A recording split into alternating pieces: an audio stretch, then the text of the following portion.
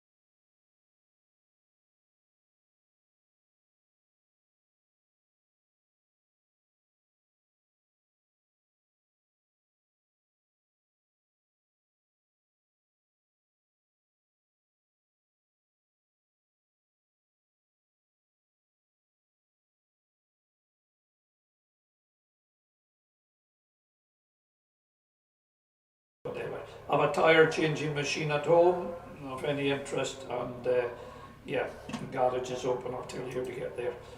Right, we're not far away now.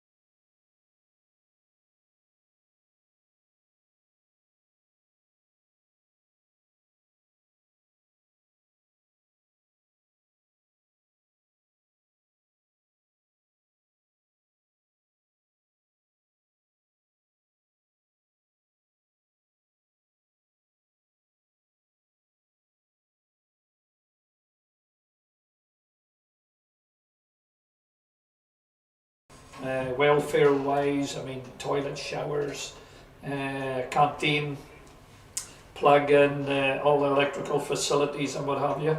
And yeah, I just think it all works good. So you get a ringside seat around the truck, and people starting coming in, and we'll take it from there. So I just must be something up with the timing, but be good to get going.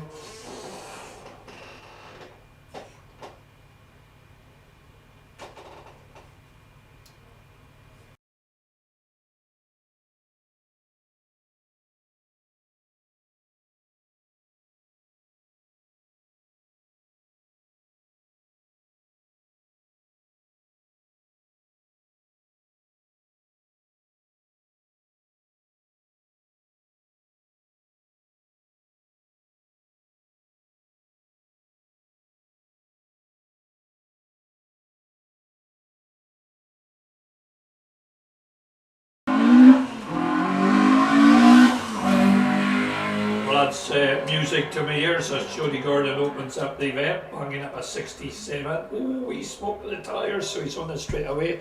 And front tyres will be warm with the front wheel drive car. Down he comes. And if anybody wants to watch out to go around this track, he cocks the back wheel up, always makes a wee kind of torque steer coming out of infield hairpin. Round he comes. Now he's coming up to Beaches, quite a spooky one, okay to dry, but you don't want to go too wide. Look at this, oh boy, typical having straight on it, lovely line out the pits corner, big lock up, so he's really on it. Wee bit of understeer coming out of Bevans, coming up to infield hairpin now. He cocks the back wheel up now.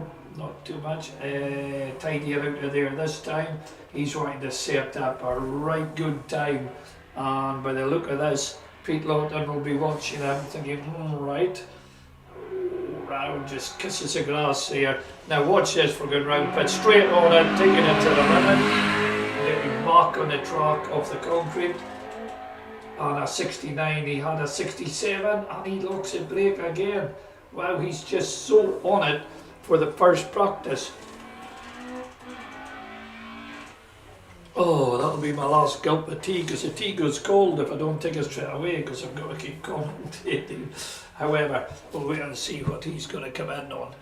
And I can tell you this is going to be a benchmark as he comes over the through the flag. And drivers, when you get the checkered flag, come in nice and canny, will you?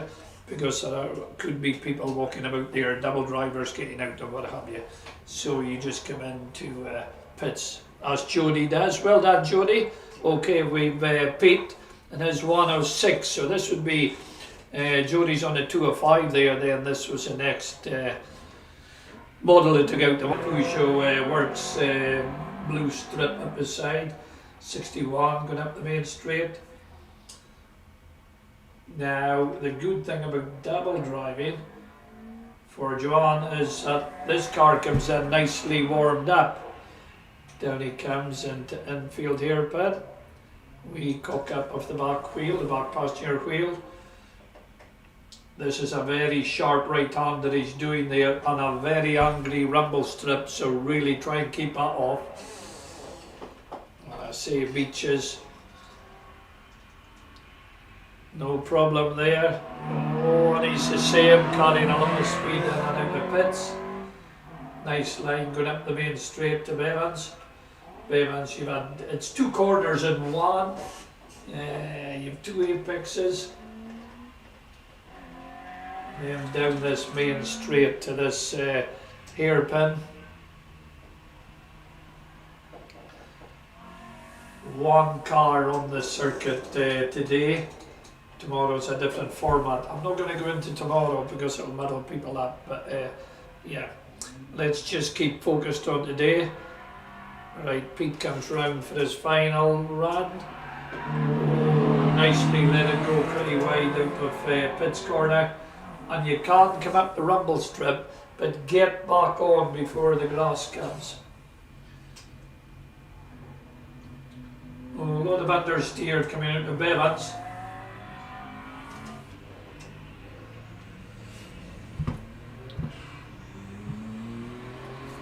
I did say one car on the track, but well done. We're going to be able to just nip the next car away.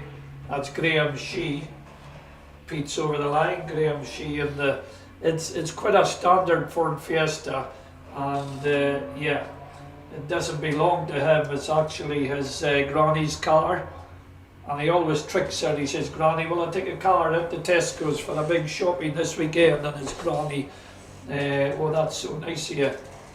He gets a Tesco shopping on the way home. Meanwhile, he competes with a car around here, doing a good job, flying the flag for the big blue oval.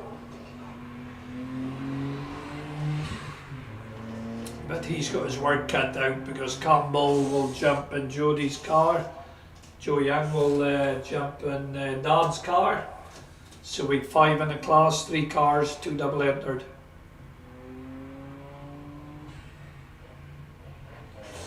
Right, there's Derek Rothney. He opens up 14 to 2 litre.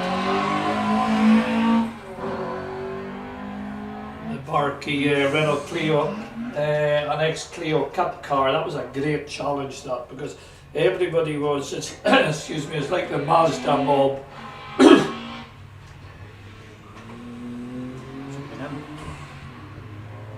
I think Graham Shee should be in. I might be wrong. It's not often we're wrong up here, is it? Never wrong. Never wrong. And when we're wrong, we're right. Work out one. Oh, and I'll tell you, so 15 Derek Rothney going just a bit wide there, but he just kept the throttle on. Yeah, Clio Cup car.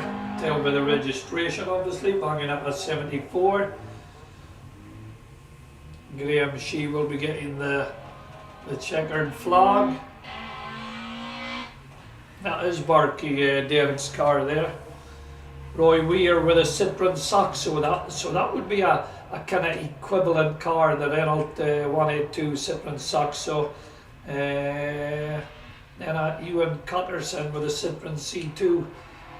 Ooh, Derek just goes a bit wide coming out the beaches. He's really trying to set a good time like Jodie's doing here straight away, because he's kind of on the limit. He had a 76 previous time, only a 72 there.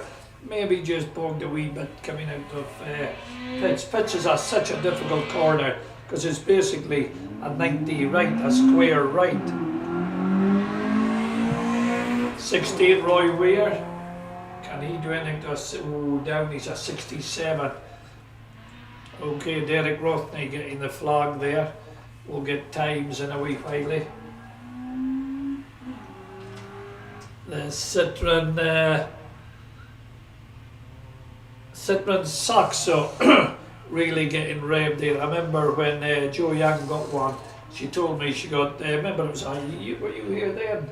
No. It was an orange one, £500 off eBay. Oh, he's letting, Roy's really letting her scream. And yeah, she came out £500, you know, just what a break up there. And he had to go deep into Bevans. You will get away with it if you do lock up in Bevans. It's quite a deep corner. Mind you, the clock would be ticking if you did that. Where were we? Back with Joe when she had the Citroen. £500 off eBay, spent £500, £1,000, and she competed for about 3 years in it. Budget Motorsport. That's a 70 from Neil Hamilton. No, I think that Must be good. What's going on here? Okay, Roy bangs up a 68 there. So we're watching 17 Neil Hamilton and the Renault Clio. Oh, I've got the hiccups. Oh no. I'm holding my breath. Oh, Neil did beaches well there. Took it to the limit. 16 Roy Weir with a Saxo, throwing it round that that kind of hairpin right-hander. That's fine, that's him coming in. That Renault Clio's, my heavens, the fairly rev. Don't think it's steel motors in it.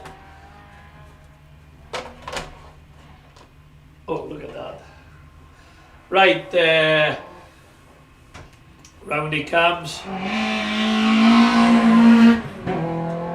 like the Renault symbol on the roof there, that looks good. Mind you, we prefer the Saltire, don't we? Oh, yes. Which reminds us, oh flower of Scotland. I'll do that later on as well. Then break in there from Neil going down into that hairpin. Leon Radin now in another Renault. Banging up a 63. Right, he gets a flag, so that would be right. Must have just missed it. Right, so 18, Leon Radin. Now, Leon, I don't think I've commentated on you because I don't mean to sound wrong, but it's a kind of strange name, isn't it?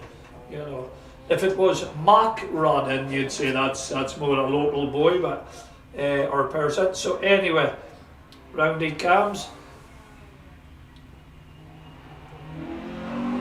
Well, he's certainly on it in and out of pits here, going nicely up in the concrete. Oh, we barked from our post up a 65. And there we have the Citroen C2 sitting on a line. Let's see how he'll do. A wee bit of a mixture then. We've a Citroen Saxo with the C2, then we've the Renault Clios.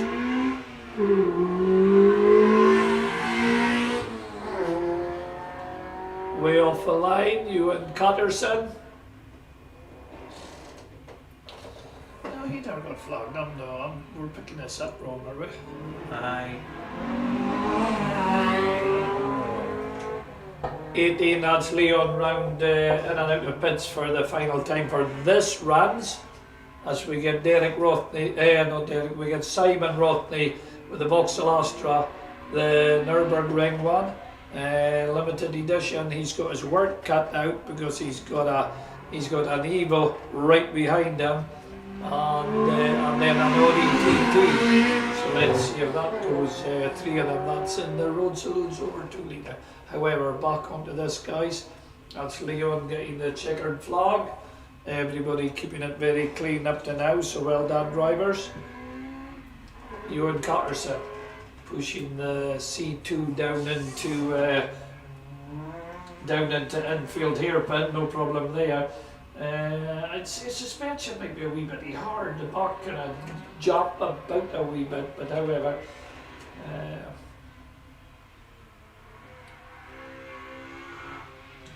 A wee bit. He's really singing it. He knows. Yeah, he knows he has to.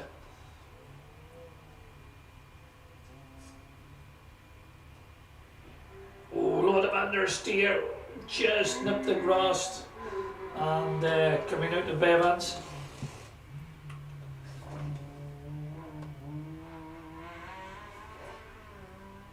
Round he comes. Now this right-hander you really keep off that rumble strip. They are quite vicious. Getting the flag, that's fine. Good, so Simon Rothney in with the 2 Tommies, that's road saloons over 2 litre. Let's see, that's a kind of big guns.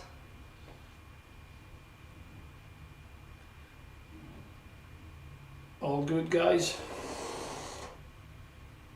Or do I see is there a wee hold up? Do I see another Ford Anglia getting an MOT?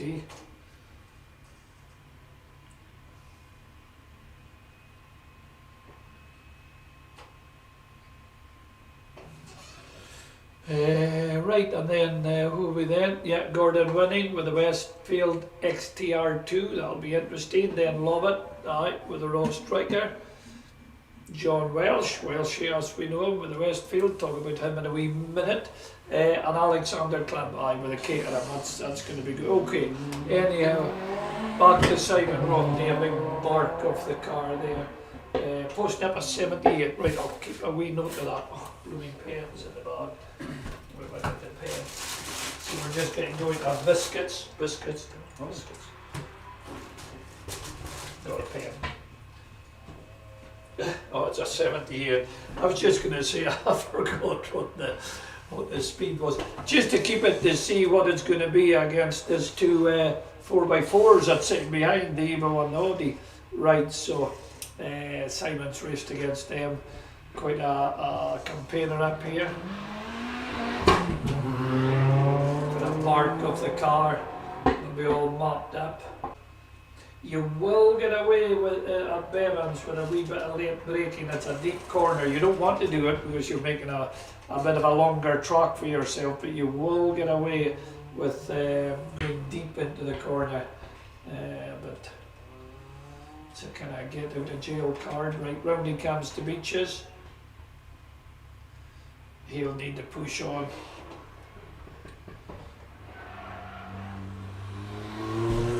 Yeah, could have let her come out, oh, a big flame. Could have let her come out a bit more on Pitts Corner. You know, this concrete rumble strip is for using, you're okay to use it, as you've seen Jody Gordon doing on that team. So yeah, you can come up and then get back on before the grass comes. Oh, and Evo just dipped there a wee bit with a launch. That might well have hurt Tommy. Well, no, a 74 now. There you go. The Astra had a 78. What's the Evo gonna do against that? And then I think it's Thomas and the Audi TT.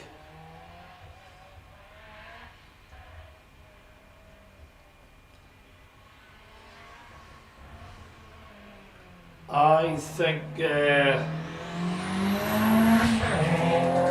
think Tommy should be changing that because he's keeping it at 76 because it's over revving and kind of faulting the car. You'll see what I mean. Not there. Plenty of beans in the car. I think it's Eddie Noble's car. Even though they would know. I think it's Eddie Noble's ex-car. So it'll be a well kitted out car. Now watch it round here. There it falters. And there it falters, okay?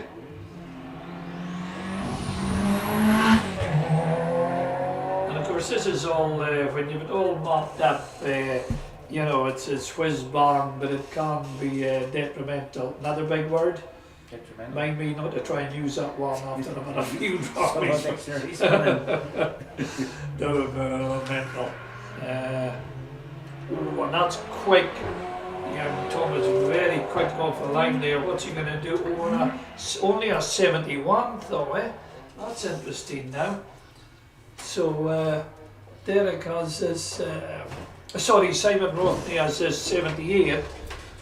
Tommy had a 74. And Thomas only has 71 there. Hi Josh, how are you doing? Anna. Yeah, I just thought that Audi left the line a bit quicker than what it appeared to do. Well, we see, does he take it out?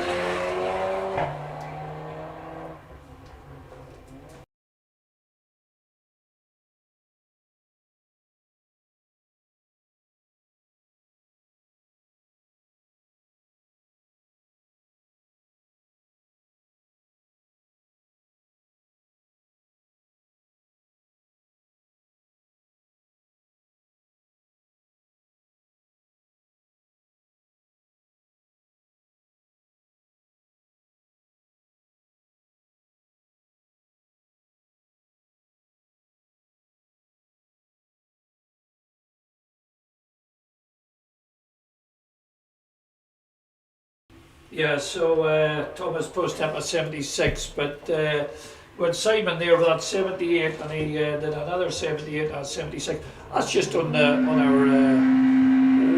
Jobin's business. If it's getting off a line, that counts. She'll need to do it with Jody having a real good run. Boy, was he on it straight away. And with Campbell yet to go out. So Joe's now singing the Peugeot dance, Peugeot down to infield hairpin. It's not all refreshing, Alan. You have to refresh it on my iPad. How do I do that?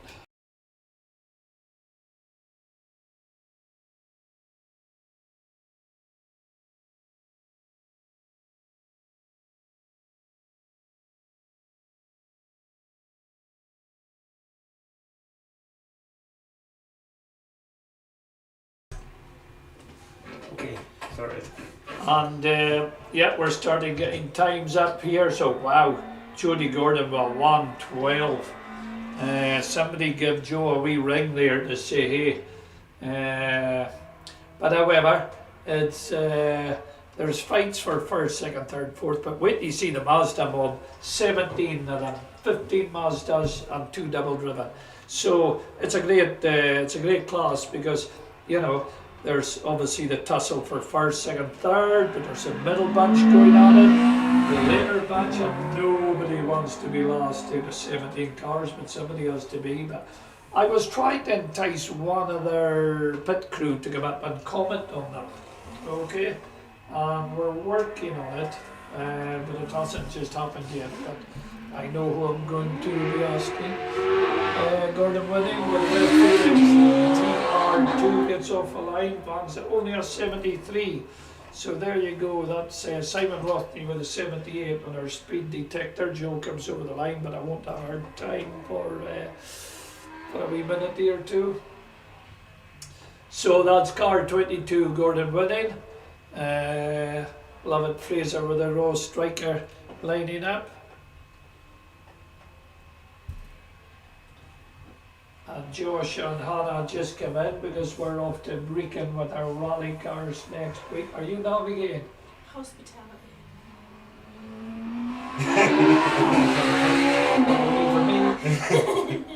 So yeah, we're going down to Brecon. What's it called? Lombard Rally Festival. Brecon Castle. They're opening that up and they're hoping we'll behave going round the grounds. Sorry, I tried saying that seriously. And he just gets a wee wiggle coming out and he's slowed down. I think that's giving himself a fright. Getting back up to speed. Yeah. Watched by Lovett with a horse striker. And then we should have John and Alexander. They're opening up road sports cars over 1700. So at the moment, our speed camera has Simon Rothney on a 78 mile an hour. As Lovett leaves a line, good line up to post him at 69. Gordon's going to come in through the checkered flag. Campbell Gordon lines up the Peugeot. Now he's sitting on that nicely warmed up Peugeot by Jody. Jody posted up a 1:12. Wowee, that's a fair stamp of authority early on. Lovett knows his track well, campaigns in the striker. And you know, you can say, well, only one in the class, yeah, but you know, you're racing yourself and you're also overall positions. Now they don't do it here, but in hill climbs they do top 10 runoff them. So at the end of the day, top 10 cars go against one another, which is good. We don't do it at sprints. But we do have FTD at sprints, and I'm not going to say who our FTD contender is till after practice, okay?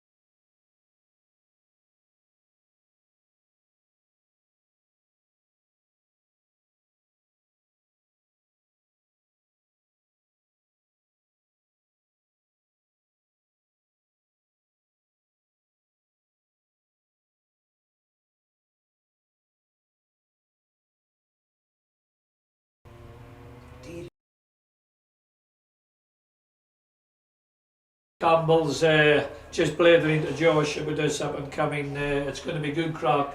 This Brecon Lombard Festival rally. It's Campbell comes down into. He knows what he has to do here. What he has to do, and it's a wonder that Jody doesn't have a wee word. He could have kept it right out to the concrete. I suppose you are making a bit of a longer track for yourselves, but you can carry more speed then. So, right, John Wells should be getting off a line. He's getting off the line. He's with Alexander Clubb, who's lining up. Caithness 500 at 69 mile an hour. There you go. Simon Rothney at this 78 mile an hour. Campbell comes in. And we'll get that times in a wee minute here too. Are you staying down? When? Just now? Tonight? Don't think so. I think it's got a good difference. Right, round comes John. Done it enough times.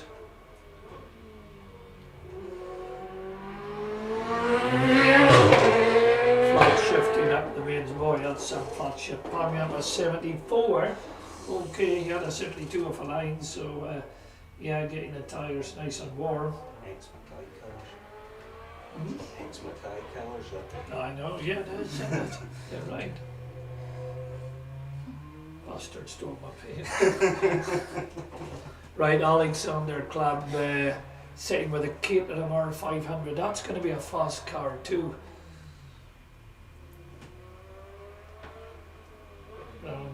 John comes stabbing it on. That is a fantastic track here. And, you know, I shouldn't bring it up, but if it does rain, it's not going to, okay? It's not. And how's the track centre?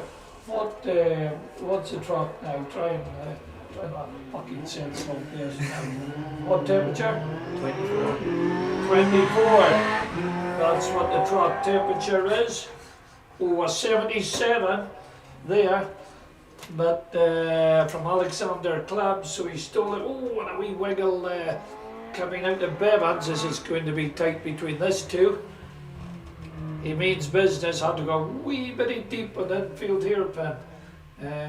Now this right-hander keep off that angry rumble strip. Oh, he zigzags, and the good thing about the open top cars, I had to stop for a bit of breath there, is you can see them fighting the steering wheel, zigzagging.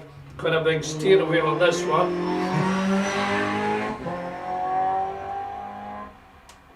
Banging up a 79, so that takes fastest time now. Taking it away from Simon, but well done, Simon Rothney. Just my own little kind of thing that I do here. There's going to be a good tussle between John and Alexander. Seesawing again, you see it all the time, Josh. Yeah, it's good. A new one's there up on the banking. You're be seeing the steering wheel going too. Flat shifting, push up another 79, Mr. Consistency. Round he comes. There's only speed camera that you want the speed higher.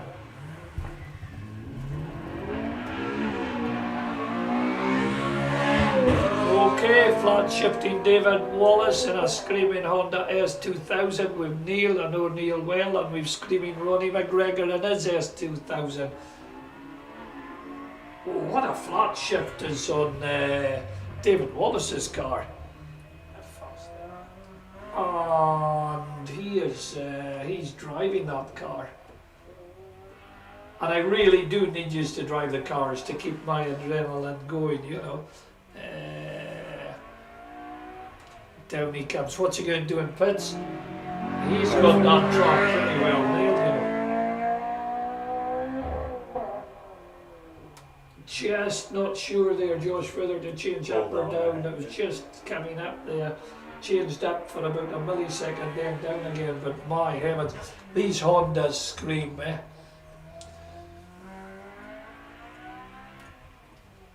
And Neil Ross be well aware, well, you don't see them round there, but you do see when you're sitting on the line there, you see your competitor coming in and out of pits. Well, here he comes. Got a good line there. He did change up this time too again. Right, round he comes Bevans. Ooh, pretty nice coming out of Bevans. What a flat shift, Yeah.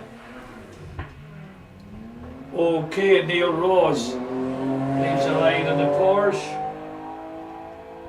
Banging up a 73, so he's giving 4 miles an hour away to David Wallace here. David over the flag, won't have his time. What about that?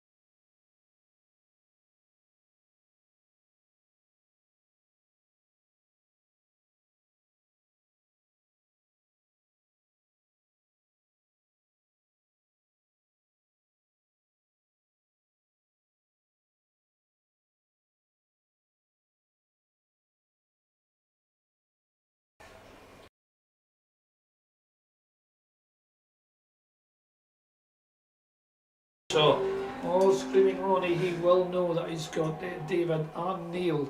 We will get times up. I'm going to try and refresh. How do I do it? Push a little circular bit to the right. Seen it? Yep. Oh, there. Yep, we've refreshed successfully. Right. Right, this is what my times are. I'm reading this correct here, guys, for class 1.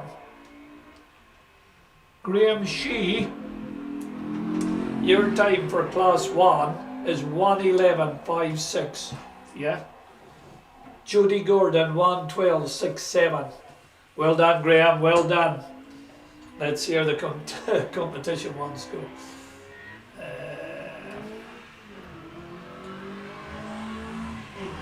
Right, that's the start of the Mazda mob, but I'm just running over times here.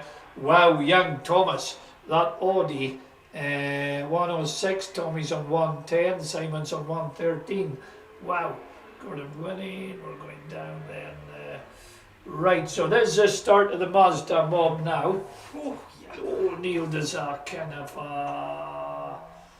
mess is the only word I can use for that on infield. And you know, these Mazdas are on a new tyre this year, okay? I'm not going to say what it is, I could be wrong, I was told what it was, but I can only take, see, my brain, if you come from Helmsdale, your brain is the size of a pea pod, and it's so difficult because you've got to remember, like, your name, your age. What's the difference in Brora and Helmsdale? Hold on, I forgot it. What's my wife's name? Diane. Diane, see, things like that you forget, but we're only got 43 years of honeymoon period for my wife. 43 years of, it's still like a honeymoon to her, but hard going for me. She's got horses. Any young lady with horses should have it stamped on her forehead. So in a dance, you go up and say, hi, how you doing? Do you like my Bay City roller gear and all this, like, you know? Next thing, oh no, she's got horses, run! However, on another slide, I mean, Neil, well done, because that's what the Mazda mob are about, entertainers.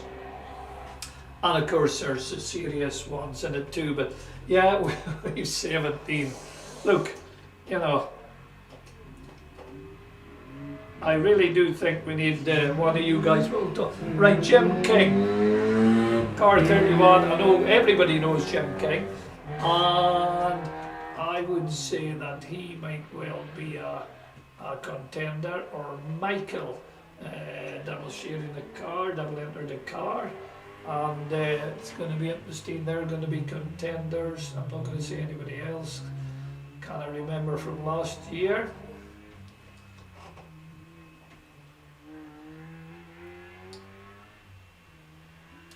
And then we've got John Moore in the Ford Anglia 105E. And then Ian Crockett. Ian's got a lovely Mini. Now, Ian had the Wolseley Hornet. And yeah. We're not going to say any more. Lovely wee car, but however. Beautiful, wasn't it, David? Beautiful car. But he's got a Mini. I really like Minis. And there's one or two Minis here. I was talking to boys here that it's their first time here, so well done. And it just adds more assortment for our spectators and what have you. So well done taking the Minis here, but however, at the moment we're with Jim King. Right, oh, that's nice now. Could have gone slightly wider, but as I said, that's not far off the mark. Post number 66, okay. I'm going to keep an eye on that. 66. He's quite good. He is quick round here, isn't he? Yeah. An interesting line though. Braking heavy, they really brake well. 33, Andrew Moyer gets off the line. 4761. Jim comes in through the flag. So Jim King is a 66. That's the fastest from a standing start of the Mazda mob at the moment. Now we're going to have a wee Cayley in the canteen later on, about 7, half 7, just an informal. Robbie Garden's he's brought up his guitar. I believe at the moment there's 2 strings broken on it. So if anybody has throttle cable or something like that, if you can go to Robbie Garden, he's needing 2 strings for the guitar, and Jackie's going to sing with him. We won't know what Jackie's singing because she thought, hey, come over on the last one, but you've got to go home and cut it on it. But honestly, please clap once Jackie has sung, okay? Please. And so yeah, just an informal thing, guys. Come in and have a wee bit of crack, you know. And myself and Gary, I'm a rhinestone cowboy, are going to sing a duet, that very song. And take your tissues, ladies, you'll be crying. I think you'll all be crying after it. Anyway, 33, Andrew Moyer. And once you are all through this, the practice then will have the times up, and I'll be able to, you'll all be able to know who's who and who the contenders are. And don't think for a second, oh, this is only practice. Nobody will be going for it. You're all going for it. And that's the thing about sprint hill climbs. You cannot sit back. 34, Fiona Webster leaves the line. You've got to go for it from word go. You know, you've got to use your practice as so it's a competition run. Right, 34, Fiona Webster. Now, she was doing late braking, incredible late braking the last time she was here, but I did notice when she got out the car, she was still wearing stilettos. So, we'll wait and see. I don't think the stilettos are on at this time because that wasn't as late as she's braking, but oh, and she's really good in and out the pits. Very good. Post number 59.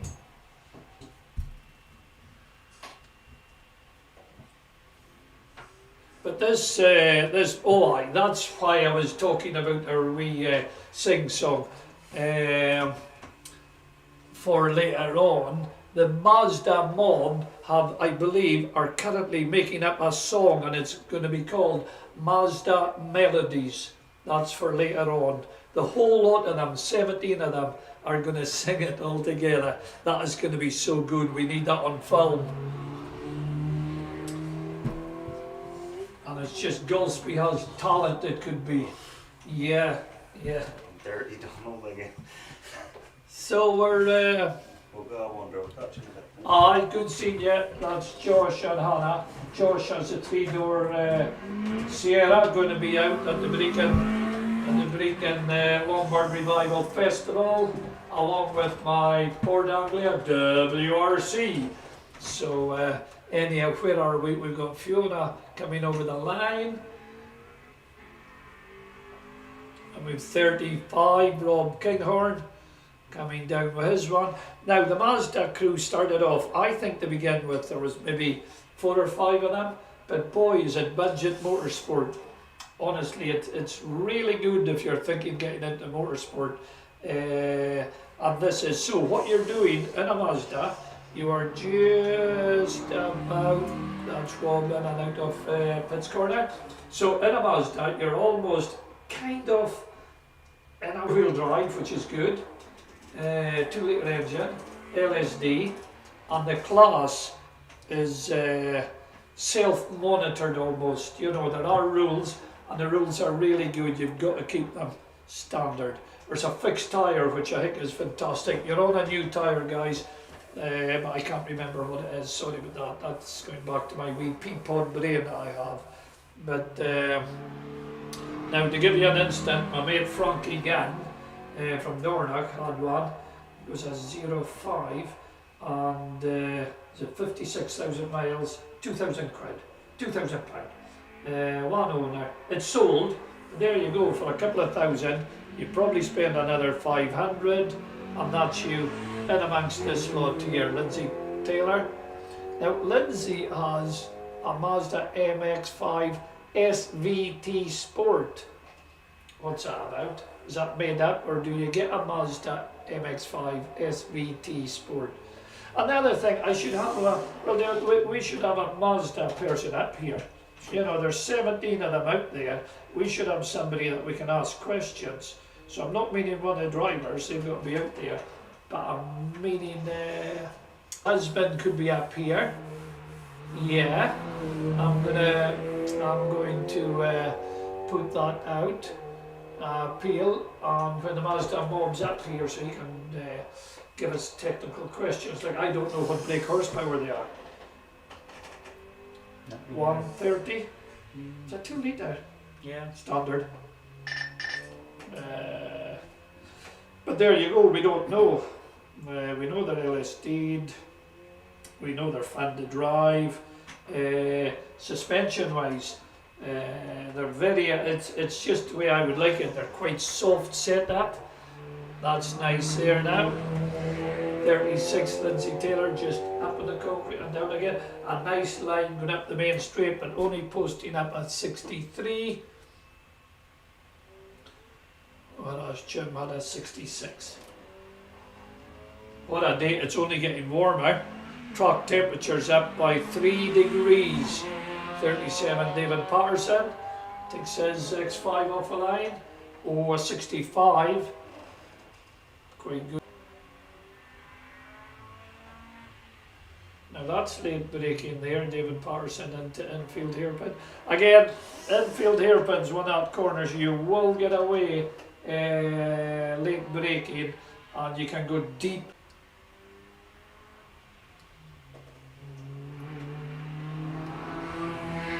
So it's just trying to get pits right, isn't it? A 64. Just trying to get pits because, like I said, it's a square right, okay? Excuse me, so you're coming in there. You just want the Mike Murchie's really good. He just kisses that rumble strip and no more in the Fiesta and comes right out on the concrete. So that's, but you can bog the front, can't you? You know, if your tyres are too sticky or whatever, you can bog the front a wee bit. Right. We'll see David Patterson what he does. Could have come out a wee bit more, but no, it's pretty good.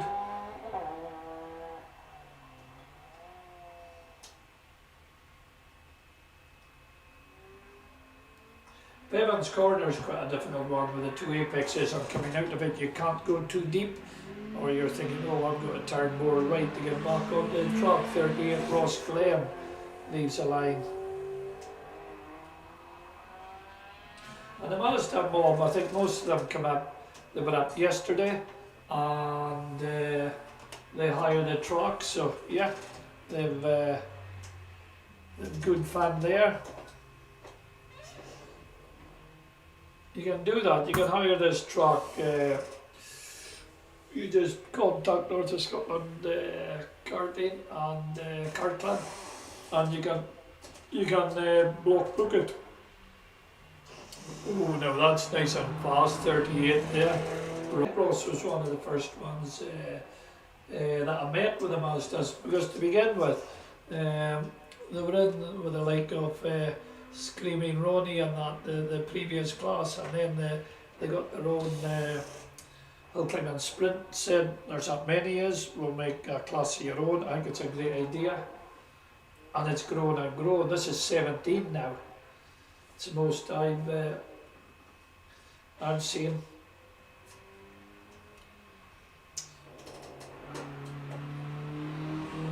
So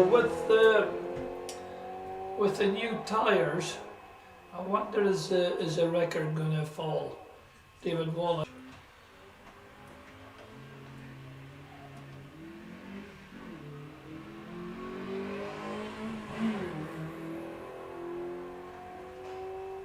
So at the moment, young Thomas with the Audi TT has FTD 10653. Oh yes, and Alexander Club, you've FTD at the moment with a 10550. David Wallace, you are going well. You're 10612. Wow, that's a good time. Screaming Ronnie and Neil, you'd be waking up, guys.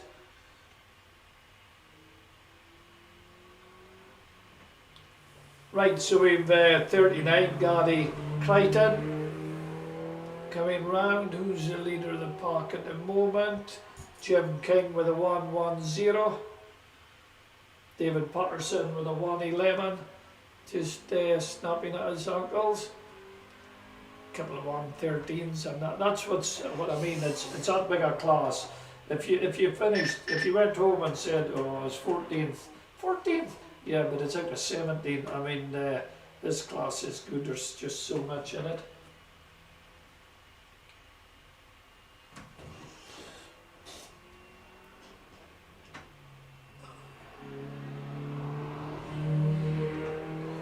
And also that Jim does have the fastest time through her speed 2. That's 66 off the Mazda mob. Off with a charger. I'd one in my bag if not. Right, 7:30 at Scott Menzies out with a car, sharing it with Neil. Should be a kind of nicely warmed up car.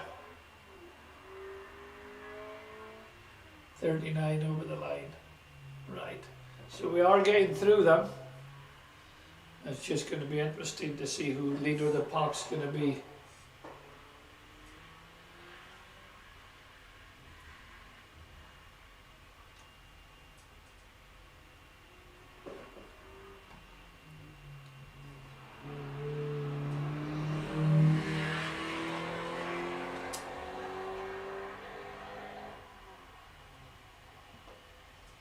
Very late on the break in there, down into Bevans. It's great up in the what I call this, the crow's nest or the control tower or whatever. But I'm not high up. Well, we are not high up today. We feel like God, don't we? And you're my disciple. Yeah.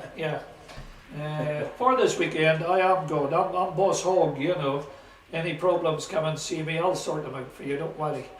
Even marital problems, David's good at these things. Oh, and a nice slide there for by 7:30 Scott Menzies. Just keeping us going on the Mazda entertainment side of things. Yeah, but I will repeat, if you have a problem, don't keep it to yourself. Yeah, not marital affair or anything like that we're saying. No, keep it to motorsport. But if you have a problem with the car, anything, very helpful pits we have here. just but come up and tell me you might need whatever. And we do have a fantastic guy, John Duncan. He's got a fabrication shop back in Broda, and if he can't fix it, I have a bottle of Drambuie here and I'll fix it for you. Okay? Or I'll fix you anyway. So 40 Ian Archibald peddling his Mazda, but at the moment we've Jim on a 11081. We have David Patterson 11197.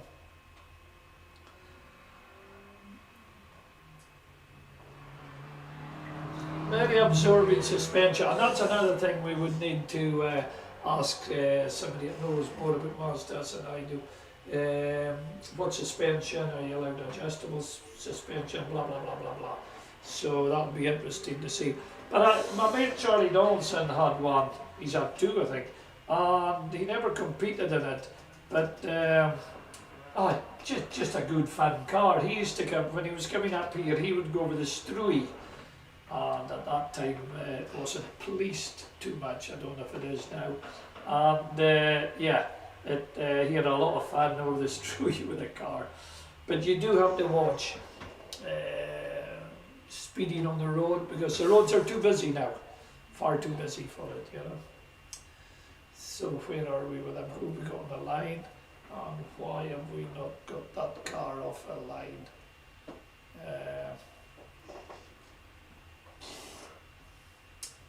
So what are we coming up after the Mazda mob? We've John Moore in the Ford Anglia 105E, and then Ian Crockett in a lovely wee Mini, and then we've Peter Wheeling in a Morris Mini, 1967 I think it was, F registered, lovely to see. James Clark in a Porsche 106, Cody Robertson Ford Fiesta, Gary, I'm a Rhinestone Cowboy in a BMW 2.81, Scott Kirby in a low cost, and then the Lambis. But let me go back down my screen. I'm going to refresh to see. When I say refresh, I have to press a wee button here, and if I press the wrong one, it all goes Pete Tom. You know, the Mazda Mob are still, there's still at the moment Jim leader of the pack, chased by David, but a good middle bunch of 113s. That's going to be interesting. Okay, 41, Ken Taylor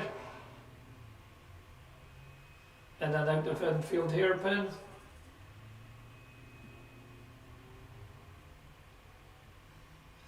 Coming up to Beaches, and I mean Beaches is fine on his dry days, but see when it's wet and some of yous go wide, you're bumping along the grass there. And I see wee Gordy in the canteen saying, listen, it'd be lovely to see you, but not with your car. You know, it's unforgiving corner Beaches there if you go wide, but however, it's not going to happen this event, is it? So Ken Taylor, then we've Chris Cheatham, Robert Yule Sr., and then we've Jacob Bogas.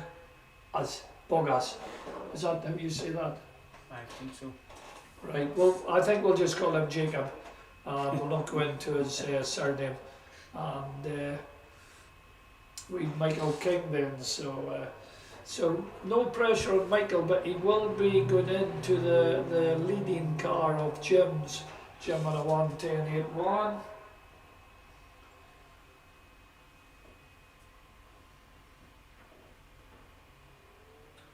Gee whiz, it's quiet when I'm not talking. Everybody says peace.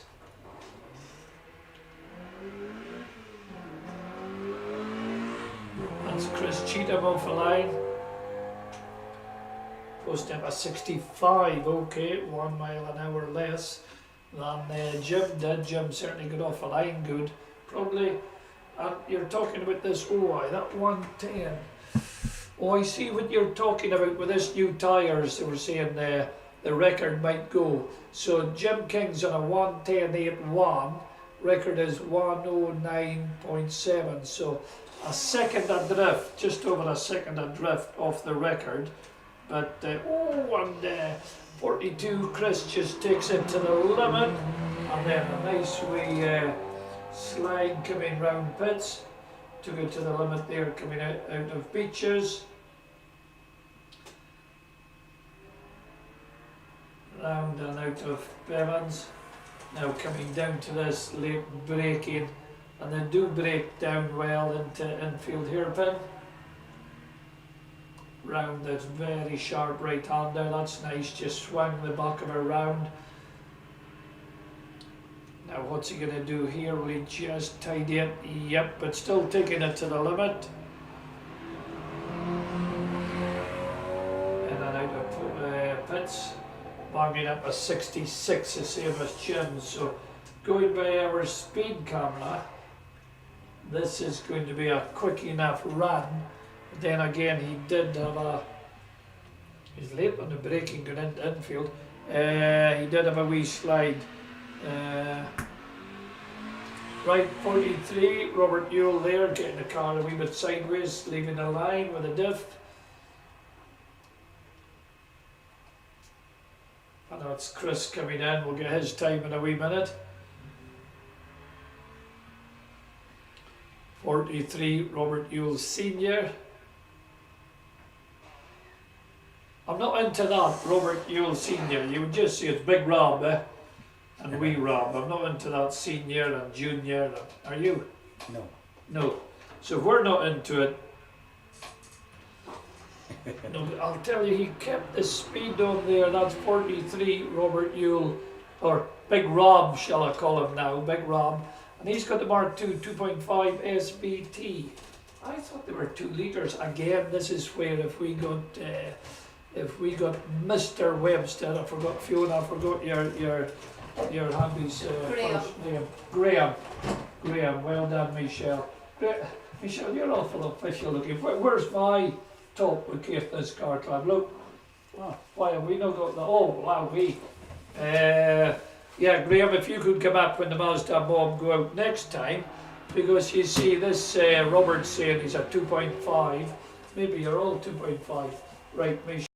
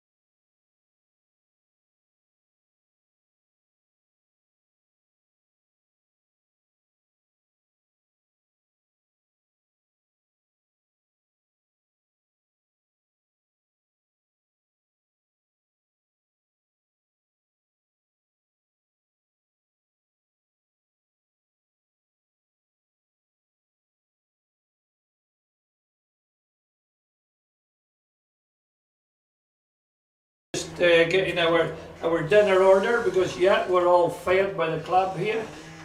So I missed a big slide there from the Mazda mob. Oh, why won't that go on?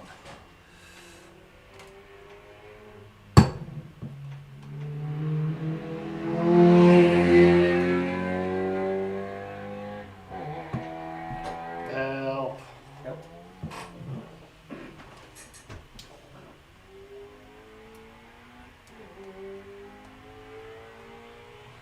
have you done?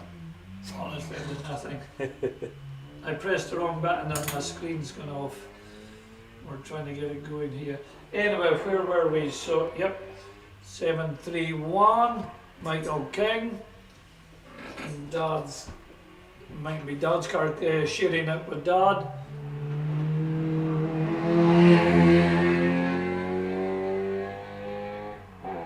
Jim's on at 110. Oh, a 66, identical time to what Jim had on the speed, on our speed camera. Oh, look what's just left the line, the thing of beauty, John Moore in the big Anglia 105E in broad speed colours. That'll be aubergine purple with a silver roof, beautifully turned out. Now he opens up the historic classic and thoroughbred road cars, and he's in with the wee Austin Mini sitting on the line. Ian Crockett's Austin Mini sitting on the line waiting to get out there. I'll get times up for the Mazda, pardon me, mob in a wee minute. So here comes Anglia into beaches in the hands of John, pushing around beaches okay. Beautifully turned out car. Way up the main straight. Beautiful cars, aren't they? I mean, well, I'm not biased, but I would say that's the most beautiful car that's ever been produced. Oh, talking about car designs, do you see that pickup now? Is it Maxis on the front? What an ugly car. It must have the aerodynamics of a brick. Looks like a brick. You know, where are the designers of cars like this Anglia? You know, the back window was like that because snow would not go on the back window. So that were obviously designed for the north of Scotland.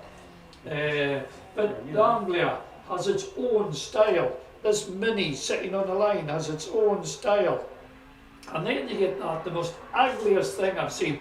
And the new Volkswagen vans. Gee whiz, I think Barney's up in Caithness had that. And it's coming to, you've seen them with this. Oh. So, are all car designers finished? Is it getting that, what we see, that's Anglia getting flagged in. This, the John Moore, I think could have put up FTD time with that run. I'll see in a wee minute. Where was I going on about designers? Yeah, what's happened? AI. They're all been paid off. AI. AI, is that what they do now? Just Right, design, gee whiz, we'll want to scrap that. Anyway, so we've got the wee minigun round here. He'll push on because Ian knows that. And, oh, got the salt iron on the roof there. Right. So, I get on okay with Ian. He's a kind of, not a funny looking guy, but he's different, isn't he? No, you know what I mean, do it. Yeah, but first, and I just say, I kind of don't hold back because I'm from Helmsdale and we could not care whatever, but he had the Riley Elf or Wolseley Hornet thing. Ugliest car ever made. I always think British Leyland, they made them out of bits at the very end. Oh, we've the front of a Van den Pla, yeah, but that one. The middle can be a Mini, but the boot came off a different car that they had. Anyhow, but it was a beautifully turned out car. However, he's listened to me and he's come out with this Austin Mini, and I've seen him in the pits, and I love that wee Minis. And the wee 10-inch wheels. Here's another, oh, and look at this one in the Gulf colours. Is that not a beautifully turned out car? So the two Minis are in different classes, but they're on their Peter Waring is modified saloons up to 1400. Ian Crockett comes over the line with his Mini. A smart car, yeah. Because Sil and David also have to choose the smartest car of the meeting today, and the Mr. Entertainer of today too, okay? Right. Sometimes we don't fall out, do we? But we've difference of opinions. Oh yeah. But I'm always right. Yeah, Sometimes, that's good. yeah. Sometimes. Right, 47. Peter Waring takes a Morris Mini. And there you go, that's even an old word. Yeah, Ian Crockett has an Austin Mini, and then Peter Waring has a Morris Mini. Oh, and another Mini sitting on the line too. I don't have him down. He will be here.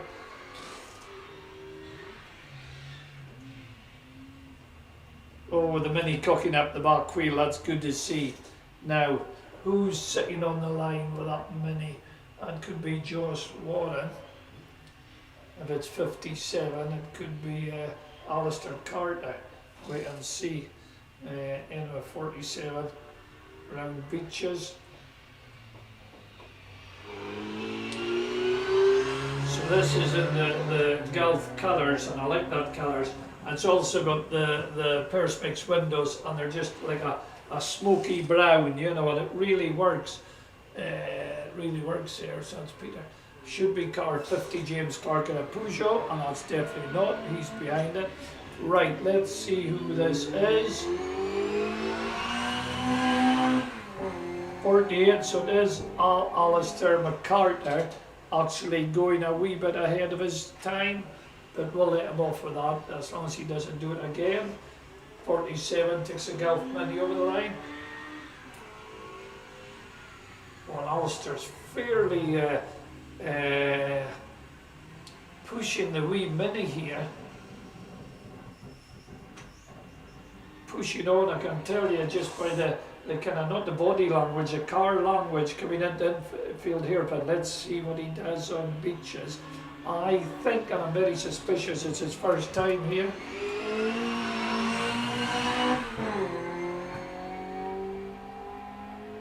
And away up the main straight, I love seeing going to that Minis there. And it's good to see this class, but oh, it's a nice class too. So we've Josh Warren and his Morris Mini. Then we've got James Mackay, that is Arab. Arab is his proper name. And his Ford Lotus Cortina, fully rebuilt.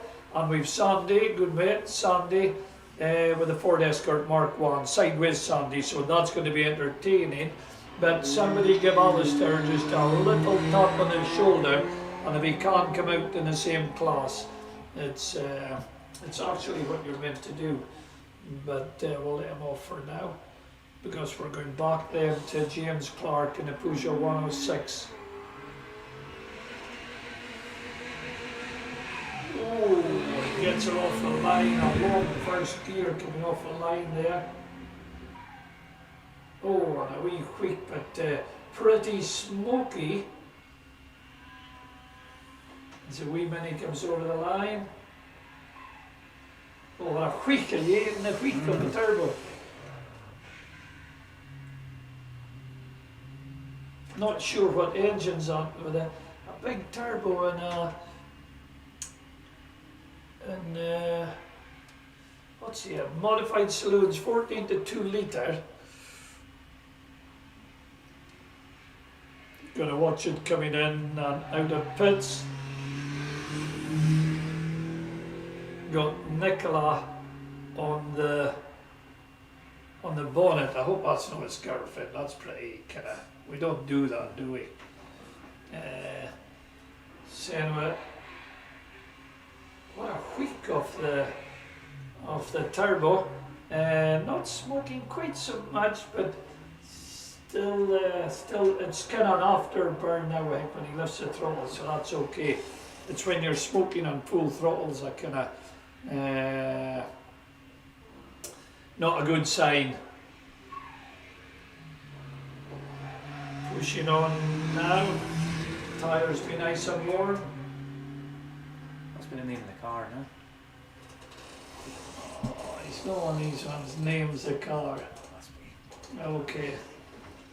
We'll have a wee word with him about that. We should have Cody Robertson with the Ford Fiesta sitting on the line. Field Marshal's car travelling slowly up the circuit. And he's slowed down for some reason, but he's keeping going under his own steam, and there doesn't appear to be anything coming out of it.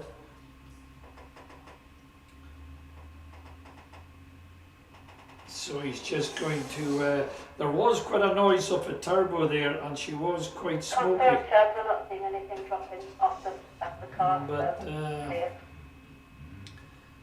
just hearing the marshals. Can't see anything deposited. Well done, marshals. They just keep an eye on him that he's not losing anything. They would red flag him straight away and just get him gently on the grass. That was not needed to happen. Everything good. All right. Cody Robertson's going to be annoyed with himself getting off a line there. Didn't get second gear too quick, but however, like I said, modified saloons over 2 litre. The Ford Fiesta, first time here.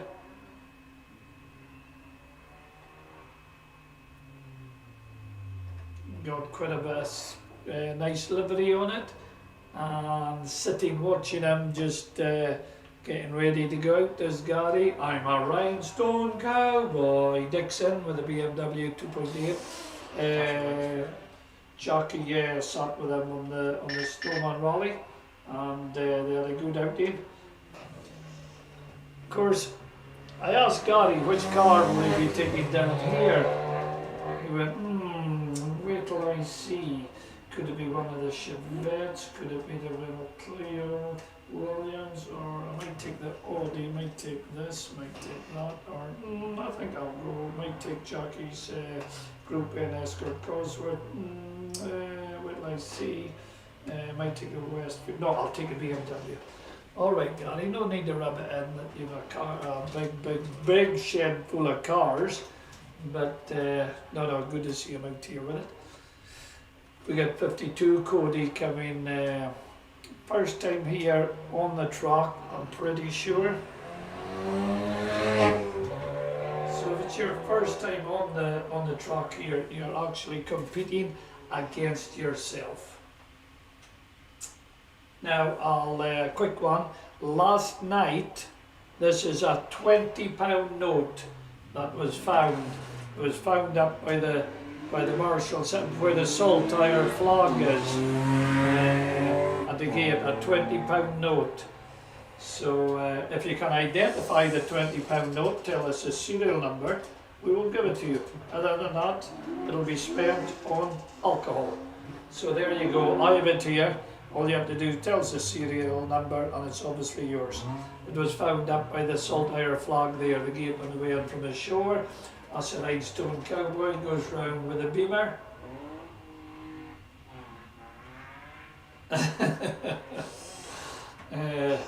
Gary, just Mr. Entertainer, coming down to pits.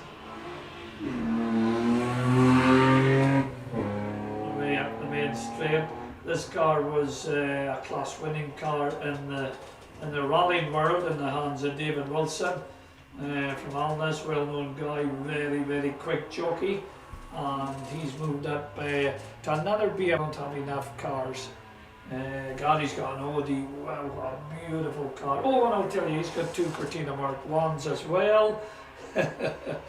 Yeah, so real good guy. Scott Kirby sitting with a Locust.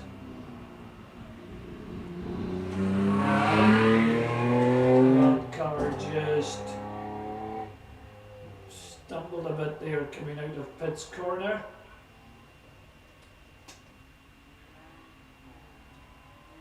Did he just have it in too high a gear or not? Not sure, but anyhow. Scott leaves a line. Flat shifting a Locust. That's going to be a 80 mile an hour, our fastest time through this speed camera at the moment. Gary's going through the checkered flag. Scott comes down. Boy, he wrings the neck of this Locust. Really wrings the neck of it. Round that sharp right-hander, keeping off the angry rumble strip. Coming to beaches. Good thing about you folks here, you can see the zigzagging of the steering wheel. Round he comes. Seen him faster on pits, but it is banging up a 76. But that he's got nice coming out of Evans. What a flat shift is on that, eh? You know, it must take 10th of a second. Just a change in noise, isn't it, of engine?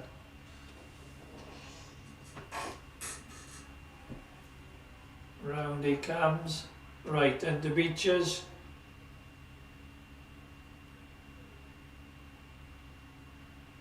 I didn't think that was his last round, No. did you? Okay. Hope there's nothing wrong. We should have Billy. Billy sitting on the line, sharing it with Bill Jr. and the Westfield XTR2.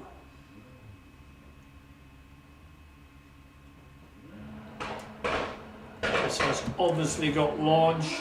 I love hearing that popping and banging. So Billy gonna post him a 68.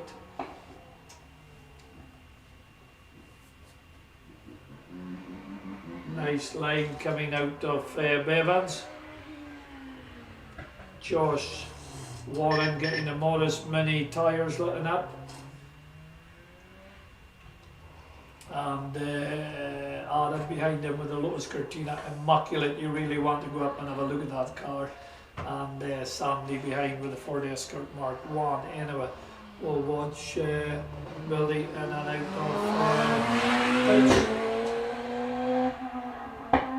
banging up an 82, which is fastest time of the day at the moment, or as we say in France, I'm a French fluent, à ce moment. I am impressed, you didn't it? Man, I made me tell him. Oh, garlic, bit of hard work and a play. There you go. And anyway, we're on Billy coming in and out of beaches. Double throttle there and then away up the 82, no 76, okay.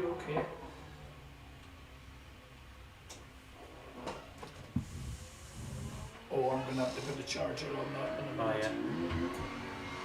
Oh, and the wee Mini gets off the line.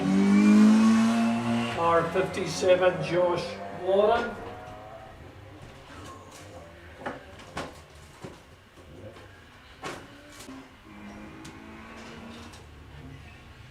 Just getting a charger for my keypad, iPod, keypad. Jeez, I can't even fucking speak right now. So yeah, I'm losing. Well, a lot of technical stuff up here, folks. And it has to be. It has to be that size, same for the thing. Might one underneath. Mm-hmm. Plug it, might plug underneath. No. Underneath there. Unplug the one. Oh, it is. Yeah, you're right. I'm disconnecting something. But it wasn't switched on anyway.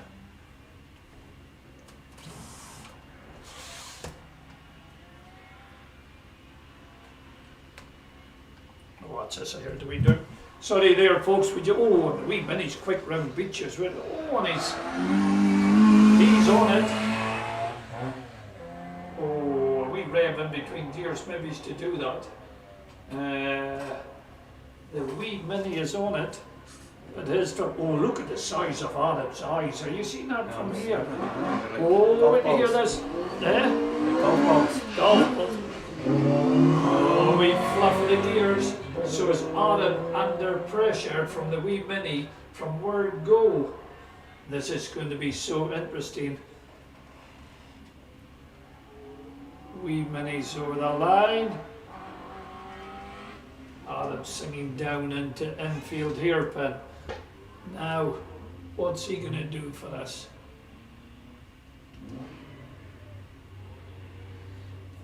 Right, round he comes. That wee Mini was on it. I can tell you. But we've Adam now coming down the pit's corner. Now Adam's done this. Oh, what a nice slide! And he's looking up at me. Well, it wasn't me that did that. So, there'll be temper now. Run, baby, run, written on the boot. This car. Sorry, your track book's Spin, baby, spin there. So, Thank you very much. You see what happens with Arab, the more excited he gets, blood goes straight to his eyes, and they increase the size of his eyes, don't they? And boy, was his eyes really, really big, and even his face, I don't know why, but for his wee pedal car, and he's never changed it. And obviously everybody's head kind of grows, and that's the reason. Oh, we got around the corner this time. And after all that, he's one of my best friends as well. You're saying if that's the way you treat your best friends, however, but has the wee mini, or the minis, because he feels a lot of pressure on this car, in this car, but we've Sideways Sandy waiting to get the Mark 1 Escort off the line. Oh, this is going to be so good, because kind of total different cars. Okay, the two wee minis, you've Austin against Morris, and then you've Arab in the Lotus Cortina, and then you've Sideways Sandy in the Mark 1 Escort. Going to be very, very interesting. So, where's my refresh page went?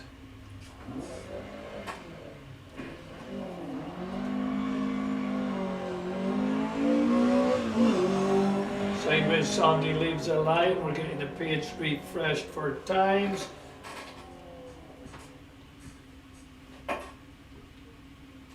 So Sideways does it coming down now into infield. Oh, I knew Josh Warren put up a good time. 1:12, 1:12.62. Arab 1 hour, 14 minutes and 78 seconds. Alistair McCarter 1:22. So the wee mini of Josh has a 1:12. What's Sideways Sandy going to be able to do about that?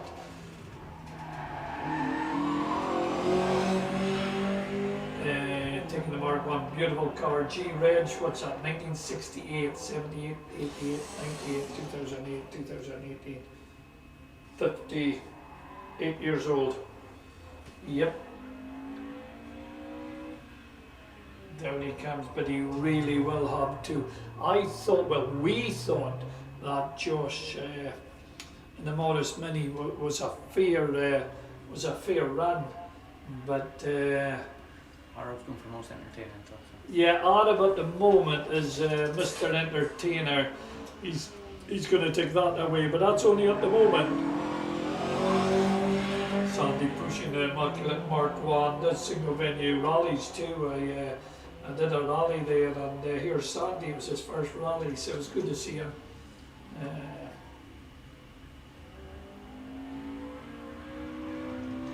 He's wringing the neck, but he's going to have to. Car 60, Joe Roger with a Ford Fiesta Mark II leaves the line. Road Libra cars. Owen Dunbar, yeah, well, Owen Dunbar will have a record. Yeah, he does have. Sandy comes over the line. So this is going to be real interesting. Joe Roger out there at the moment, the one and only Mike Murchie sitting on the line with a Mark 1 Fiesta, always beautifully prepared. Will Wilkie, Ford Fiesta Mark II. James Stevens with a Volkswagen Golf, he's going to be fast. Owen Dunbar, is he going to take honours? Vic Roger sharing the car with Joe out there. So, and that's a good thing too. Motorsport's tearing up, but if you can't share the car with your brother, sister, auntie, granddad, brother, whatever, you know, it does half the cost. And the other thing is, remember, your car, two things is, you can, and you are warmly welcome to come up here and watch the other driver, whomever it is, going round. And you're also going to get a nicely warmed up car as Joe takes it kind of to the limit.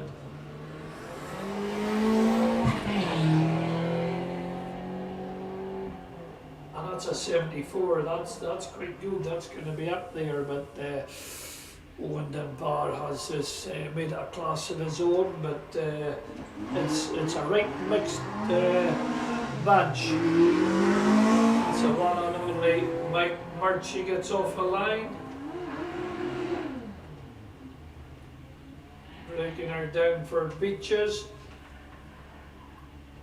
I'm not going to say Mike's age, but he's older. Oh, and he just older and he still ball bounces it down to infield hairpin. Great campaigner, great true friend of many. Now he comes round to Beach's corner. No problem there, he's campaigned this car for a lot of years now. And away up the main straight. Late enough on the brakes. Round. And out to Bevans. I love the way he just valve bounces it into infield hairpin. Bill Jr. sitting on the line with the Westfield taking his run. Billy had a one away at 8-2. As Mike comes round Beaches for his first final time for this runs. And he just drives it through that. The valves are saying, oi, oi, we're trying our best here. But he just valve bounces it, ignores it.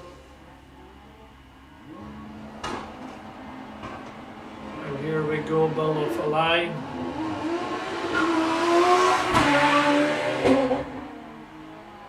Post number 65, I thought sure that would be faster. That was very, very clean getting off a line.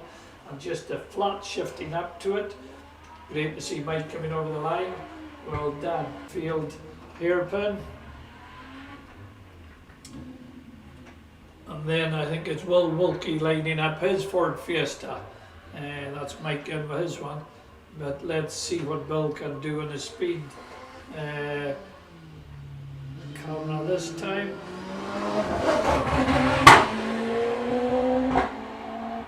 You know what, I don't think he's happy in that car because he put his hand kind of coming into Pitt's corner. I think it's gear selector. Yeah. Yep. Okay. Bill's slowing down, he's under his own, but that's gear selector.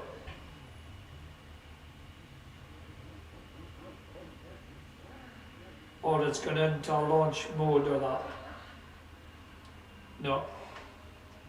I would say electrical gremlins in that car.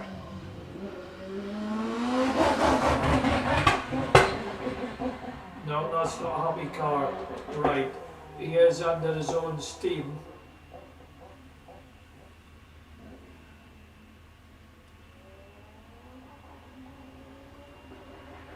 So he'll be going to try changing it up or down, or, you know, before you come in, you want to try and get an understanding of where what the problem is. But the good thing, he's coming in under his own steam, and I would say that needs to go on a map, as we call it, remap. Yeah, however, 62, well, Wilkie, pretty quick off the line there. It's going to be a good class, but I think Owen Dunbar's going to spoil it. Or will this man, James Stephen, with a Golf? Or will 62 will Wilkie? There's a lot of ors there, aren't there?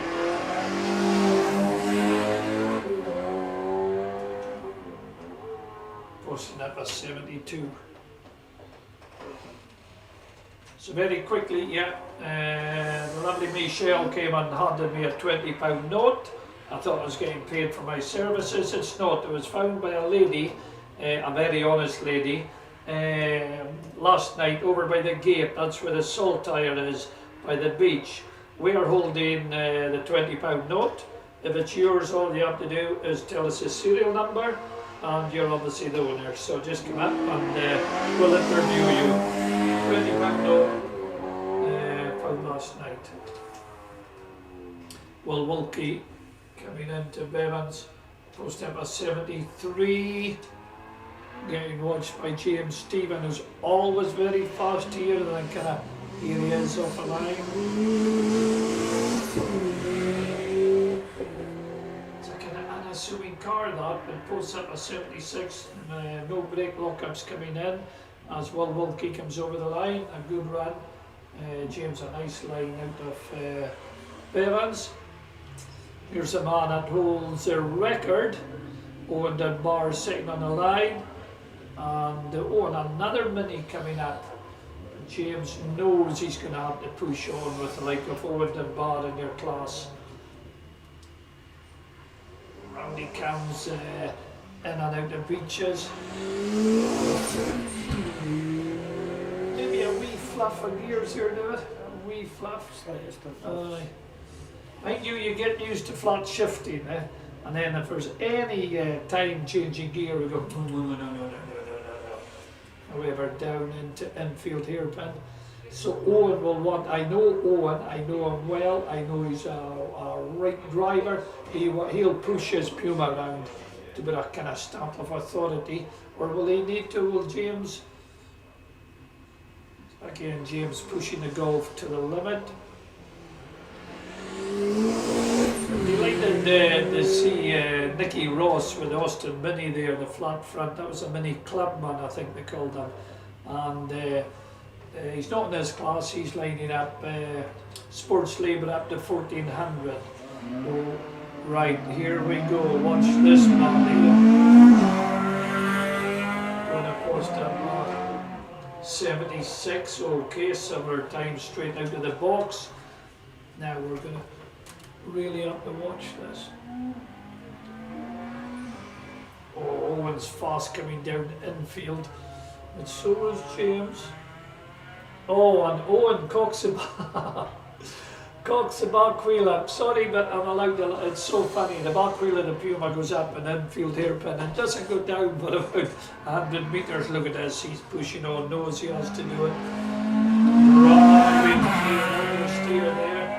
And yet, for some reason, and you wouldn't agree with maybe, it's got wider wheels in the front than the back, right? And you think, okay, as older timers say, no, you put like back wheels cocked up, only landing. Now, to watch him and have to tell my stories at the same time, it can be quite hard going. When we get Owen round beaches.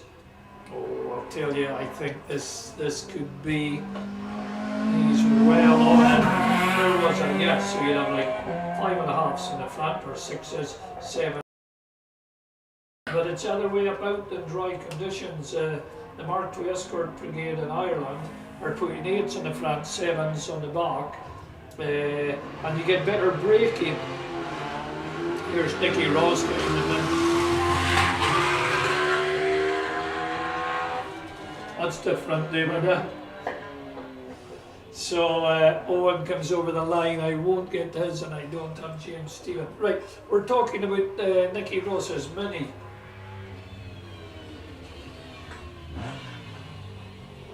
It's different. We need a look at that to see.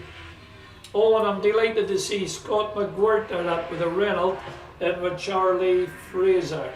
Okay, but we'll get Nicky round with his Mini. Oh, and he's gone on the grass. Yeah, well done. Oh. Right, okay.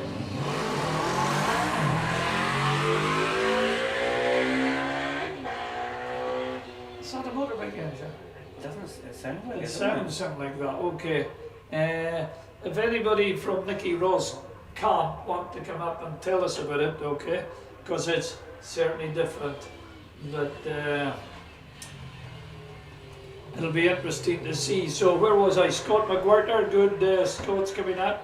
Good to see the Renault here. This Renault's built like Lindsay. Remember they came with a Metro with a Saab engine. But he's from Melness or something, is he? Right. And that happens up there, you know. That's better than the Mini.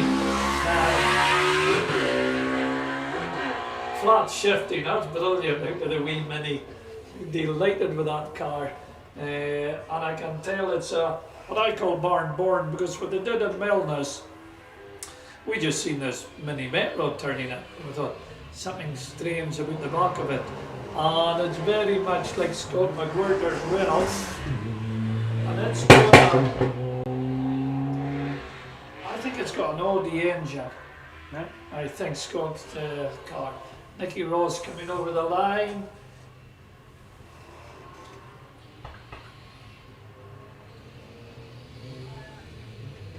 And I like these cars, it's different, you know. Like a Nicky Ross's here, Scott McWhirter's, Charlie Fraser getting Aspire, just the tyres lit up there. Then we're going on to the single seater brigade, so don't go anywhere and phone a friend, okay, to tell them, listen, the sprints are on and it's good. Weather's beautiful. Now Scott McWhirter's breaking the piece with the backfiring coming out of his Renault Clio. And it's going to be a good day. The heat's coming in now. We're currently on 21 degrees, but we've a breeze here which you don't realise. But get the suntan lotion because that breeze will cut into you. And Scott McWhirter, he's in a class kind of difficult. Charlie Fraser with Aspire there. He'll take away honours like he's got the last record anyway.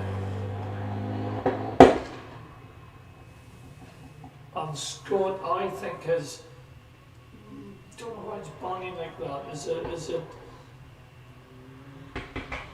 It'll be electronics again. So much electronics in cars these days. Right, here we go. Charlie Fraser. What's he going to put up? No, Charlie's in a bit of trouble too.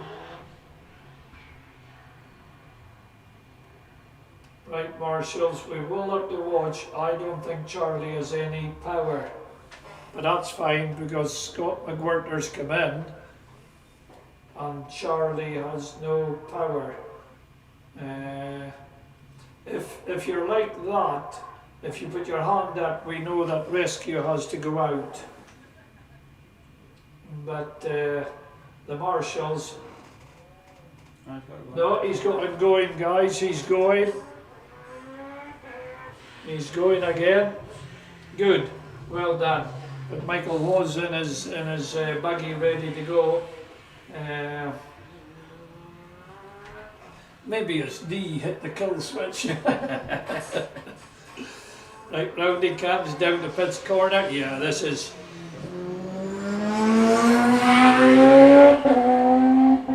Right, that'll on an 89 mile an hour. That's fastest time on our speed camera up to now. But I do know Scott McWhirter's going about asking who's leading the class at the moment. I think you will be, Scott, even with Charlie up and running.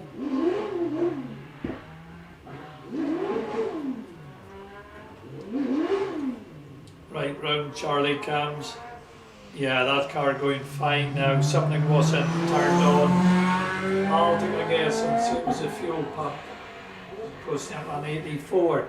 Then, folks, then we're going to have the racing cars up to 1100cc, okay? And George Coral Jr. Oh wow, and this should be you and Bruce. No, it's 768, that's John Bruce. Good to see you here, Ewan. You cut your teeth with a MG in a young driver scheme of a guy down that's wanting to talk to you about that. Harry Alexander, he's quite keen to get in. So this is car 768. John Bruce, that's at OMS 28. Charlie Forsyth, getting a 130R lit up with Paul Rhodes. How you doing, Paul? See you later on. Stuart Houghton with a Jedi. Andrew Patterson with a PCD Saxon. And the one and only Bobby Garden with a 4-speed T. Ex-Gary Dixon. No more room in the garage, Gary, for his 22 cars, so he had to let one of them go. So John Bruce with OMS 28 coming down. Is this FTD kind of brigade, or does Roy Monroe, David Looms? Then I see Stuart Sugden do with the GWR Raptor. Oh, it's going to be interesting. Lovely flat shifting post up at 86. There will be 100 mile an hour, won't there, David, on that clock before the finish of these runs. There will be a 100 mile an hour. Nice livery on the Bruce's cars. Okay, Charlie just has no respect for the revving in the engine there. But he could have changed up quicker. Was he just whatever? But that's him on track now. John Bruce comes in. Charlie's had this car for quite a while now. He knows how to, as we say, wring the neck of it. And you know what? It's the right size of car for this track here. Oh, and he just takes it to the limit there, and he would. Lovely flat shifting. An 88 mile an hour. Now that's the fastest at the moment. But Charlie just knows. But this car is so suited for this track and driver. Down 10 field here, oh, and he just snatched a break there, but under a bit of pressure. You would do if you had like Paul Rhodes, Stewart, Andrew Patterson, and Robbie Gordon waiting to get out there, and you and Bruce to get his shot of a nicely warmed up RMS 28. Charlie comes in there. Flat shifts up the main straight, had an 88, an 86. And of course the thing is for Paul Rhodes sitting in with his Force TA, he's seen all this happening in front of him thinking, right, wow, gets off a line with new tyres. I'm going to ask you a question with new tyres when you leave the stickers on, okay? Posts up an 88 just leaving the line, that's a very fast time as Charlie comes in. Right, Paul Rhodes here obviously left the sticker on, David, okay? Mm-hmm. What if he brakes heavy and these stickers are all on the tar at the same time? Slide. Why aren't the stickers taken off? You know, tat tat tat. Schoolboy error maybe doing? Yeah. Okay. Round he comes. Posting up an 88, banging up an 86. So is he contender for this class? Vic Roger taking his run from Joe. That's back in the Road Libra cars. I'm just going to refresh. Oh, Jesus, how do I refresh without blooming? There you go. Oh, you go that. If you swipe right Okay, then, yep. Okay, yep. I was just showing David how to refresh the screen.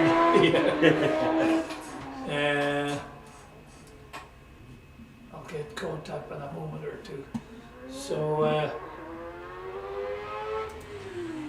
right, yeah, we have it. Oh, John Bruce has a 108 and 760 just passes 760. That's Vic Roger now. Joe had a 112, but leading the class, might have known Owen and Bar with a foot stomping 105.09 from Will Wilkie. James Stephen on a 110. It's first, second, third. We'll wait and see. But what can Vic Roger do? Right, who have we on the line now? There, it should be Stuart Houghton. Don't think I've seen Stuart up here before. Might have been, but any kind of funny surnames like Houghton, I seem to remember. Ford Fiesta breaks me when a 68. That just shows you we had an 88 there from Paul Rhodes, different car, single seater, blah blah blah. But the thing is for Vic, he knows that when you double enter a car, the first person you want to beat is the other driver. Okay, some people say, "Oh no, it doesn't mean anything to me." Oi, it does. I know. So he will have to beat Joe's 112.96. Now today we don't have it, but tomorrow on a longer track we have a split time, and he fluffed the gears. That's going to do his time no good there. However, we've a split time over on the far side, and it is really good for us up here. Well, for everybody, but we get it on the screen straight away. It's always very interesting, especially when today we'll be chasing down FTD, and for tomorrow as well. So here we are, Vic Roger, and then we have Stuart Houghton getting lined up. That's a Fiesta coming in, we'll get his time in a wee while. But, right.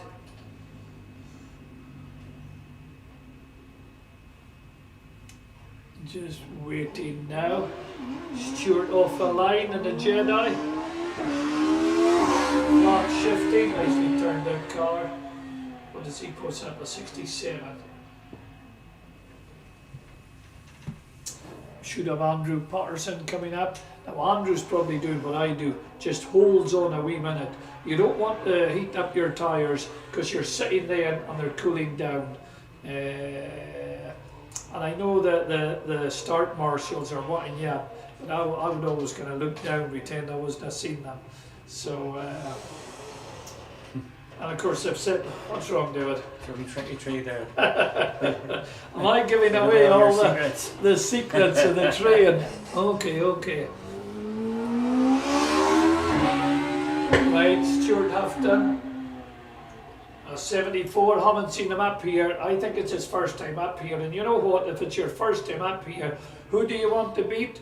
You want to beat your previous time, okay? Never mind the rest of the class. You just want to get faster all day. And like I said, Stuart might have somebody up here with him. They're more than welcome to come up here, especially if they're female. Did I say it out loud? No, I got that. And you're welcome to come up here and watch him going round. And but we will tell you, won't we, if you overstay your welcome. Yep. So round he comes. Well turned out car. I really like the livery.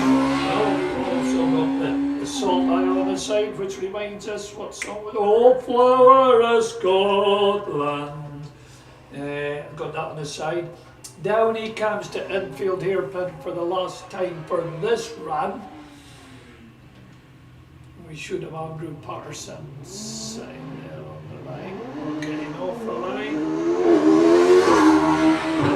73, Andrew Patterson. Oh, posting up a 93 mile an hour. Boy, that's from Andrew Patterson. 93, that's the fastest time up to now. So this is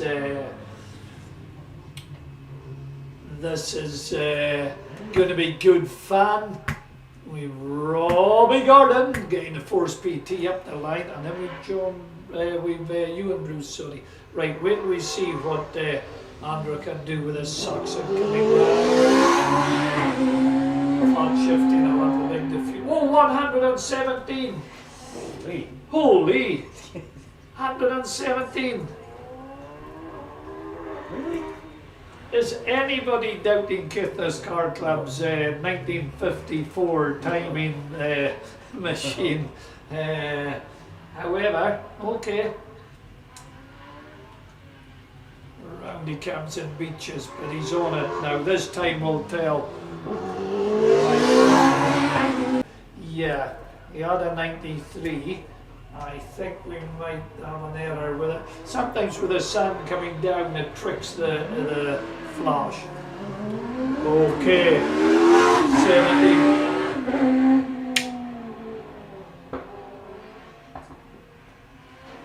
I'm just going to take a wee minute here till I...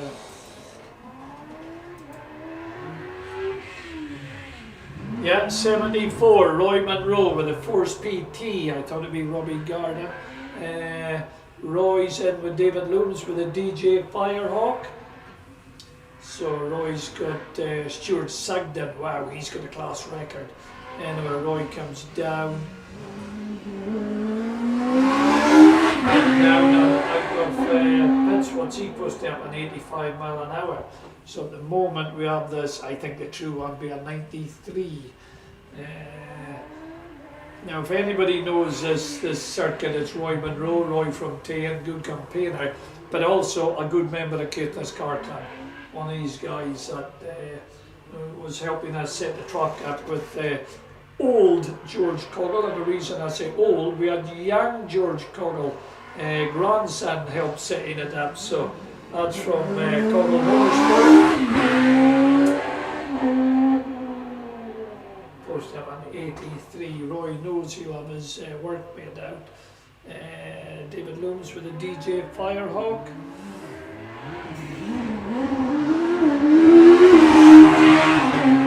What's he going to post up on? Oh, 71. I thought that would have been faster, but However, who are we? Tidy run from Roy.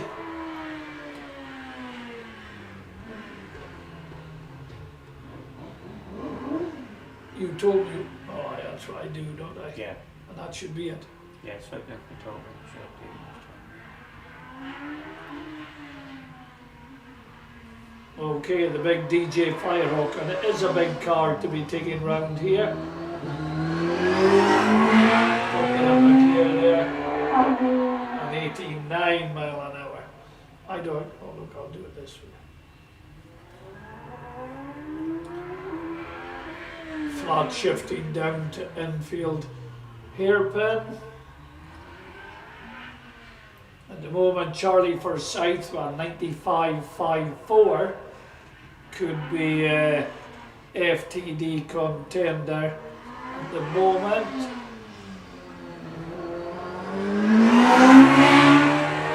David Looms flat shifting, oh, pushed him at 90 mile an hour. Coming in and out of Bevans, now flat shifting up to infield hairpin.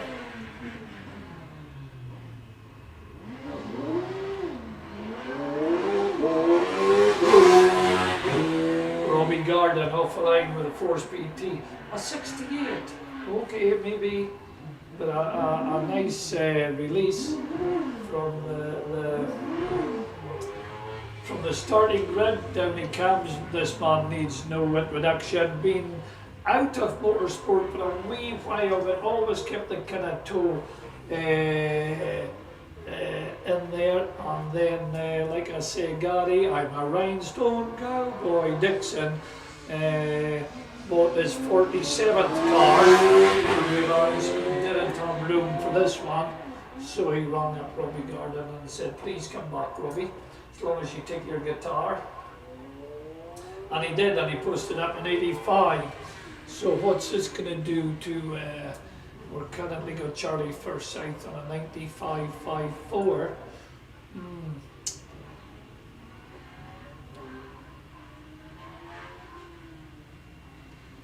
Coming round Beaches, down into Pitt's corner, like I said, that's a sharp corner. Just got to get it right, and it's so difficult to do that. Post up on 83.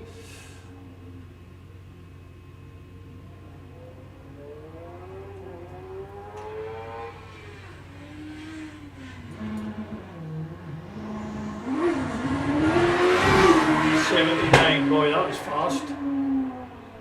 Stuart Sugden, 101 miles an hour. Why wouldn't it be fast? Well, like of kind of FTD main contender, I would say here. Right, round, there's one or two to come. Again, Stuart Sugden, the GWR Raptor, Graham Wright, good friend of mine. What does he post up here? A 97, had 101. Boy, flat shifting down to infield hairpin. No problem there, round it like it's on rails. Taking a sharp right on a quick round there. Boy, that was quick. We stab of it up the Beaches, no problem there. Nose of it just a wee bit nervous going round. That's a fast run there. Another 101. Wow. Yeah, that is fast.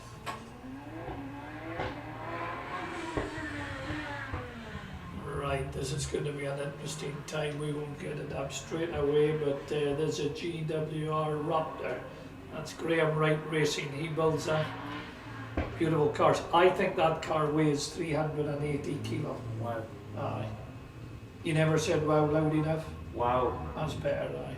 Did it in my Hemsdale accent there. Alright. We're getting you helmified, are we, if I know, boy? Right. Sign on the line now, waiting to get going, and we're not far from having finished all the right, that's 68, you and Bruce. Oh, 96, well done, you and excellent straight out there. Could this be an FTD contender?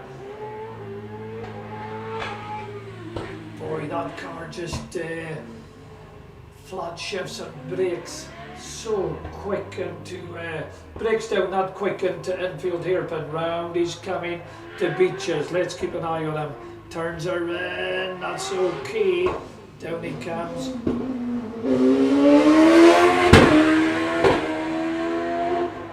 An 89. Okay, but I think going into pits, did you see maybe just break a wee bitty bit? First time up here, wiggle of his bum coming out the Bevans, but that's allowed. It's going to be a good battle on. Don't go anywhere. I'm phoning a friend to tell him to come here. Honestly, this is going to be so tight, this racing today. Oh, he just goes wide enough coming out the Beaches. 90 mile an hour. I thought that'd be a bit better because he came into pits a bit better. Beaches just has to be ironed out a bit yet, I would say, but hey, what a run. 76 again, person doesn't need any introduction really. John Albison in a beautifully turned out Brabham BT 38. That's a good run from you and Bruce. Will not have taken the class. George Coggle lines up the ex-Keke Rosberg Chevron. He's in with John Albison. And I think after George's run, that'll be the finish of the first runs, right, with John Albison with this beautifully, I love the livery of this car.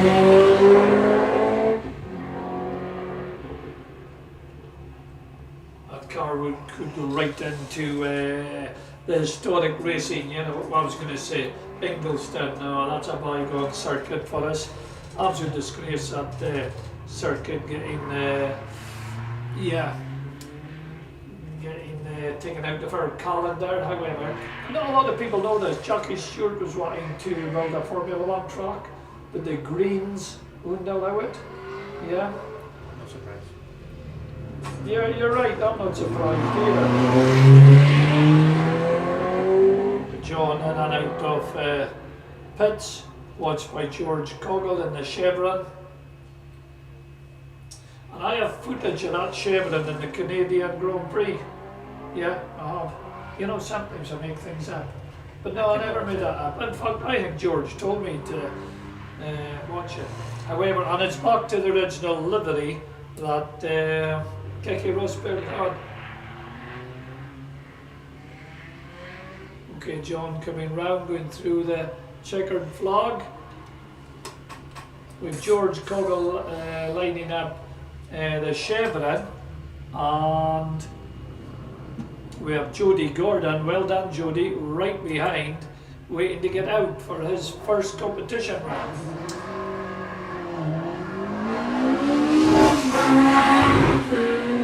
Nice release from the starting block there, 76 mile an hour, round he comes.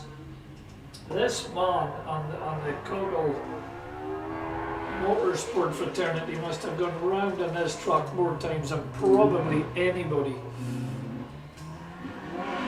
And young George, well, I say middle George Coggle, he's got a lot of records here.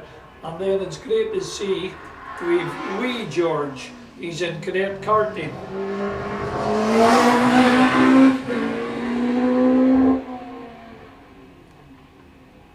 George up through Bevans.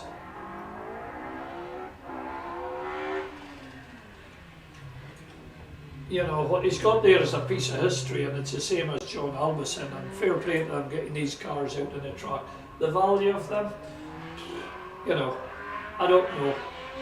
Not even going to make it up, and normally I would, but George a wee bit, the front was a wee bit nervous coming out the Beaches, and that's what I mean. You know, having this type of this car just misjudged the braking a wee bit, and it could, you know, do serious damage. Down he comes, infield hairpin. I like the number 77. Late Ayrton Senna's number. Round he comes to get the checkered flag. Well done, George. So that's the end of practice, okay? So now, I know you'll have had the semi-serious heads on. Now it's a serious head, the real serious heads on now. That's with Jody Gordon lining up. I was going to make a cup of tea for myself and David here every time, David. Oh, there's always time. There's always time. Yeah.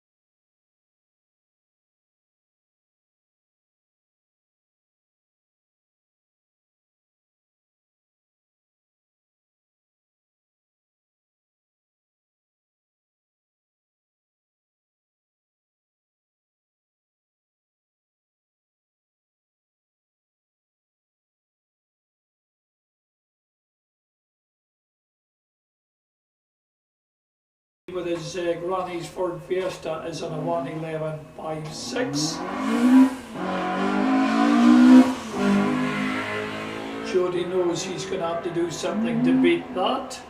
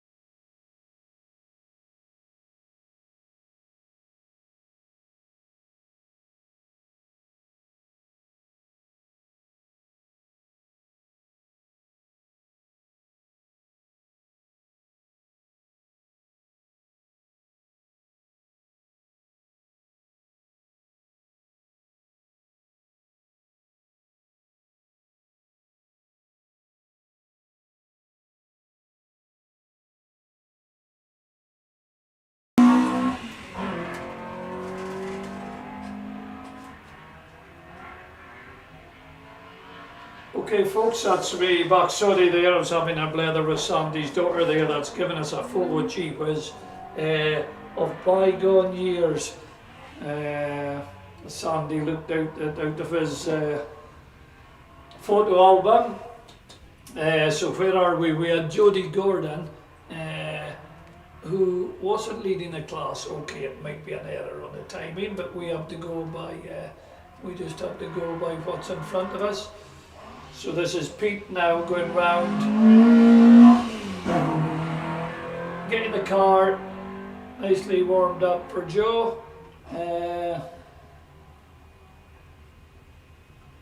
Yeah, and Graham, she's sitting on the line. Right, so I did see Jody really pushing on there. Pete's pushing on a bit.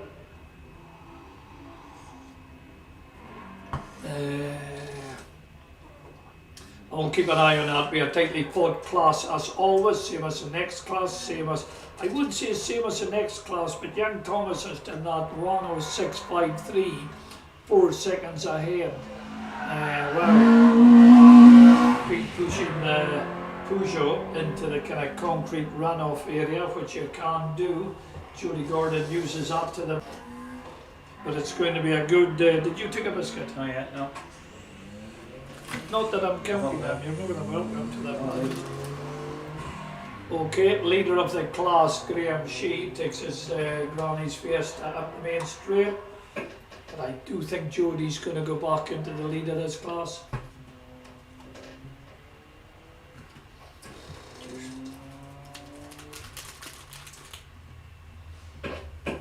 Now, I know people say it's rude to talk with your mouth kind of half full of that, but I have to keep on the commentating. And we need fame, don't we, do it? Under a lot of pressure here.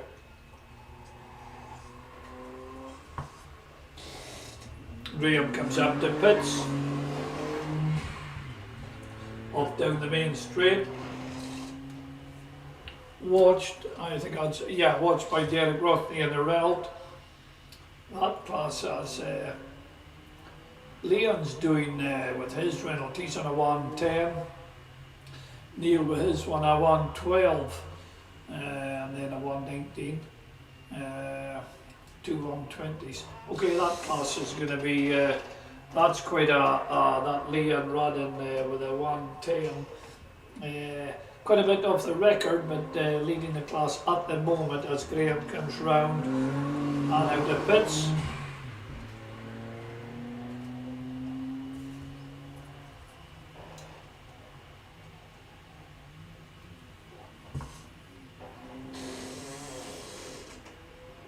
Coming down into infield hairpin. We'll get Derek off the line now. Well done, start Marshall.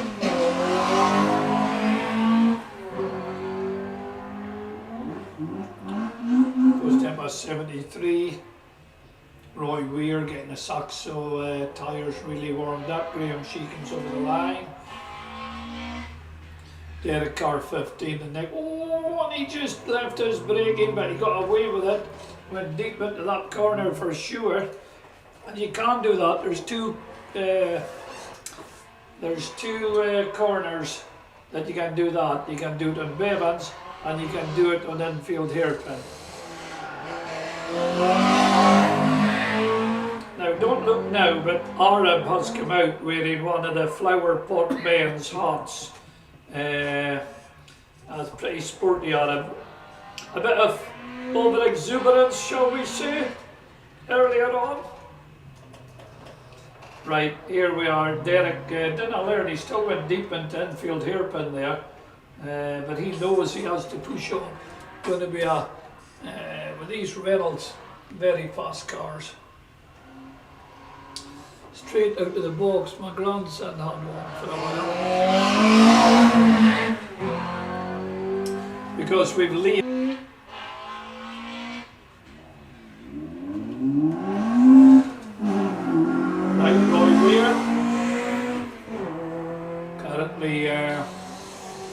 Third in class, but that could all change.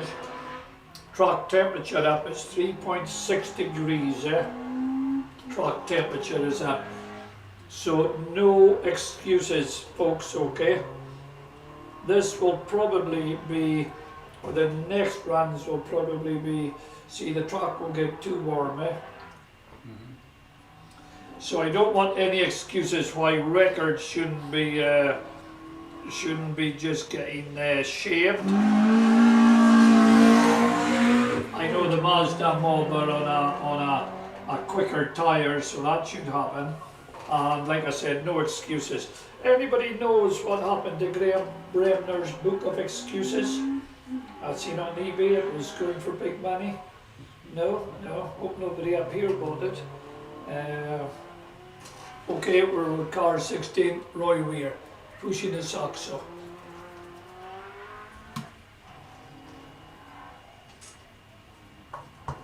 That's fast round beaches. That's nice too, driving through his understeer there. Oh, and again, having to go deep into Bevans to just snatched the brakes there as he was getting brake down for it. Cocks up the back wheel as front wheel the cars do, like these cars. Right, 17 Neil Hamilton. Currently line second with his Renault Clio. Is he going to try and pick up the pace, banging up a 70 mile an hour? He'll need to get 2.8 seconds from somewhere. Can he do it? But leader of the park, Leon, is sitting on the line. Will he increase his lead there?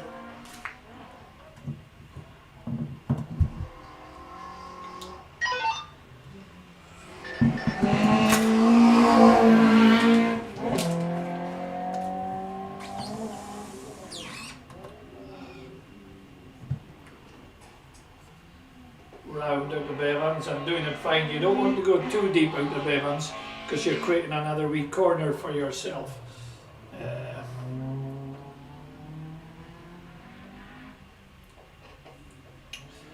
Liam sitting on the line, then we've Campbell getting his run, Jody's car, and then we have car 80, Ewan Cotterson waiting to get him going now. Him and Derek are both on 120s. Derek will have improved. It's a nice line going up there, 17 Neil Hampton. These engines sing, don't they? Now here's leader of the park at the moment.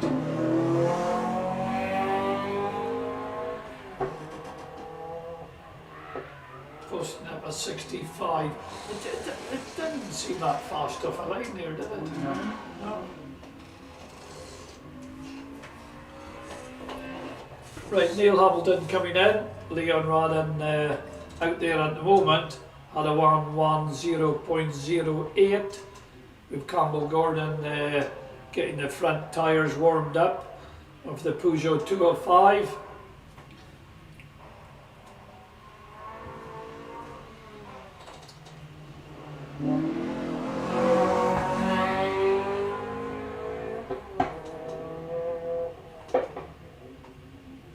Leon popping and banging into Bevans.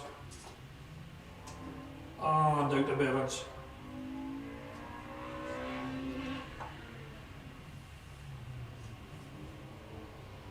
No bother round the infield. The infield hairpin is yeah, it's tight, but it's forgiving because, like I said, it's deep. And it was a Derek Rothney needed to go deep into it a couple of times here, late braking. Yeah, that's nice by Leon there in and out of pits.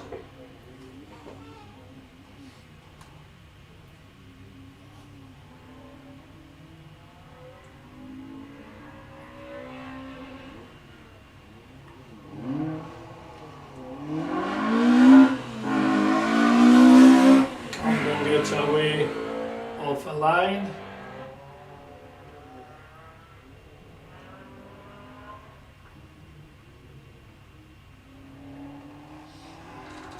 Right, then Leon comes in. Right, we've Campbell going round.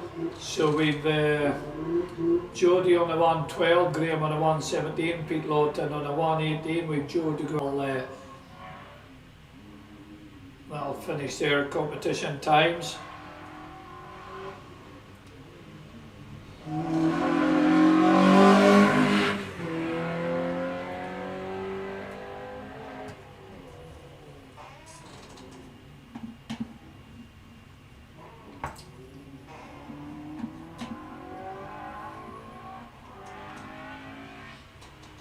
And we've, by heavens, Derek Rothney fairly got together there, got himself down to 1:08.70.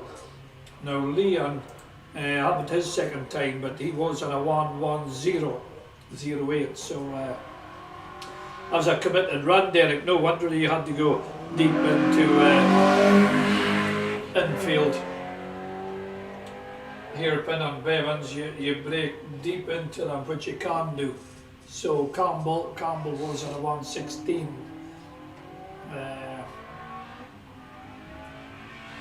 But everybody, I mean, obviously the track, what was it now, let's see. Well, the track is 4.2 degrees warmer than it was we've 3 heat sensors, well, should I say David has 3 heat sensors out there, but what we're doing, we're taking an average of them. He does have a wind monitor, but can you work it out yet? It's up there. Aye.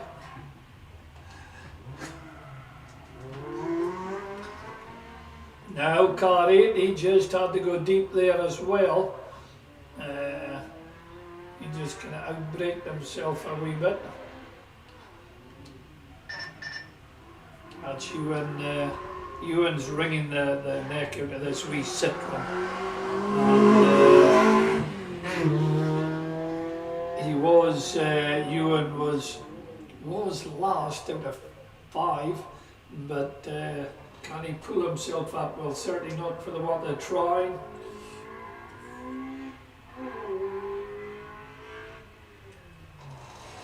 So yeah, back to our wind monitor. David has said it's quite a technical piece, the wind monitor. And if you look up at any, he's got 3 wind monitors here, and they're all blue with a big white cross through them. It's called flags, or if you're from Ireland, it's flags. So if you look at the flags, that'll be the wind monitor. I see what you mean there. Well done, you do it. Clever. All this fancy stuff. I mean, way above me. You know, but I can work that one out for sure. So the wee Citroen C2 comes down in Dunfield here for the last time. Now this Simon Rothney, he posted up a quick time on 80. Okay, was that as quick? Yeah, he had an 80 before. As the C2 comes over the line, Derek Rothney opens up the class. Joe Young on the line waiting to get going.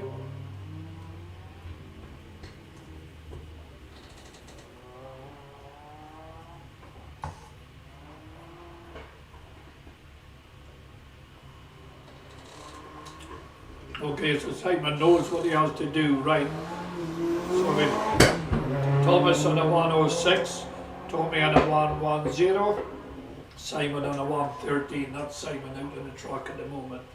That's a fancy Astra VXR Nürburgring, and there's a limited edition.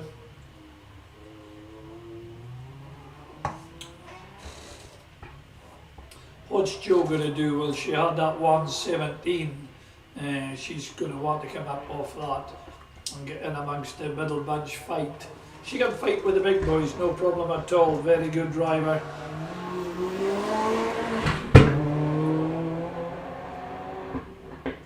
You know that popping and banging now, you know.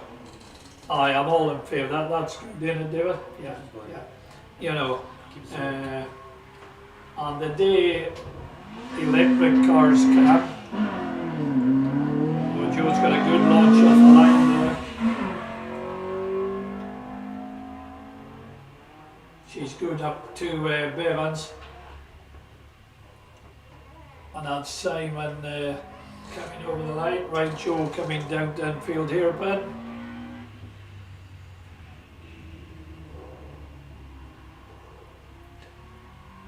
No problem there.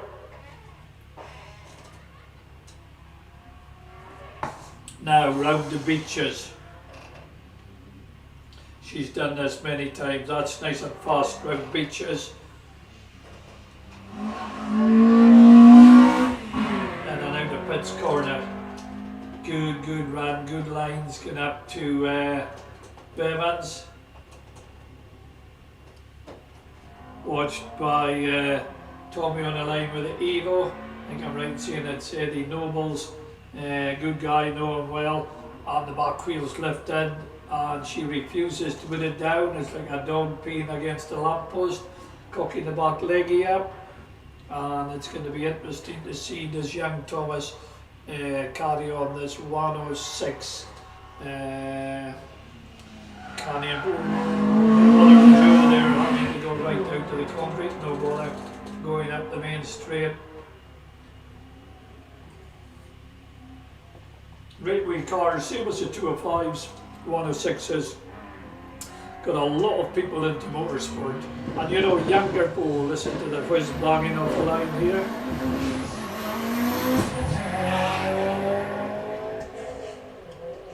That's posting up on 80, okay, now that's what Simon did as Joe comes over the line. Now the Evo did kind of falter a bit. We've seen it there, it kind of faltered a wee bit on it. Now we'll know coming out where it faltered about here. There's it doing it again. Yeah. Yep. And there. Yep. So is that just something you have to put up with all this, the ECU and all that package and everything, blah blah blah? Is it just a wee, it's almost tricking itself? I've seen that with some of that launch controls. You wonder, would it be better just operating it yourself on the left hand, you know, on your clutch pedal, you know, but however, I launch control in Anglia. I love it. Kind of, ooh, look at me. Aye, yeah. So watch by young Tom.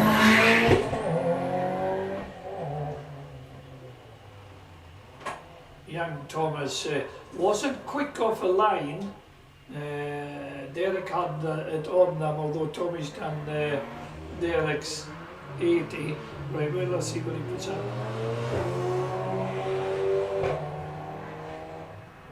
A 77. It's just that smooth, isn't it? Yeah. You know, and that's many a time a car is smooth and not going sideways and all this is, I don't know, but it's, Thomas just seems to have it really wired into this truck. Gonna watch him around beaches.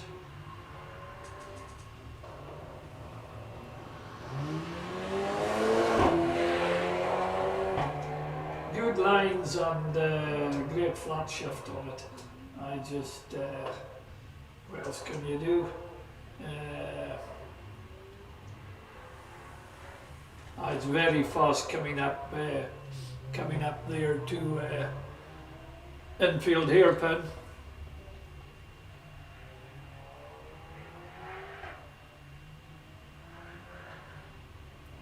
Round beaches, no problem. And like late on the braking and just nice wind there.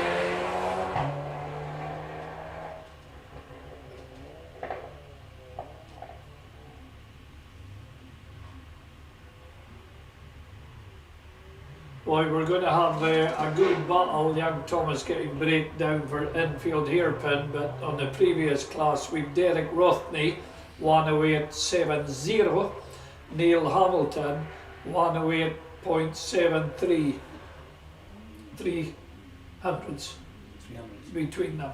Yeah. That's going to be an interesting one. What?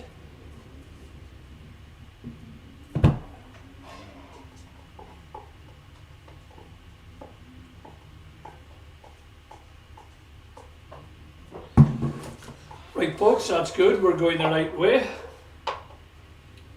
Just trying to refresh this. I haven't Young Thomas's time up, but I'll tell you, Simon Rothney fairly is chasing Tommy's.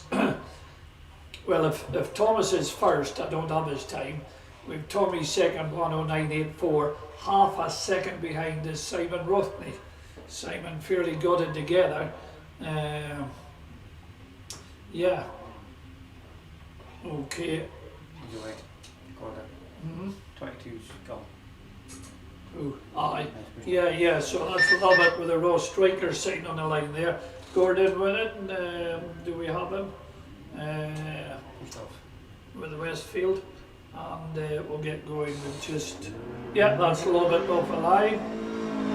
Campaigns are raw strikers, it's quite a time now.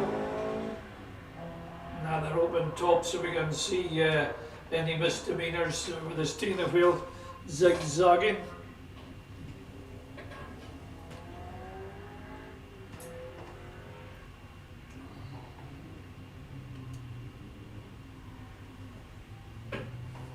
Round he comes to this sharp right-hander. Everybody's been keeping up for rumble strip, that's good.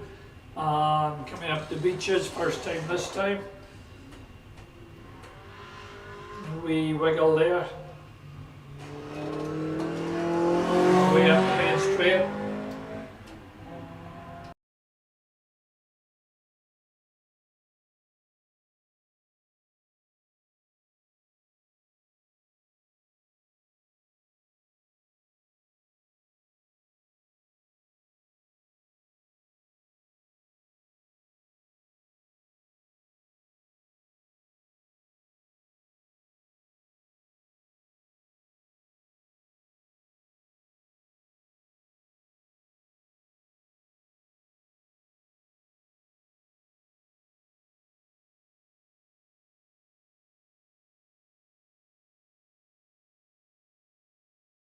It comes, we're just discussing how some people really love their cars and they don't move off their cars, which is really good for us. You know, a lot of people enjoy in this class, you know, now here. You hear this car off the line. 24, John Wells gets off the line with a car very, very, very fast, posting up an 80 mile an hour. As Lovett comes over the line. 356 brake horsepower roughly. No, I have this here. 650 kilo with the driver. So if the driver gets out, it'll be what, 520 kilo? I'll tell you more about it as the day goes on. Wait till we get John down, round. Whiz banging going up the main straight.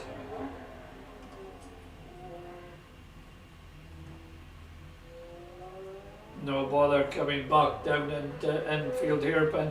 Good guy, one of these guys and his missus really enhanced the pits, you would say, like, you know. Good crack in and out of the car. Tough one today with Alexander Club and the Caithness R500, two different cars. He won't get out of this track and it's quite a beefy car, the R500s. Round and out of Bevans.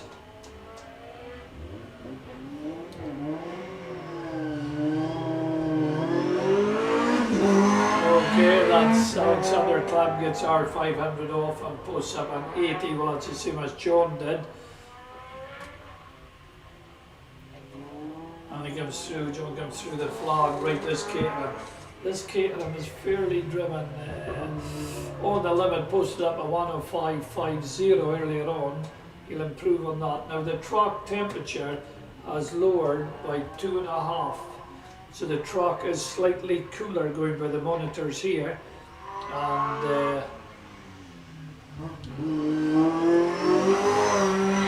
that car would be so difficult to drive in the wet. Well, that Westfields must be. I mean, you're sitting on top of the back axle, you've the long, long snoot out in front of you.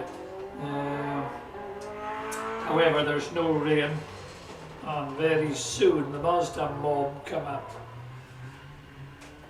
Wee wiggle coming out the infield hairpin.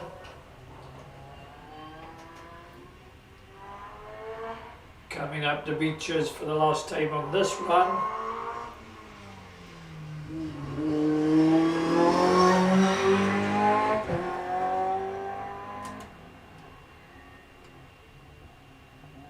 Off up the main straight, round, good line coming out of,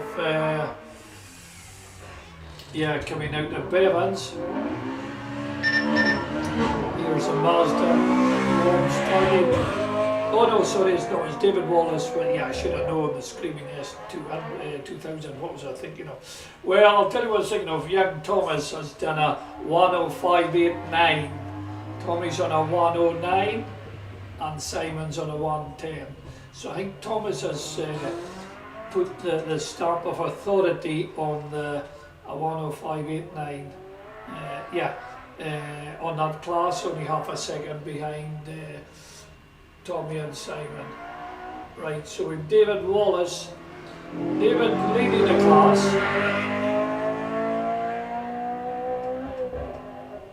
thought he might have been, my heavens, he bangs it up another gear just before Bevans, and he's in that gear for about a quarter of a second and back down again, but it's certainly working for him. He was on a 106, Ronnie on a 19, and Neil right behind him on a 110, only 0.6 of a second for second place. On the way David's driving, I would think he's got the Vicari's on, I guess. He's going to have the class honours, will be a good wee fight for second. Again, another guy has to go deep, go down into Bevans.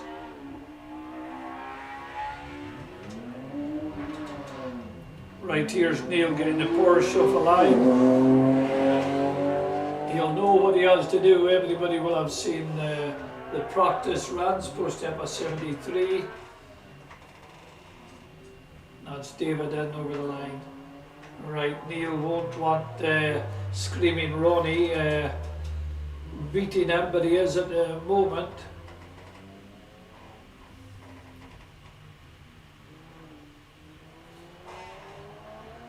Takes a Porsche into Beaches.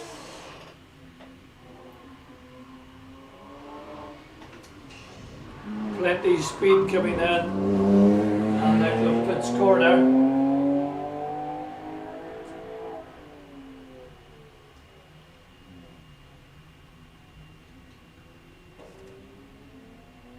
And coming down to infield hairpin, yeah, so Screaming Ronnie, can he do anything in a similar car that David Wallace is? But he, at the moment, 3 seconds behind, so is it a distance too far? Is Neil Rose going to clip him? Look for the what they're trying from Neil down into Pitts.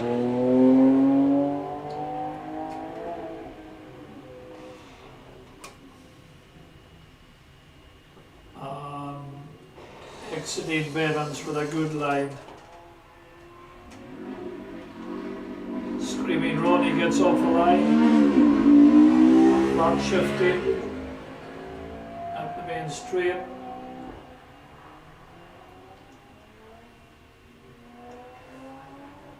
And Neil comes over the line. Okay, we'll just refresh this page, see if I can tell you who's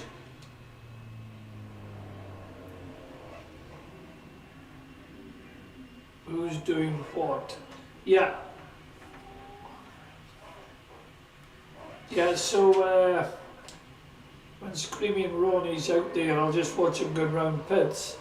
Boys are a tight tussle in Road Saloon's 14 to 2 litre. Derek Rothney on 108.70. Neil Hamilton 108.73. 3 hundredths of a second between them.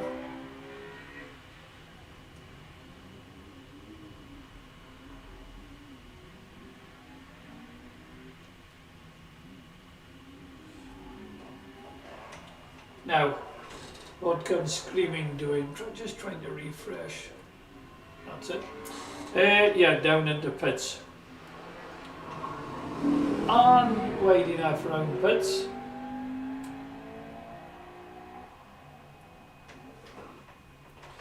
Watched by the start of the Mazda mob, that should be Neil.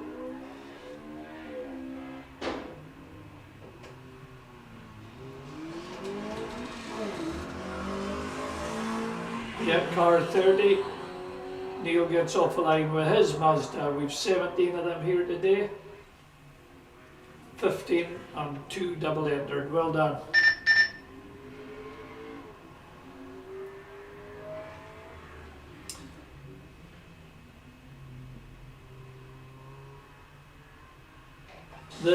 I'm just looking at the Mazda mob. There's not much to read, but on a 11081 is Jim King. Oh, Michael King on a 10955. So we've Michael on that. We've got some 111s. We've got 110. We've 4 113s. Oh, there's going to be a lot of action there.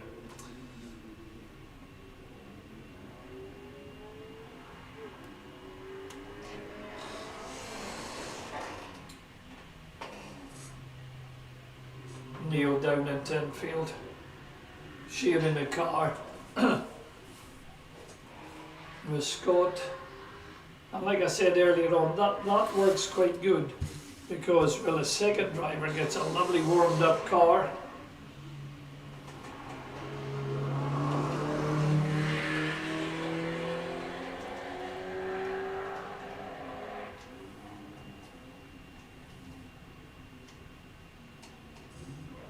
So remember everybody, we're going to have just a wee sing-song, or maybe a big sing-song, 7 for 7:30, courtesy of Robbie Garden with his guitar. Now he currently only has 3 strings on the guitar, so he broke them practicing last night. If anybody even has throttle cable that he could borrow, just so he's got a full repertoire.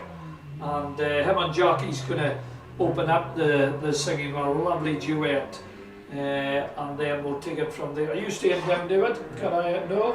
Can't. Okay. We could have done a duet. What would we sing? Oh, guess what? So Jim King, yeah, on at 11081. And then Michael just pipped it by, well, he never pipped it, he took a second over a second out of it. 111, David Patterson on a 111. Big Robert Newell on a 111. And then we've Jacob Mark Bogowski, 112. Got a few 112, so it's going to be good racing with them. That always is. And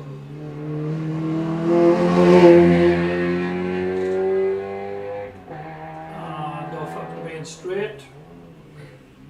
Just going to pour ourselves another cup of tea, so I'll just go silent for, which is difficult for me, for a minute.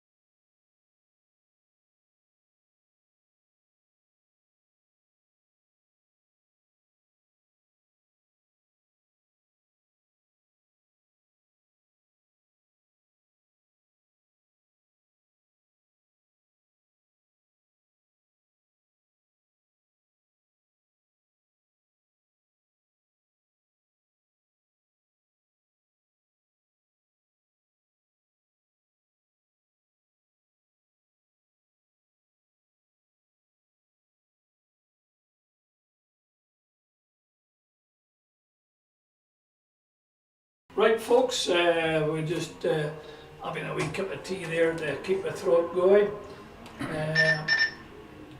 All good up here. Yeah, truck is really cold, eh? Good one, yeah. Right, truck is between 5 and 7 degrees cooler than it was when you all started off. So it really is cooling. And you'll see by the 3 wind monitors, the wind is fairly blowing. Anyway, on track 34, Fiona. Good line going up the main straight, supposed to have a 58. And good coming out of Bevans, not going too deep exiting Bevans where you can lose a lot of time.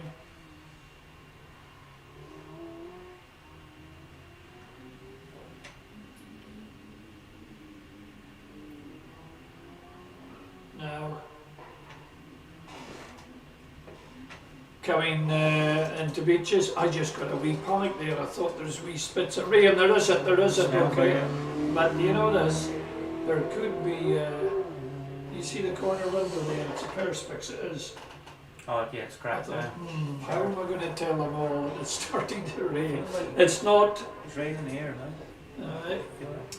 It's so Fiona comes down into infield here, but over there, 35, Rob Kinghorn leaves a line currently on a 113.97, posting up a 63 mile an hour as Fiona comes over the line.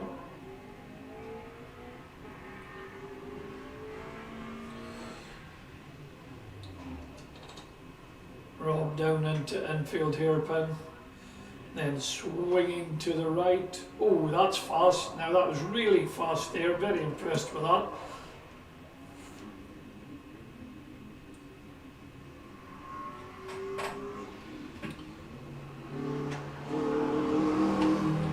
In and out of Pitt's corner, okay, but that was really fast on that right-hander, posting up a 62 mile an hour. You're all in the late 50s, early 60s.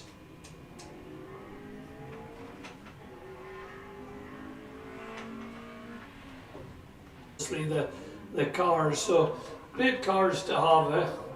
And I mean, if anybody out there is thinking I might think about it, come along, because they're all, you can talk to any one of them, they're all very welcoming, you know. I've gotten to know most of them, and yeah, and they would welcome you in, which they've obviously been doing. What was I saying? The first time there's 3 of them, second event 5 of them. There's now 17 of them, eh? They're growing, aye.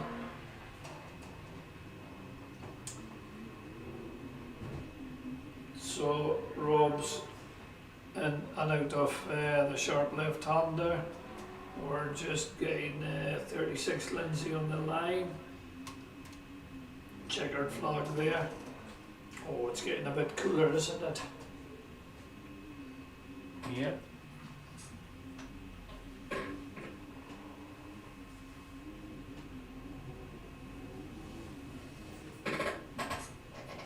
Okay, are we all good? Seen a wee discussion at the starting block there. I just take you back 350, please. 350.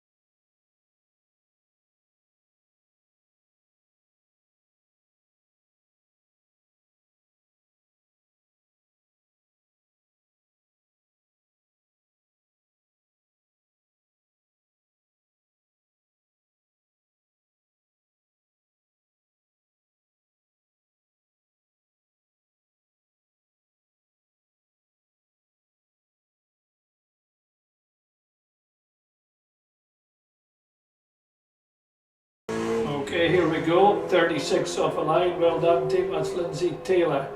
Their master, they're on a 113.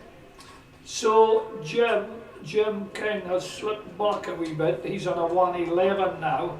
He was on a 110, only by 2/10 of a second. But this cooling track that David's telling us is down. Oh, 6. Right, it's down by 6.2. There's no need for the 2.2, David. It's 6 degrees cooler, so that is telling. But will this new tyre, just watching Lindsay going round pits, will this new tyre work out for you?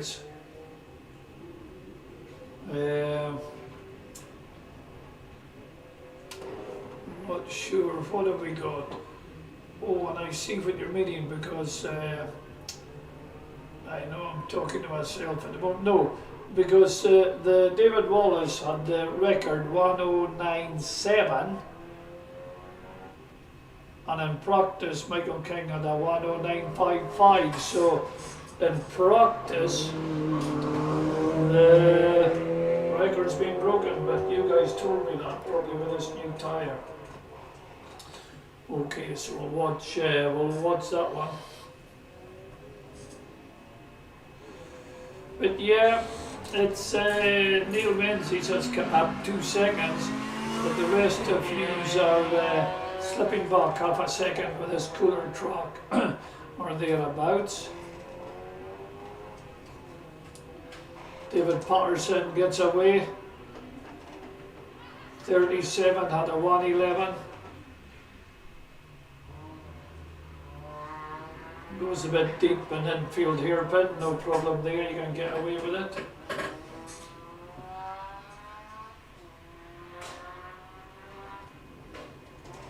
Oh, turned in a wee bit, see he got wiggly there, that's because he turned in a wee bit too soon. And had to come out of it and into it again within no time at all. You can do that, Beaches kind of it tricks you, it welcomes you in, saying here's apex, and you go to turn in and then it goes, ha, you got that one wrong, here's apex here, you know, and we quite often see it. Another man, David Patterson, who goes, takes infield hairpin quite deep, so what I mean by that, you can be later on the braking, and but you go deeper around the corner.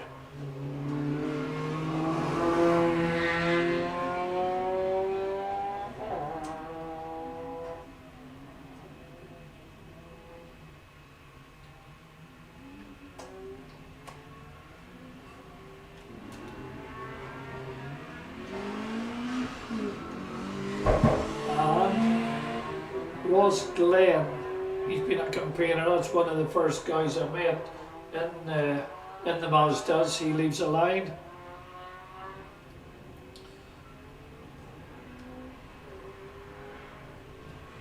Another guy in the middle bunch with the 113, but what will he do to that?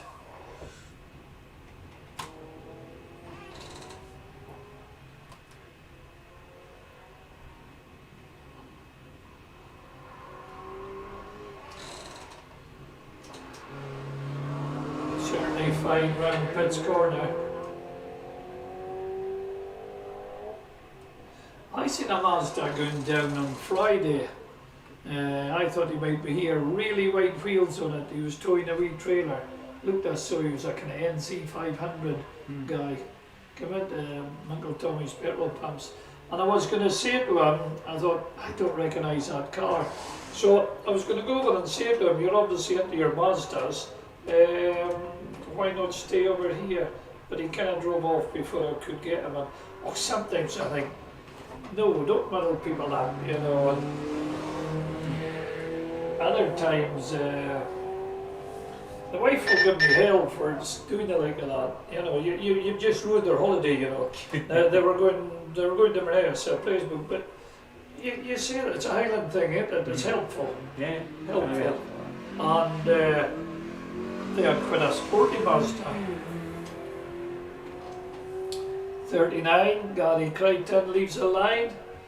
He'll be wanting to climb up a bit, he was at a 119. And that's Ross Glenn getting a flag. That's his first competition run in.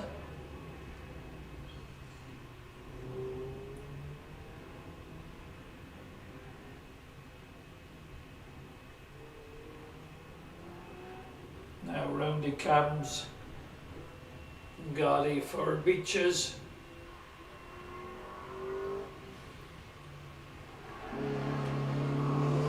I actually thought I thought this was going to be one of these warm, real warm days. You know, you go home and then the face beats. Yeah. You know, sometimes I catch a sun and my face goes red.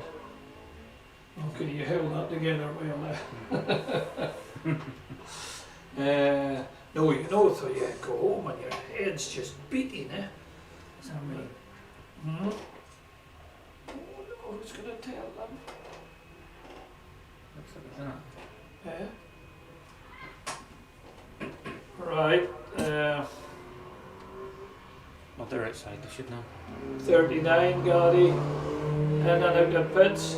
Now, we're wondering who's going to tell yous. We are seeing one or two bits of rain on our window here, okay? But you know this truck. The good thing about the truck is, I see an Archibald gets off the line. The good thing about this truck is it absorbs that. If it's just a wee spit of rain, don't lift the throttle. It's not a problem. That's Gary over the line. He comes in. I'll get that times up in a wee minute. Ian Archibald. Of course, the thing is, when you're in a car with a windscreen, there's wipers going on. Chris Cheatham, I think it is, sitting on the line. Or no, it's Ken Taylor. And you know what? It just, you think, flipping heck, you know. You put the wipers on, and it just, your head's saying, oh, it's wet. But no, this truck, I wouldn't change my style of driving at the moment. Now you see, here's for the guys that have put in a competitive time. Here's like a Jim King with that 1:11:02. You'll be thinking, well, that's me cemented for the moment. Ian Archibald was pushing it round beaches there. He's ignoring the wee spit of rain. Jim King and David Patterson both on 1:11s.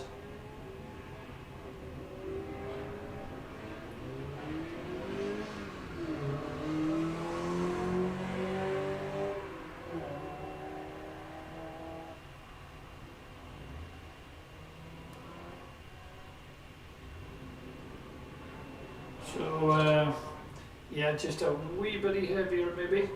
I still wouldn't change my style of driving, but very soon you'd need to be thinking about it, thinking, yeah, this is where we'll watch Ken Taylor. Clark, thank you, Clark. George should get 353 around me. 35. One of the bandits. 35, Ivan. Yep. We'll just watch how Ken Taylor comes in and out of Pitt's corner.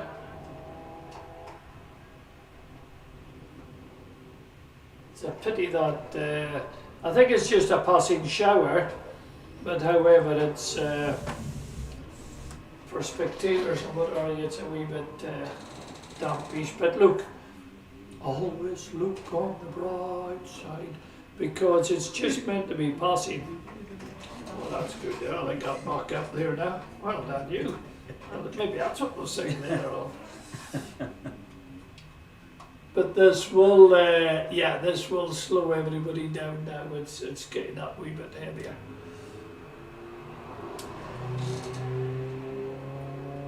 But David Patterson definitely chasing down there. Jim's on a 1:11:02. David's on that 1:11:46, only 4/10 of a second between them. But yeah, the truck would be a wee bit slippier than what it was. But you go out and you still drive to the wet truck, because what you're doing is thinking, well, it might stay wet all day, so I better get this in my head.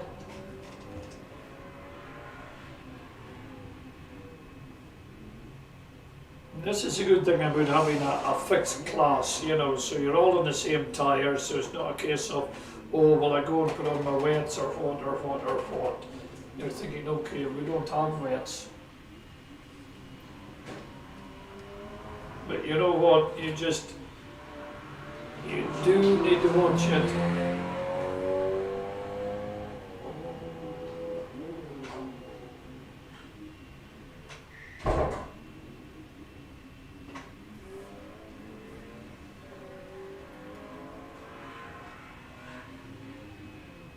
This wasn't, this way it wasn't meant to be in it, was it? No. We could do with a big wiper on our window, too, a huge wiper, you know? Out for bus. Yeah, yeah. Or for Honda.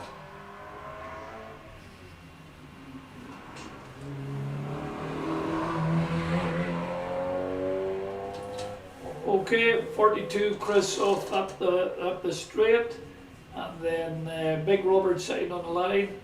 He had a 1:11.89. Now that's a guy that would have come in maybe to the 110s. Not good. I don't think he'll do it this time.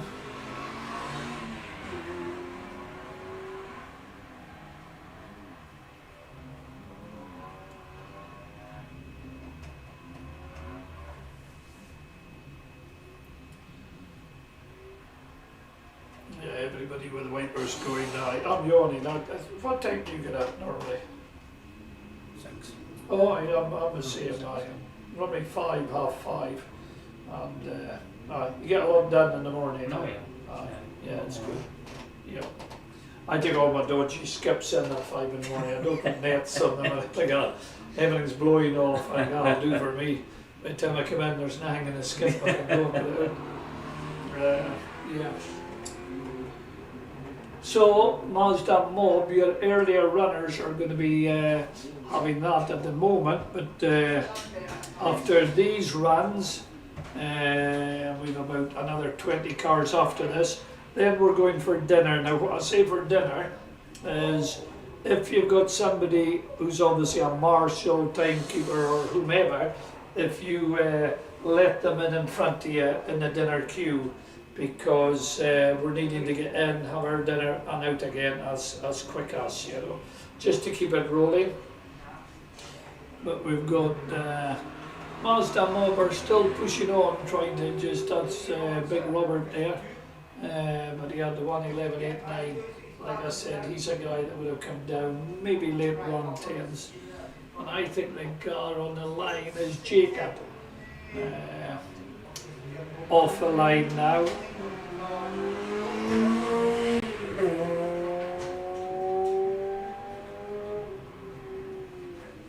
So I wonder, did the Mazda that my mate had, it was a Frankie gun from Dornoch, and it seemed pretty reasonable to me, a couple of thousand. It was MOT'd and everything, just they were finished with it. Oh, and Jacob's doing quite a slide there with his one. Infield hairpin. And are we going to see a wee bit of entertainment value coming in with a wet track? Mazda Mob are normally pretty good at doing it. Yeah, we are. Oh, Jacob could be up with Arab with entertainment value.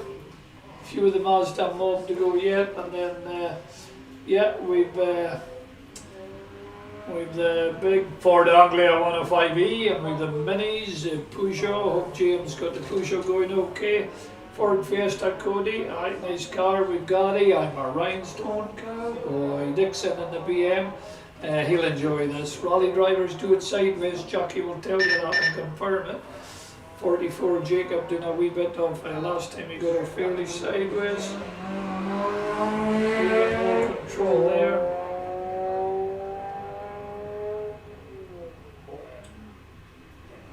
Oh, but he is still on the track.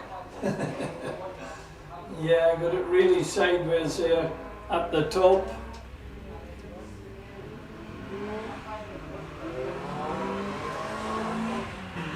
.730 had Scott out with his one.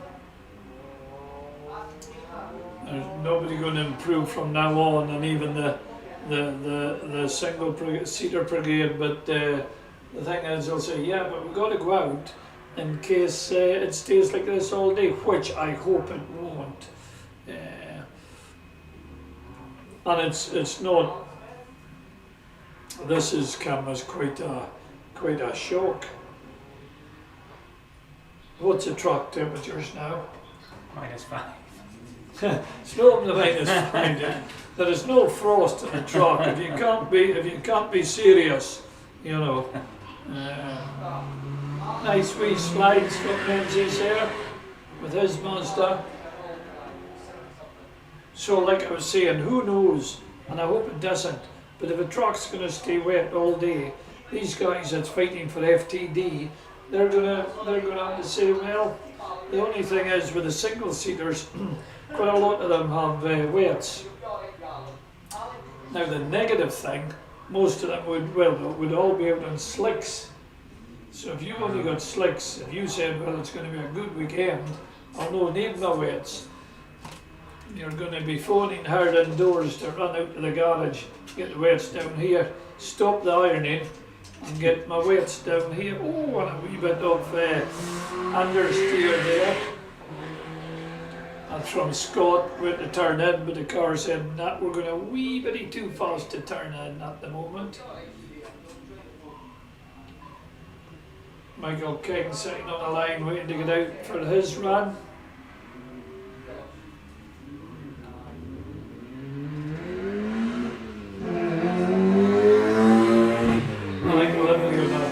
Kind of jigsaw pieces, but not going to do anything to his previous time, obviously.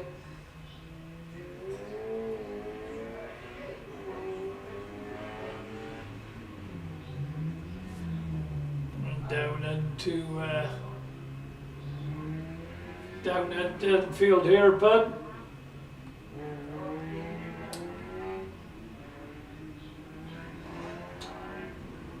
Now round beaches, how's he going to do this? Trying his best with a wee wiggle there. And just kept driving through that slide there at exited Pitt's corner. That was actually well done.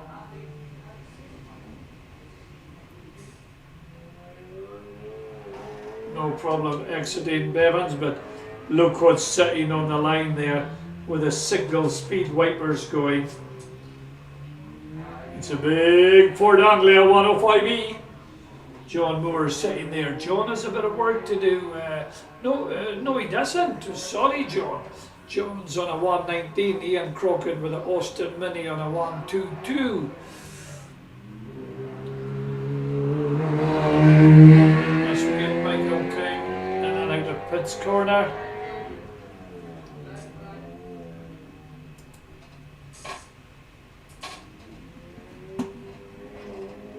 But will the Mini enjoy this? There she goes off the line. Broadspeed Anglia. ST number on it, AST A-Reg. There wasn't a lot of A-Regs because A-Reg was only in it for 7 months, not a full year. And that's not made up. I only make things up later on. Very factual guy. Right, here's a Ford Anglia with John Moore coming in and out of infield hairpin. No bother there. Mini of Ian Crockett sitting on the line, the Austin Mini. Then we've 47 Peter Wearing with his Morris Mini, different class, but just another beautiful wee car. John's got pits to do. And away up the main straight with his Revolution wheels, 5.5 by 13, sitting on 175 by 70 by 13 Dunlop SPs. Made the last bit that. Down he comes into infield here, but now this Mini on the line, I just think Ian Crockett's going to have more. He's going to have more adhesion with the front. His engine has over the front wheels, and he'll just get off the line. But no, I'm not making excuses if the Anglia slips into second, David. Okay, I'm just stating a fact.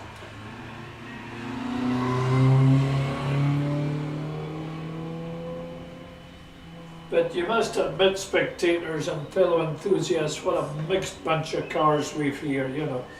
Right down from the Mini, the Anglia, right to the like of John Alvison's Brabham, George Connell ex-Keke Rosberg's Chevron, to ready off the line. The Westfields, we've got a right array. Hello. Hello, George, you coming in? No.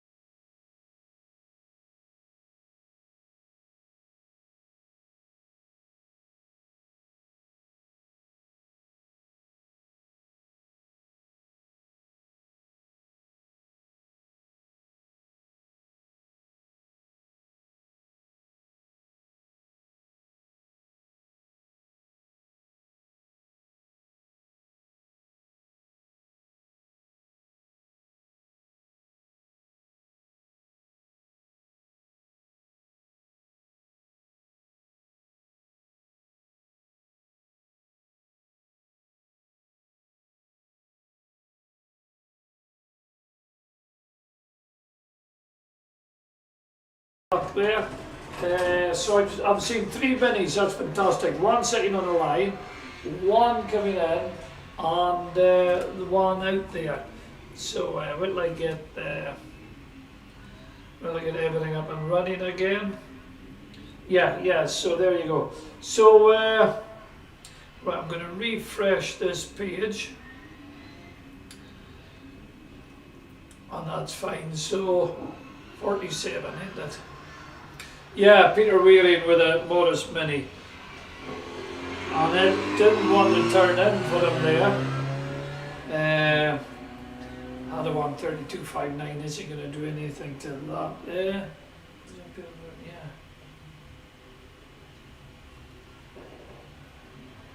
Okay, so this wee Mini, Alistair McCartney, should be going out in his class, not on one here to kind of finger wag, but I did mention it earlier on.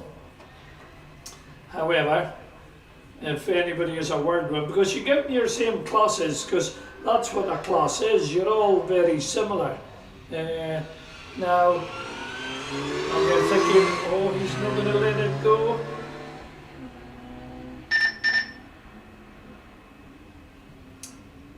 No, I'm not. Because if you see behind them, it's different cars. Nothing to do with them. Anyway, okay. 47, Peter Wheeling.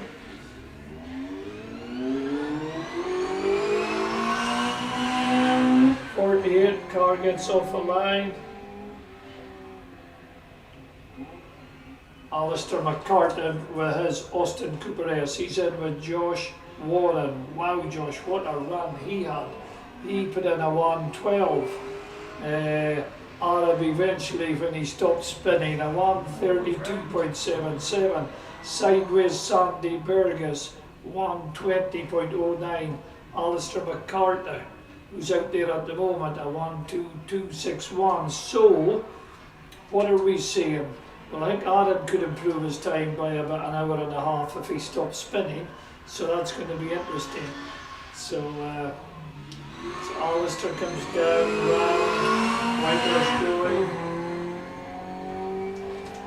But it's stopped raining, hasn't it? Yep. So the good thing about this truck, folks, is it dries fairly quick, okay? Honestly, especially if you see our 3 wind monitors are all working well, and that will dry. It's not going to just dry with a snap of a finger, but it will get drier. So we've got Alistair McCarter running out of sequence. Did I mention it again? And we've got sitting on the line. Now I'll tell you this. Wow, he kept it on it, which you do. Right. We knocked. He can go round, but we'll have to sort this. He was lucky. There's no damage to this track.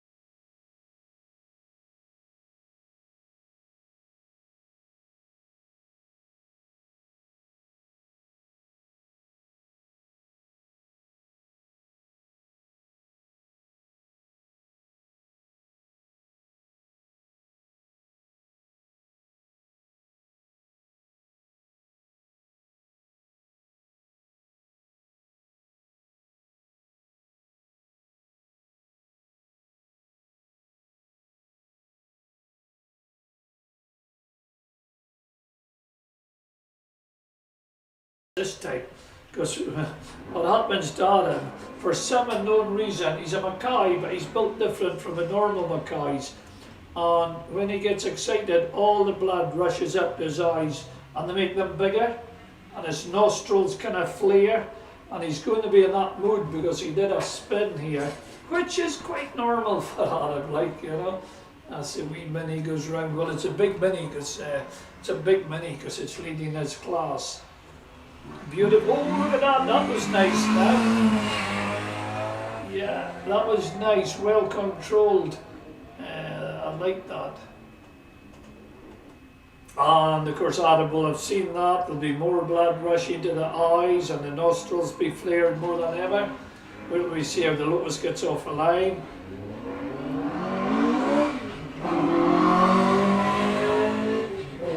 No problem there. Run, baby, run. Motif on the bootlet that used to be. Was it Barry Lee's Run, Baby, Run? The hot rod. Right, the wee mini comes in. We'll watch Arab. I think he'll be changing her up a wee bit early, and of course he'll be getting watched by Sideways Sandy there. They've rebuilt this car, and I seen it in the former state.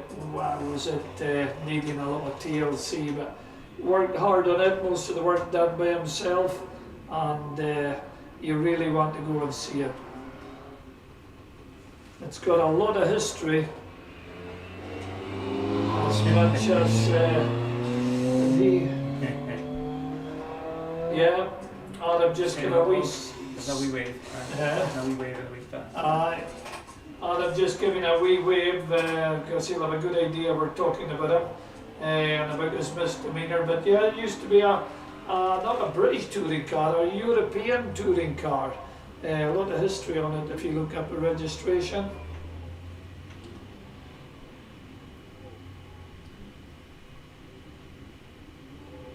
Round he goes. Sandy waiting on the line to get going. But I'm very suspicious that Josh Warren with the Morris Mini will be keeping his class at the moment.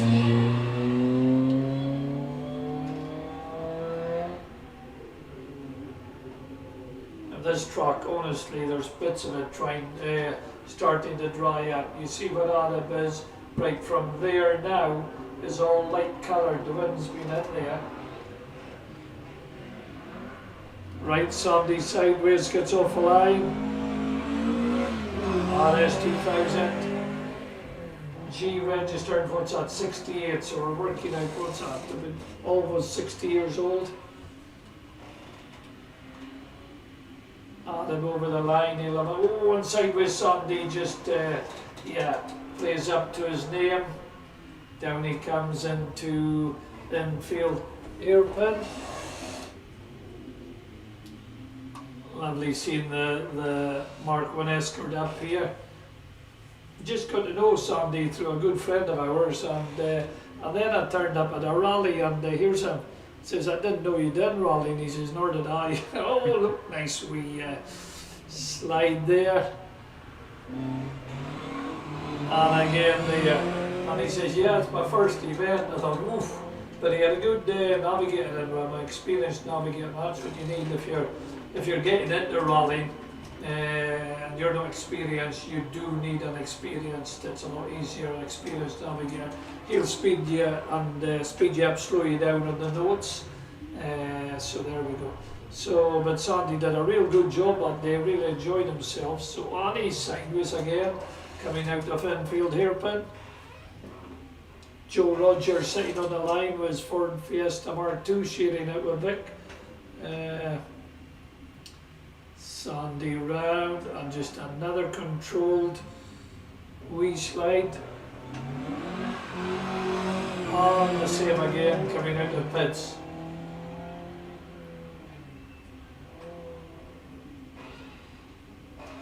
Like I said, this truck, see, if it stays like this truck will be bone dry for after dinner break.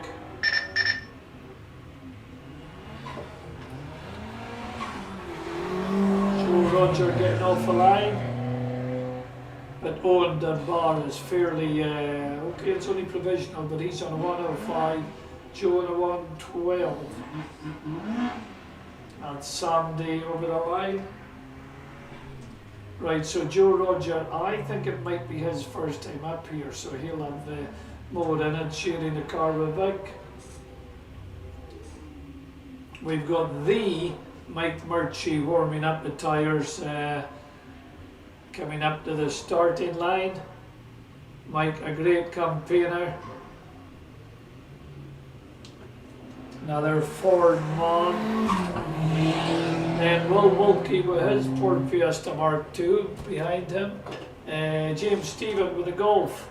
I thought he'd be sitting in second, but Will Wilkie with his Fiesta sitting in second. Now will Owen Dunbar have put on narrower tyres in the front for the weight? I don't think he will, but it's a strange combination. I think it's 6s on the back and 7 or 8s on the front. It looks droll, but it's for braking.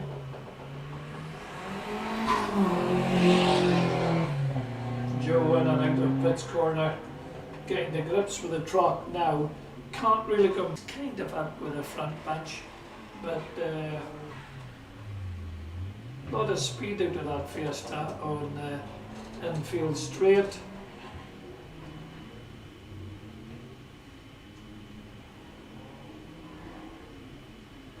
Coming up to the flag.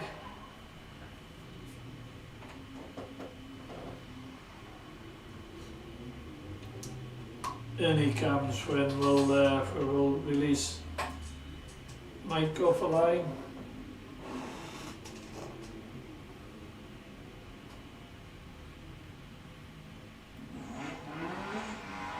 There he goes. Getting the front tyres. Great line going up to Bevans here. Really keep it tucked into the right. Will Wilkie warming the tyres of the Ford Fiesta, but it might spin round. Not that's very uncharacteristic for him. He's got her going though, and he's going to. You know what? That's the first time I've seen that. On the post one is trying to recover.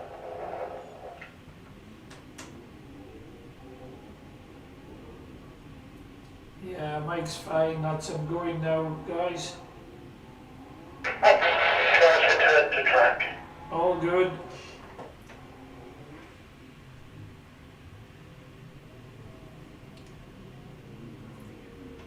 Now he'll get back up to speed if I know, because that's, you know, when you can do that, you say, okay, I've spun here. Okay, this time is knocked out, but let's carry on round and just get a bit more experienced. No, Mike's going to come in. So we Will Wilkie, yeah, Will's on a 109.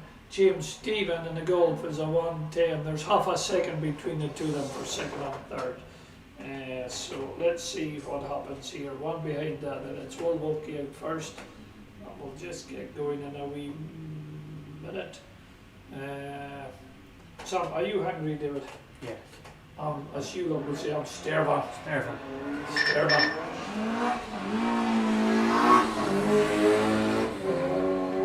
Very quick on the gears there, nicely turned out car. We wiggle under braking, but no lock up or anything, banging up at 65. But James will have been watching that, but then you've got Owen Dunbar on a 105. Honestly, this truck is, wow, is it drying up. You can see the light grey patches coming all over it.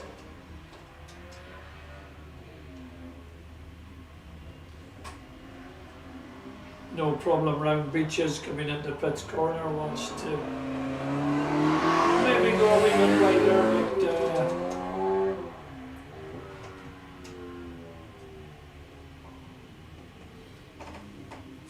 watched by, like I said, James Stephen in the Golf. This Golf goes round here really well.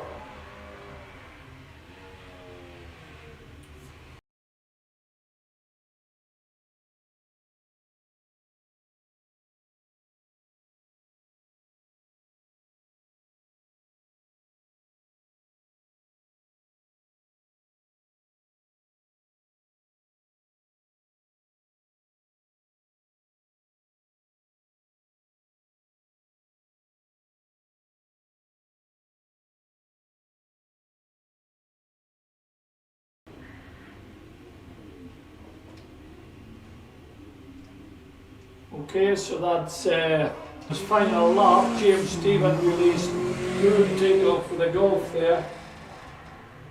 Oh, and he's 3 miles an hour quicker than Will going up the main straight from the standing start. But look who's warming the tyres up on the line, on the bar. He'll want to put the final stamp of authority on the class, and that 105. Holds the record here on a 103, so could be doable later on, but wait till we see what James Stephen will do to climb up to. Oh, that was good, that was well controlled there, around Pitt's corner, and he's on it. This is a good run, very good run. If he carries on like this, I can see him really coming up. See, James knows that this track is dry, or a lot drier, you know what I mean, because it dries up that quick. See, that's a lot of speed there around.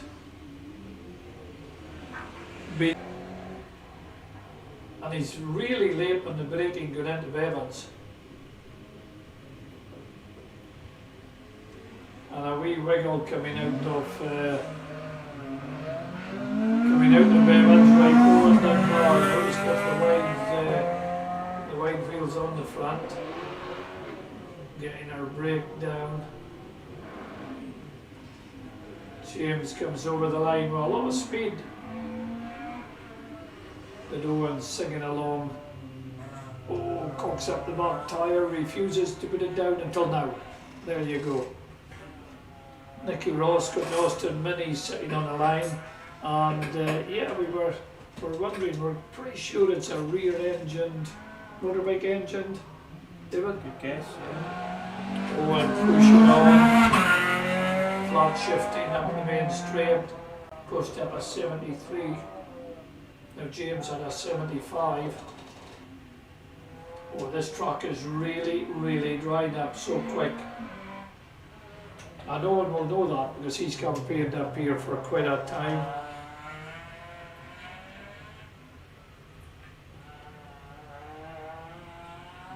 Yeah, got everything right, just right on infield there.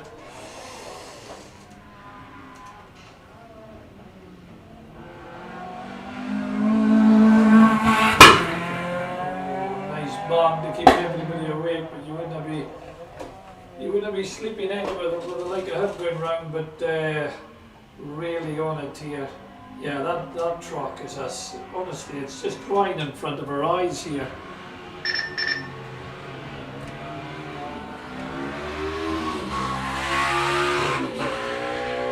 Okay, here's the Mini, which we're very suspicious is motorbike engine. Of Nicky Ross, Owen Dunbar coming in, won't have his time for a wee minute here or so. But Nicky Ross and Austin Mini. Right.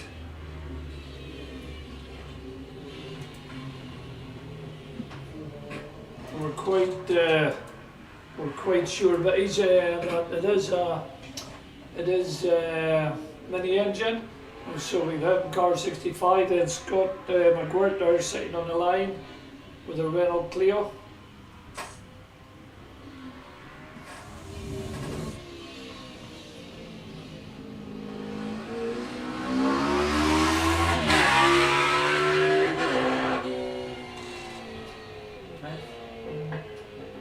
We're not 100% sure, are we? Yeah. We'll find out at dinner time. We'll make inroads and somebody will tell us. But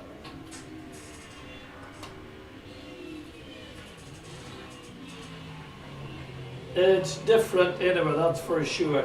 Same as Scott McWhirter's Renault. I think I'm right in saying that it's an Audi engine in that.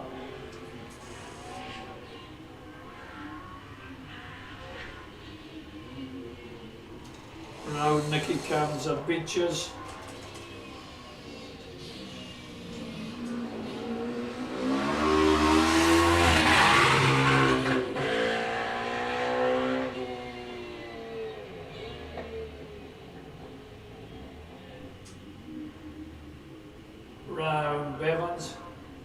That's completely dry now. Over that nasty wee yamp, that's completely dry.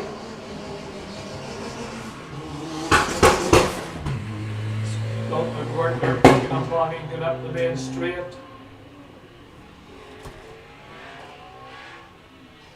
Scott did have Charlie free. Oh, I see Charlie coming there. Charlie had a spot of bother with the car. Okay, has Sticky Ross coming in. I think he'll be quite happy. It went better than it did previous time.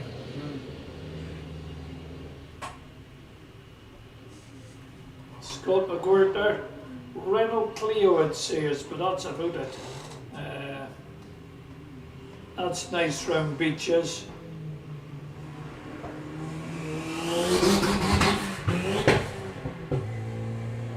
Fine on pits.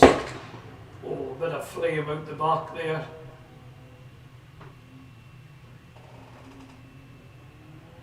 Down he comes to infield. Hairpin, no problem there. I think that thing's boiling, I've seen it. Smoking out, I see it. Just at the tail of it. You'll see it when it passes here. It's going to fucking explode. Scott comes in, round, had to go through the...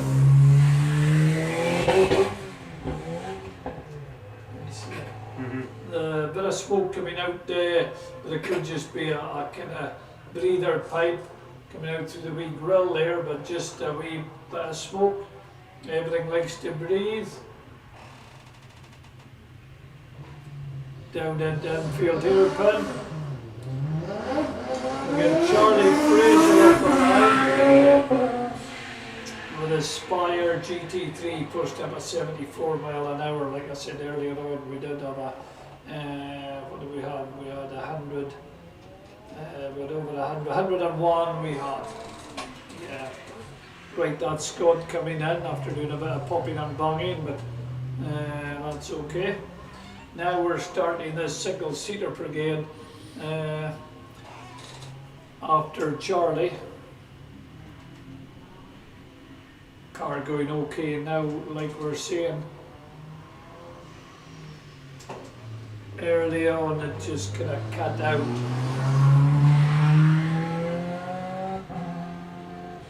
Just taking it Connie going up there, changing up quite early.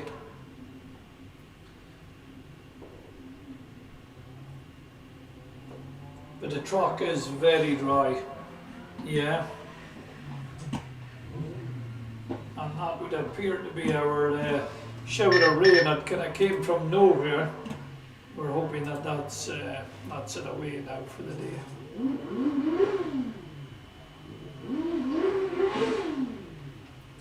I think that'll be John Bruce getting the OMS rear tyres warmed up.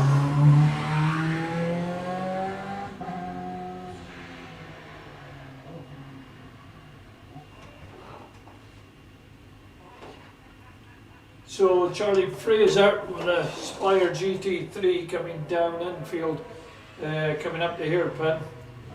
He'll be happy now, but this should be John. Yeah, John Bruce, so that's in the OMS 28. Now St. Ewan Bruce, he did the Young Academy, well the MSA Young Driver Scheme, which is fantastic.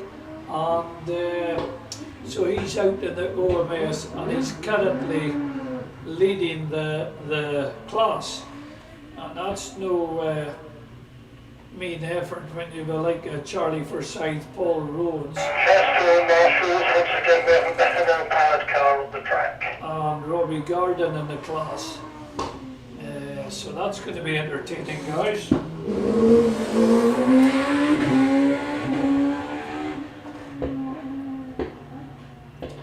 And these single seaters really dry the truck out, but it's fairly dry now. But I'll tell you somebody I'll dry it up in a wee minute is Charlie Forsyth when he gets off the line with the 130R. I always think this car is a perfect size of car for Golspie here.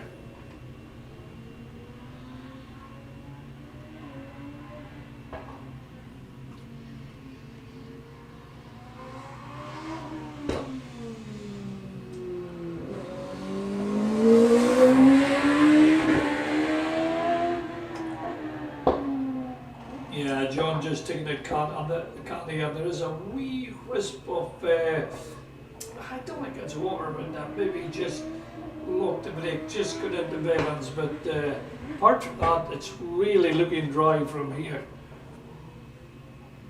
And it's not going to rain anymore, so after dinner, it's going to be bone dry. Stop looking at like that, David, okay? Very rough, nothing. Right, that's Joan coming through the checkered flag. We'll get Charlie Forsyth out in the 130R.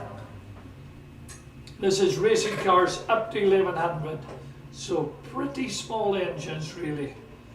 I'll get Charlie off the line.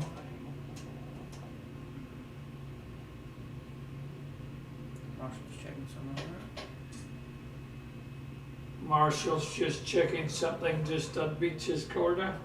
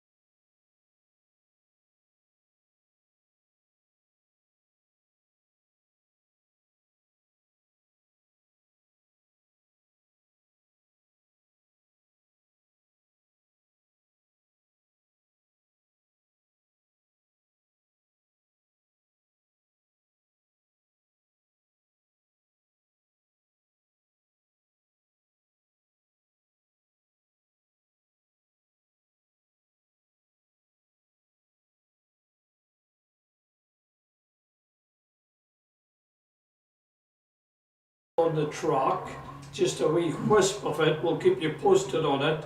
So the marshals have picked it up, well done marshals, and we're just going to put some granules on it, okay? Not sure what car it came out of, but maybe the marshals know, but we're just going to have to put a wee week of We maybe have a few up here and you've done post well as well. granules on it, so we will have a 10-15 minute break. These things happen.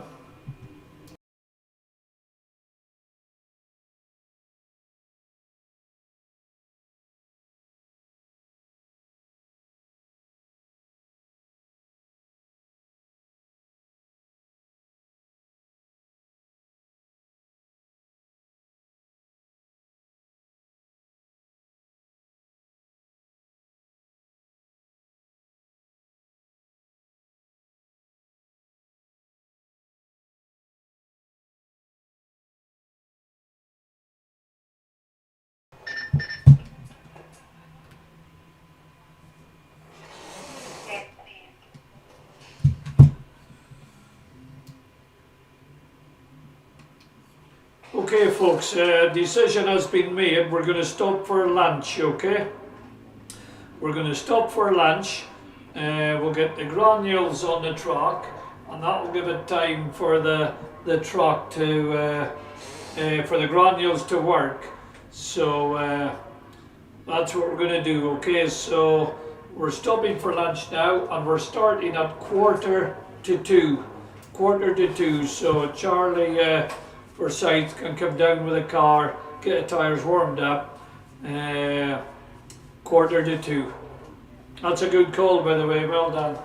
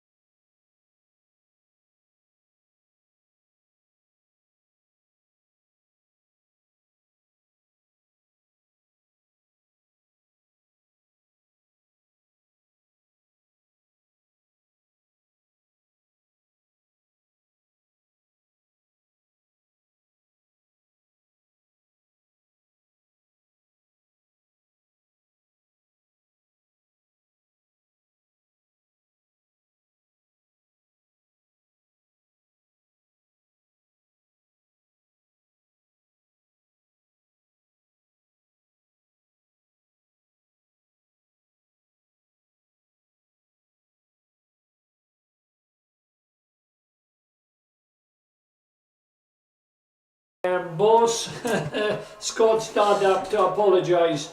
They're very apologetic. Scott wasn't to know. It was obviously all behind him. So well done them on a big apology and the way out there. So yeah, okay, these things happen. It's how they're dealt with. There'll always be problems, and that was dealt excellent. Well done, everybody. So what we're wanting is Jody Gordon. We're going to get Jody, and we'll get road cars going out there. That's what the decision is. We'll get the road cars out there, and we'll just take it like that. And then what we'll do, the single seaters, they'll get an extra run. Okay, I think that's a good call. So we're wanting Jody Gordon, that team up here, ready to kick going the second competition runs. The way things are going, this could become a licensed establishment very soon. So Jody and team, class 1, up you come.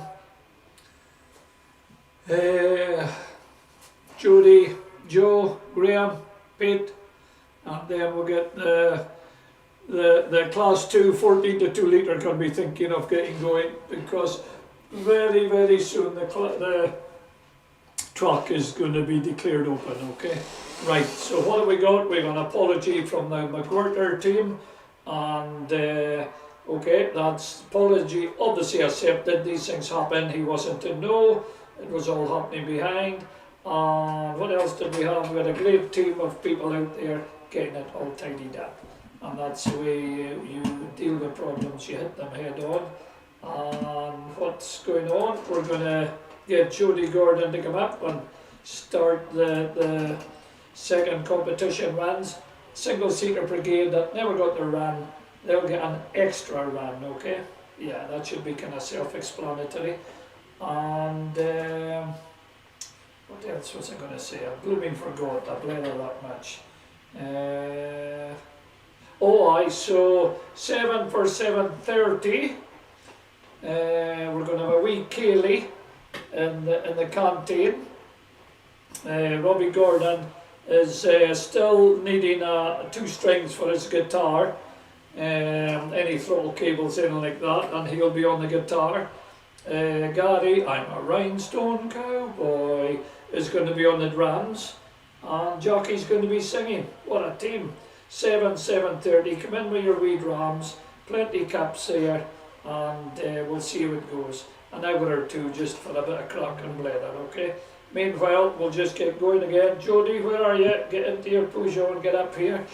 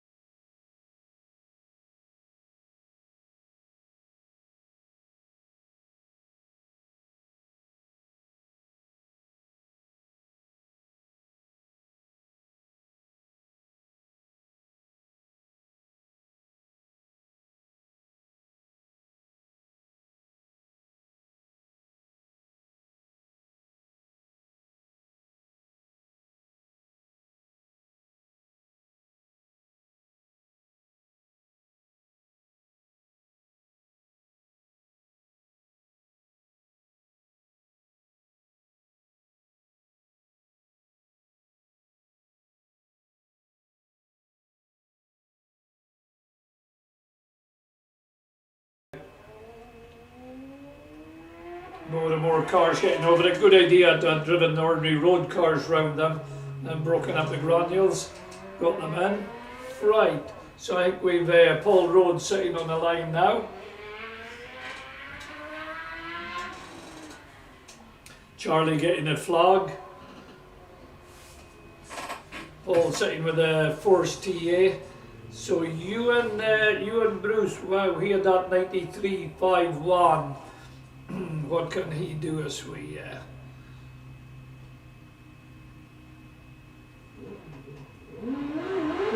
get going?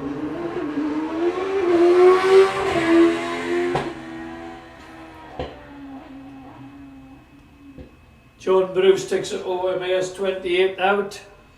This class Charlie just opened it up was is racing cars up to 1100. That's an 83 mile an hour posted up there by John Bruce. San Ewan's leading the class at the moment. On the track.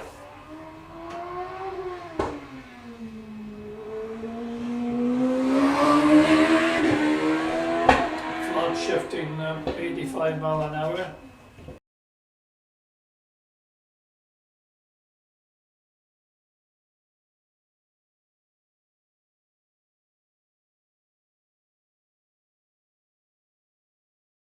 Right, yeah, okay, all good.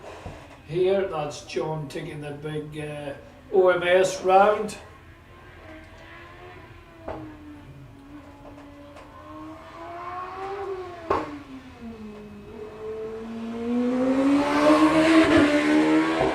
Flat shifting up the main street, 86 mile an hour, gets her brake down just for a wee bit of dust, no problem there. Goes a wee bit wide, out of Bevans.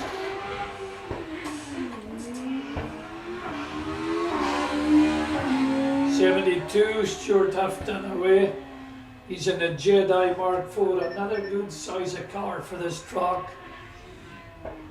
As John Bruce goes over the line. Stuart Houghton, Jedi Mark IV, was on a 1/7 his own times. Gee whiz, I'm getting croaky.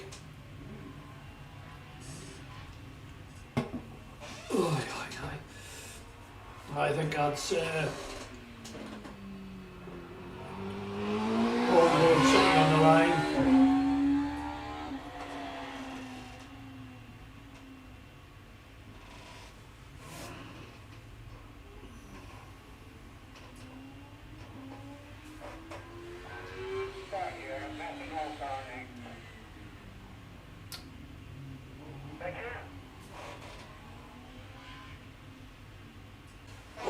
Wondering about Charlie for a second, but he flipped the gears.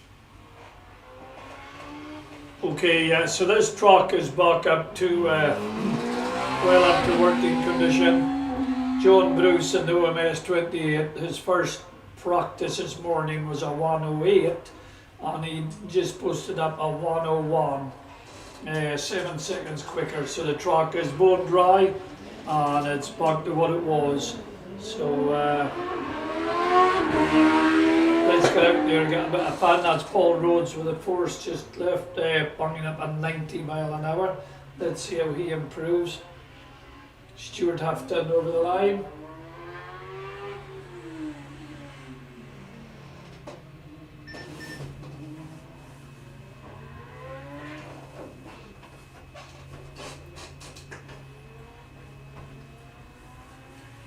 Round Paul comes to beaches.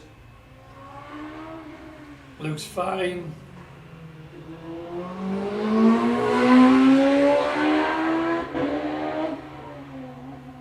Post up at 85. We did have 100, didn't we? We had 101 earlier on in practice. Let's see, can we improve on that, guys? Class at the moment, you and Bruce, now that's only preliminary because this is their first competition runs.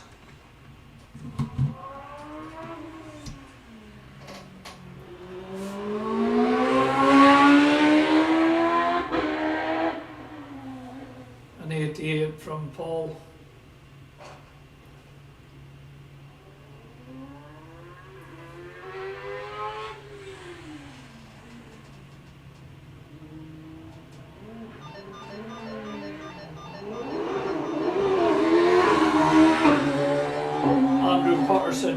passes me.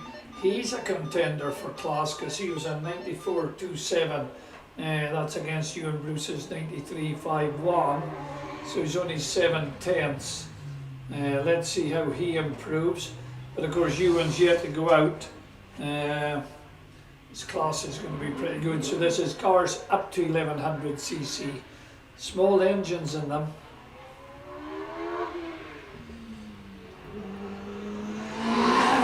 It's a pretty good run, as I said, nicely round fits here. Been up an 89 mile an hour.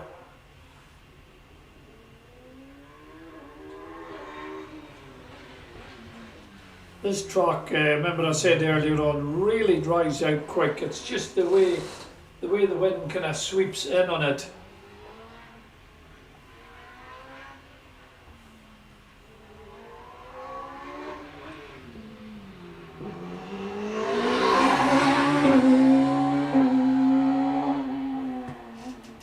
A 91 mile an hour. A lot of grip out there again.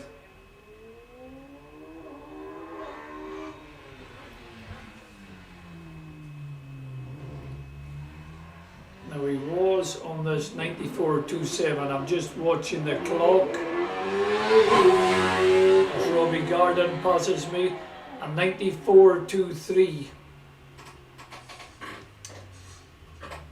0.04 of a second quicker than what he was. Okay, Robbie Garden, great to see him back into the racing. Wee bit of understeer and coming out of, but he was pushing on coming out of infield hairpin. And next Gary, I'm a Rhinestone Cowboys car. Up he comes to pits. Robbie, very successful driver. He's also a good guitar player, which we shall hear later on.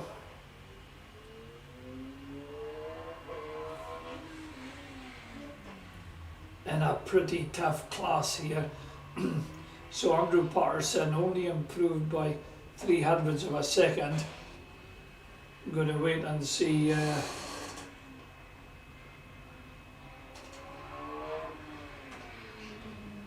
what Robbie's going to do. When he catches that front tyre, we lock up there, and then Ewan Bruce, he'll be wanting to get out there. He did. He was leading the class on a 93.51.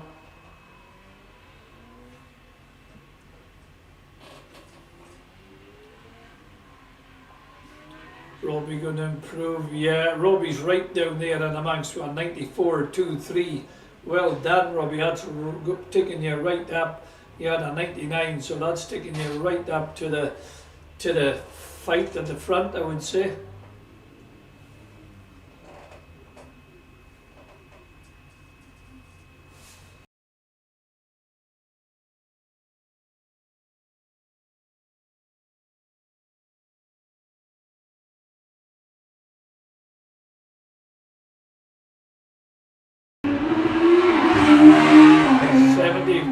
David Looms with a DJ Firehawk posts up a 78 mile an hour in the same class as Roy Monroe.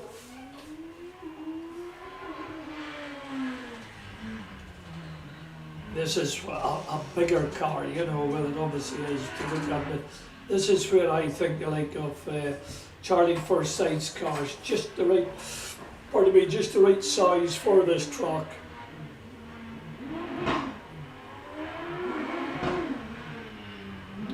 Firehawk comes out of pits. He's going to post up at 89 mile an hour.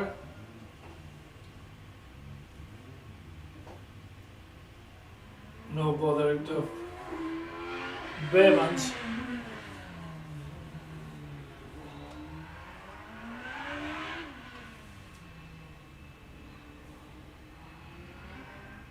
Round he comes.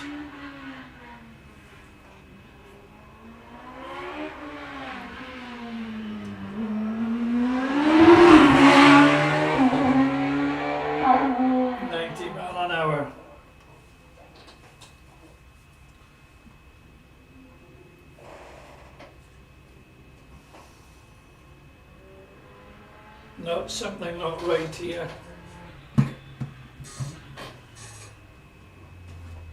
Still under his own power, but looking down at the gauges and whatnot.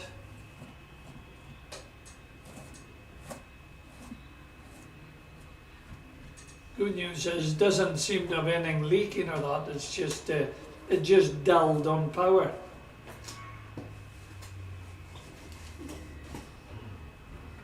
Yeah, there's nothing coming out of that. Whew.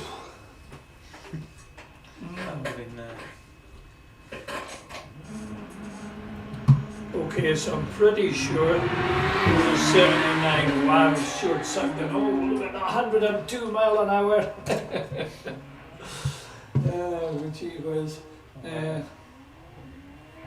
This car is just a rocket ship. So he was on a 9011. He's going to improve on that.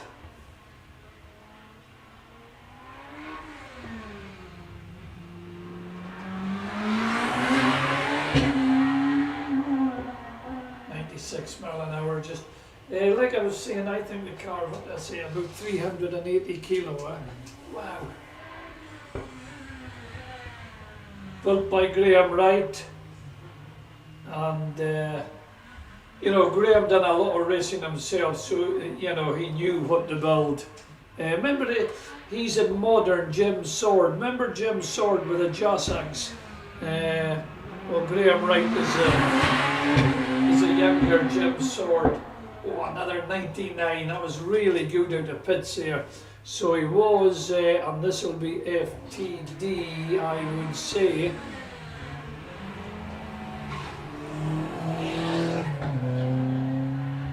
I mean, Vic Roger going out for his run, because he never got it either. Oh no, 92.58. Okay, 92.58. There for Stewart. He did have a 9011, but he might have just thought, right, I'll get a kind of bunker in and we'll take it from there.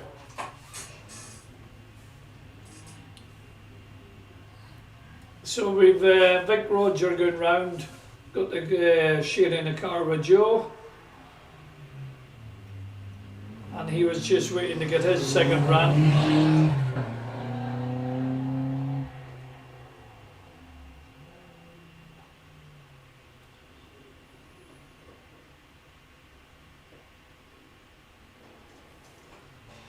Coming up to infield hairpin.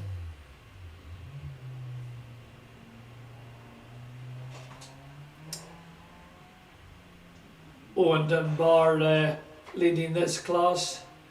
We've got James Stephen line second, and we're just waiting to see where Vic Roger went really wide there.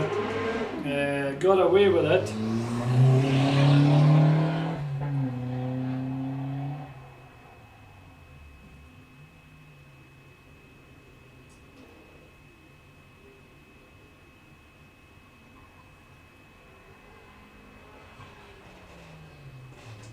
Down into infield hairpin. Now sitting on the line is Ewan Bruce. Can he do anything to Stuart Sugden's, what was Stuart, 92.54 I think it was. Ewan had a 93.51, so could Ewan could he pull in FTD provisionally?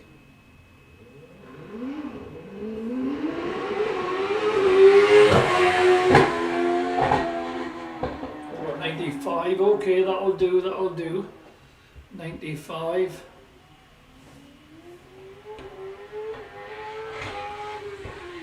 Oh, late on the brakes here.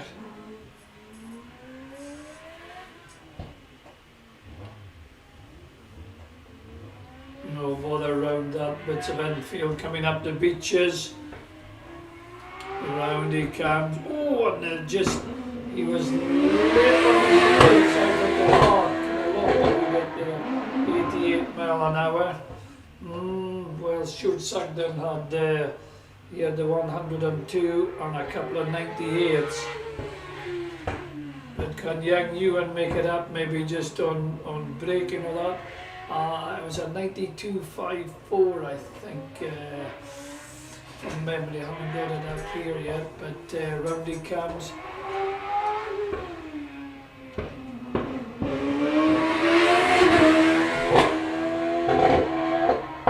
89 mile an hour. So he's giving away speed going up that main straight, and he'll be but that was a well controlled. He never lost any time that up exiting Bevans. George Coggle leaves a line with a chevron. He's going to break it on a 94.07. Okay, so for the single seater guys, that's a good time. He'll be taking class there, but Andrew Patterson's not far behind, so it's going to be good on the next. If you see me kind of bits and bobs, I'm trying to look at the screens, and I'll tell you, George Coggle had George! He had quite a wiggle coming out of Beaches, and then just didn't get the braking quite right, and that's not like George. Yeah, and a big wiggle of his bum coming out of Bevans.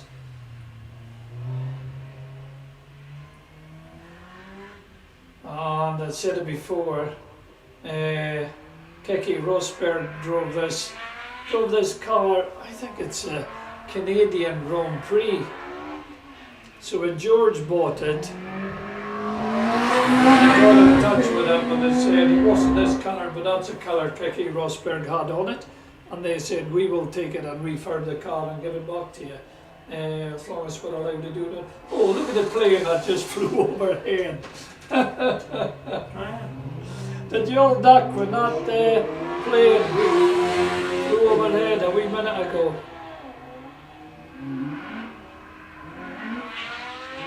So Robbie Garden getting his shot. George comes in on the 101. Robbie Garden out there, he's in a tight class here as well.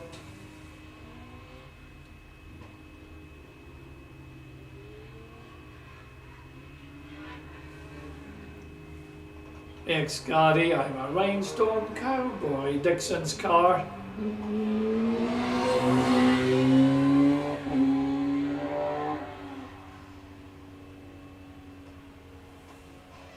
Hearing that plane again, where is he? Is that plane dive bombing us? And then out to the hairpin. It's a fucking...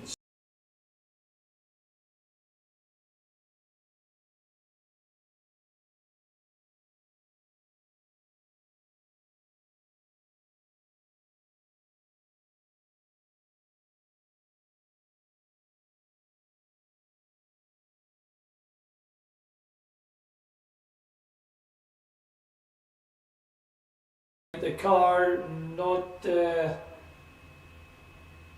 going right. I'm just trying to listen to see is he on his own steamer.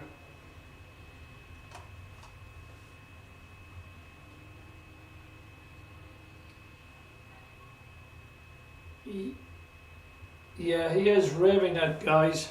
We need to keep an eye on him for, but no, he's under his own power. Gary, I'm a rhinestone cowboy. What warranty was on the car, Gary? You'd better go and run and see what the was. I just thought it was kind of petrol or something the way it started misfiring. Anyway, so we are now back to the beginning. And that's Jody Gordon sitting on the line, waiting to get going. Jody currently leading the class.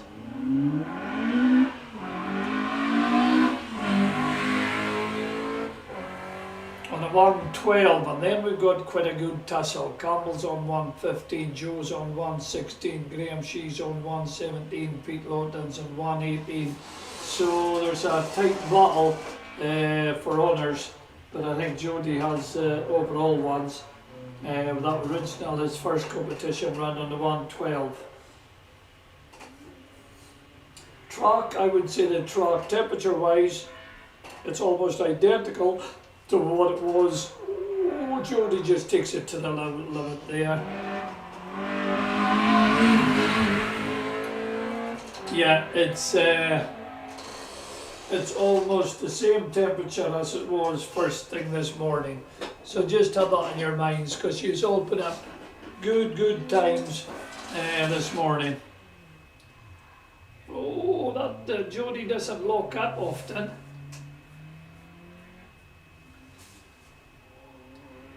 And remember I said his first run out was a very competitive run. That was a 1:1:12.67, and next run a 1:1:2:29.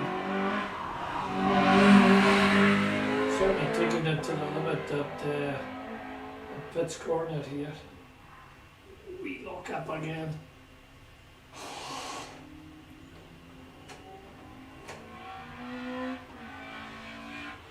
Down into infield hairpin, Coxabock wheel-up. Pete Lawton just waiting to get out to his more modern 106 Raleigh ST1. Jody breaks a beam on a 1:27. No, you see that's 5 seconds slower, so we've been untidy, snatching the break and whatever. But his 1:12 stands, that's the first competition run. So, right, Pete.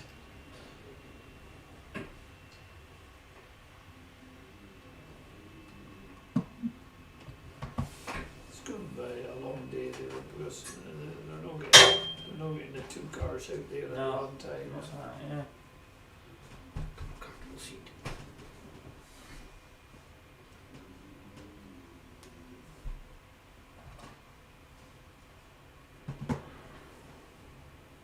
Bring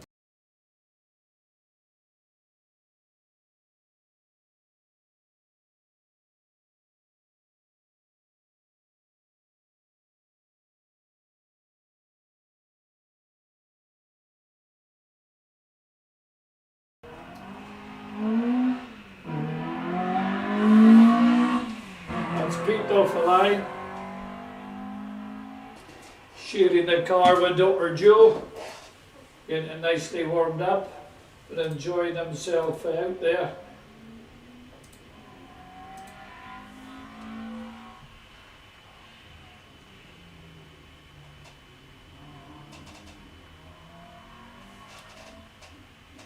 So this is Road Saloons up to 1400. Then we've got the 14 to 2 litre.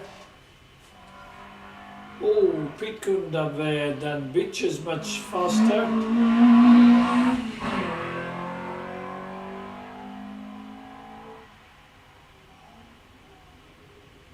Yeah, pushing the wee 106 there around beaches, that was good.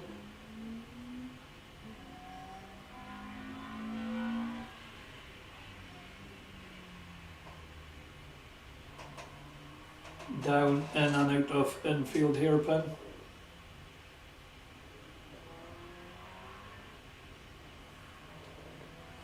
Now let's see what he does. Very fast round beaches last time. Same again there. Not much to improve there.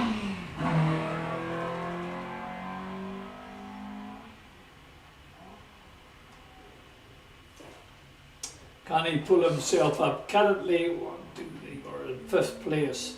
Trouble is, there's only 5 in the class. However, hasn't to do much to climb up. This one, Graham Shea, is only 6/10 in front of him.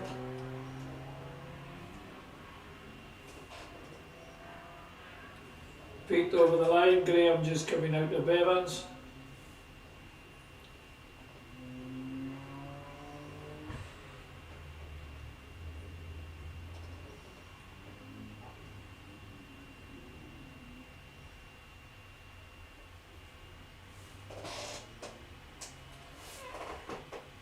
And we've got Derek Rothney just sitting on the line. Waiting to open up the 2 litre brigade. The kind of big guns. He's leader of the pack at the moment, but only by 300ths of a second behind Neil Hamilton. And then we've a wee gap with Roy, Leon. Leon was doing well this morning out after first practices. He was leading by over 2.5 seconds. But then I don't know what happened to Derek. I never seen it. He had a 120, and then he just came in with this very strong 108.70 to be leader of the class.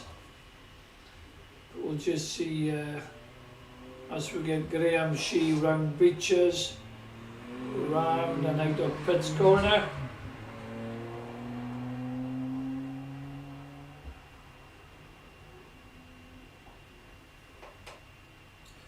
Now this is better, just a better looking afternoon there. That was playing this one all day with that.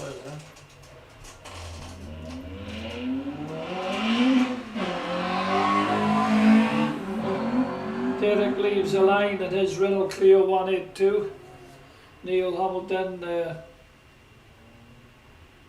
Roy Weir, sorry, getting his socks, so let that.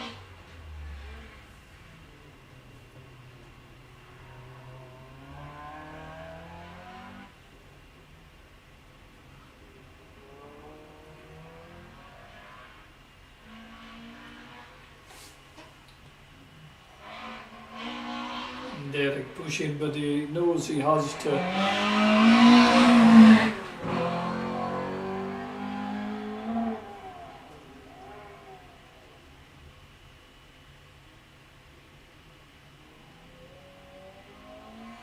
Right, coming down Tenfield hairpin. Yeah, very late on the brakes, goes deep into the corner. That's his style of driving, and it obviously works for him. Car 16, Roy Weir, sitting third in class.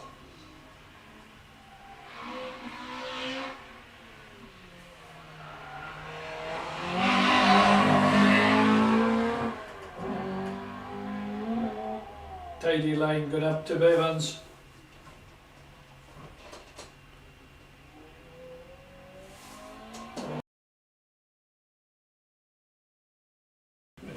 Oh, they are okay.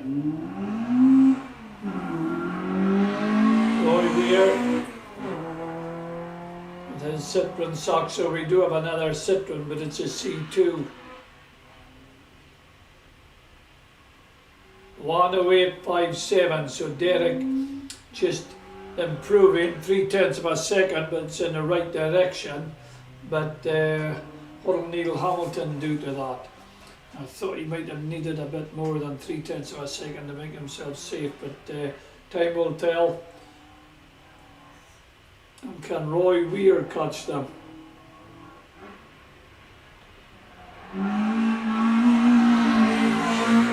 Oh, he's got the oh, there's that plane. Look up. He's awful low, isn't he? Anybody got a gun? Are you sure? Are they allowed to go that low? No, Oh, a small plane like that, I'm sure they can be. quite sporty, yeah?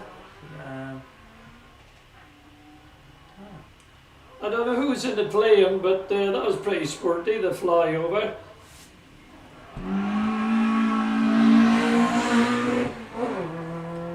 Okay, well the Citroen is bit of a brake lock up there, but he got away with it.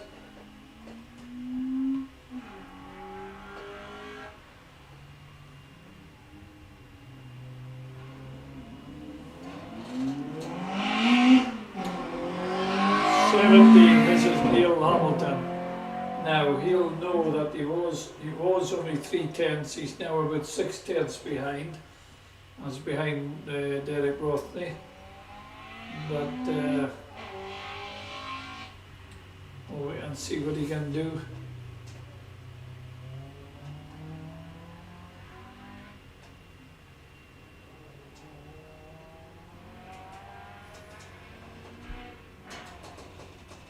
Right, Derek was very fast round pits, round beaches, sorry. Yeah, on pits. Yeah, very much the same. Driving right in over the concrete rumble strip. Oh, here's another plane coming in to dive bomb us. Honestly, if anybody's got a gun, I'll shoot it.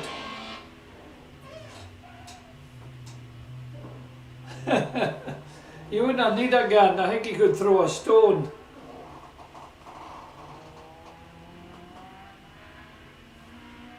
Later, huh? Oh, it's not the same guy. Oh no, he's up. Look, he's only there. The last guy. Yeah.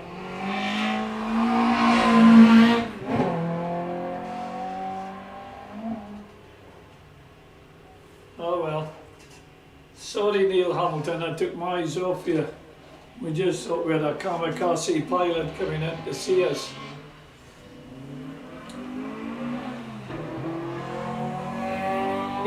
That's Leon just off a line, but wait till we see can Neil Hamilton.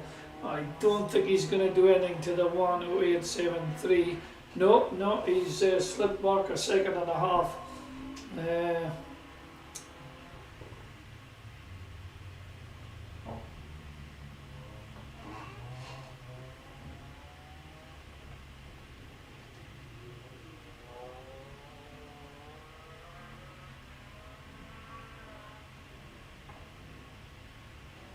Yeah, sorry, I'm transfixed on the aeroplane that's flying away.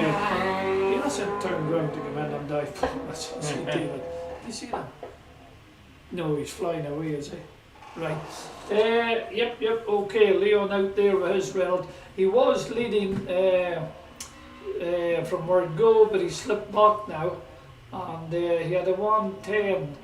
And then he had a 115, so obviously he did a misdemeanor. Oh no, it was raining, silly old me. He do anything to this 108s.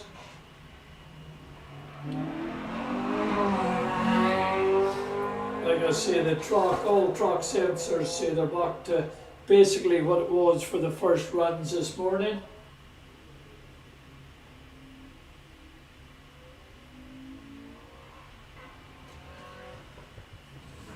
Pushing on his Joe Young gets off the line with her run in the 106. Just gonna watch. Leon's on a 116 there.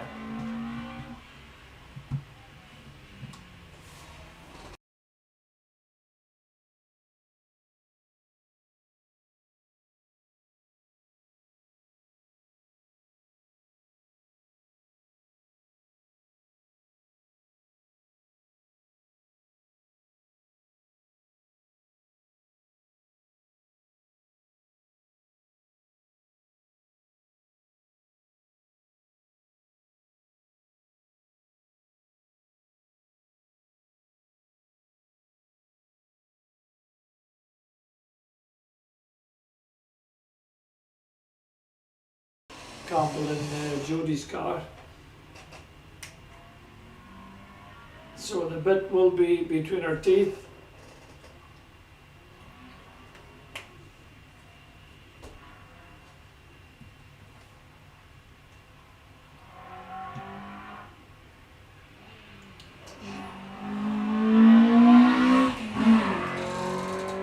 And then out the pits corner, fine, nice line up to Bevans. Late enough on the brakes, so she's wanting. She did have a 116 last through about half a second, and she's up to second. Ewan Cotterson with a C2 Citroen leaves the line.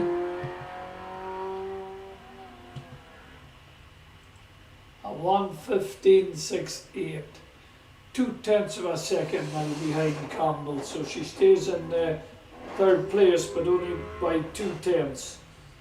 So can it go in the right way?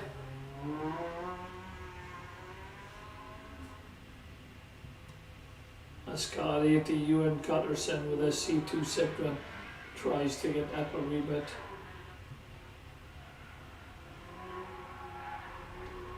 Oh, control.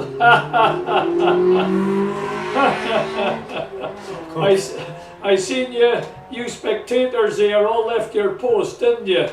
You think, we're out of here. That was quite funny. He has fairly got going. And no wonder too. Thought you were going to have a C2 in to visit you, but he got her under control. It's just when you go sideways that you think when this comes back, we could be in trouble. A wee bit of crack. You're all okay this time.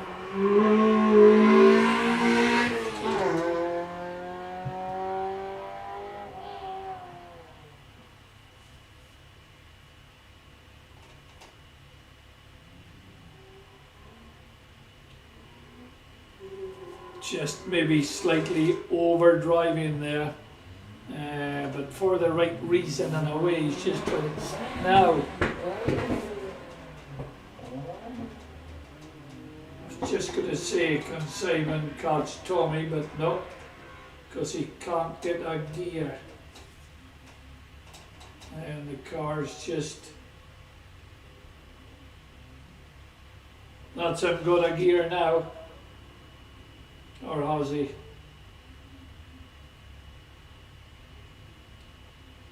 No, something not right down about the gear linkage.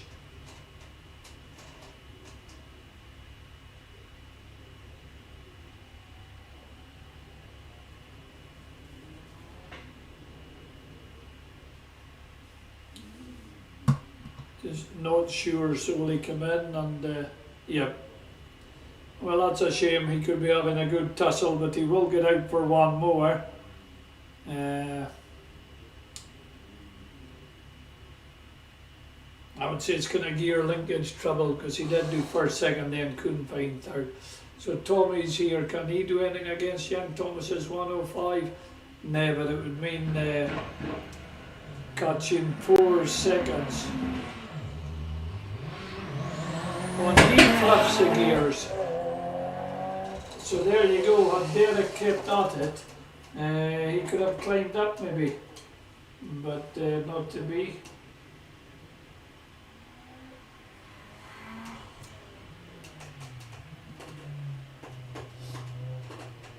Now I just think there's something that just, I'll show you where it is. It's, oh no, maybe it never did it there. Yeah, I just thought out the beaches it just slowed a bit. That could be all with a mapping and everything. You don't know. You know, it's difficult sometimes. But he'll have consolidated if he has a decent run here. He can consolidate the second place, but I wouldn't be too comfortable because Simon can get back out there.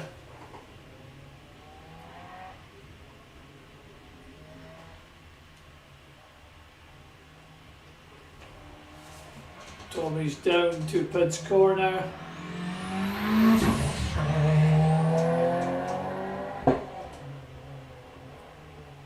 $75 miles an hour.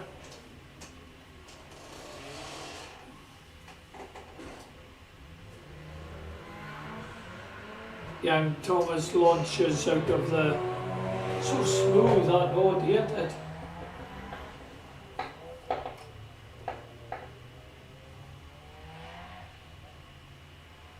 Just so smooth.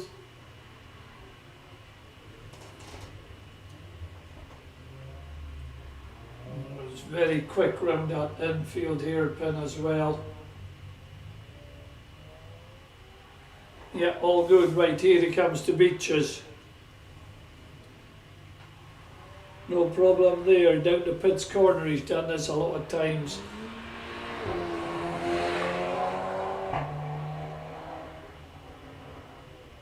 Just so smooth, and the gear changes are so quick, and the braking's just so correct, you know, everything's just right in it.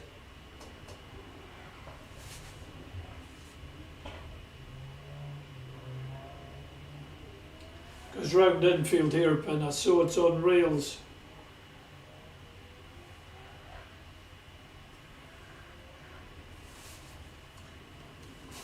no problem at beaches for the last time for this run.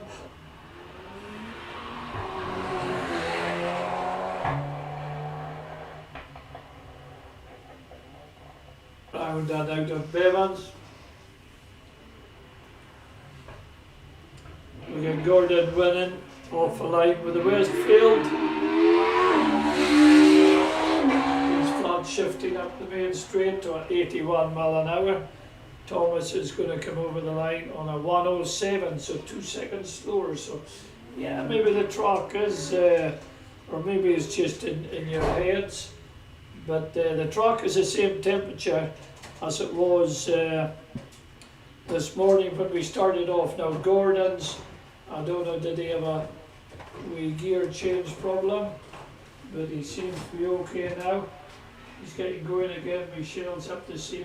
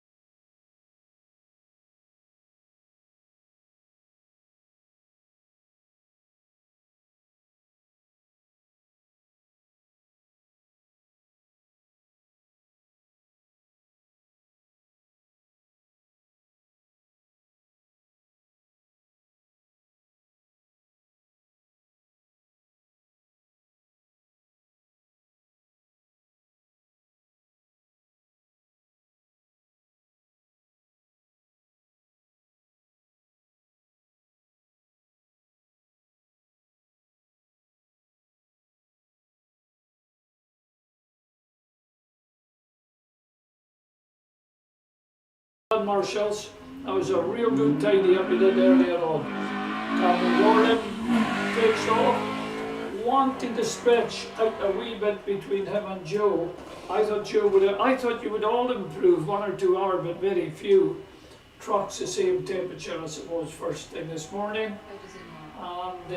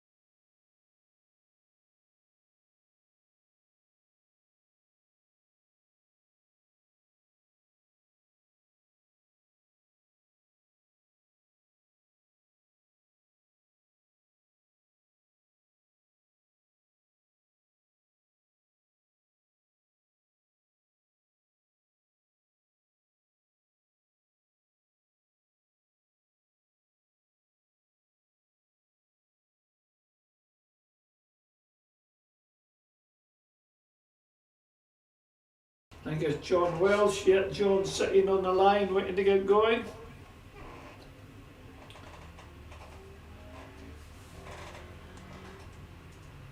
And it's good that everything's kind of getting back to normal. Alexander Clabb in the Caithness R500, very fast car, waiting to get out as well.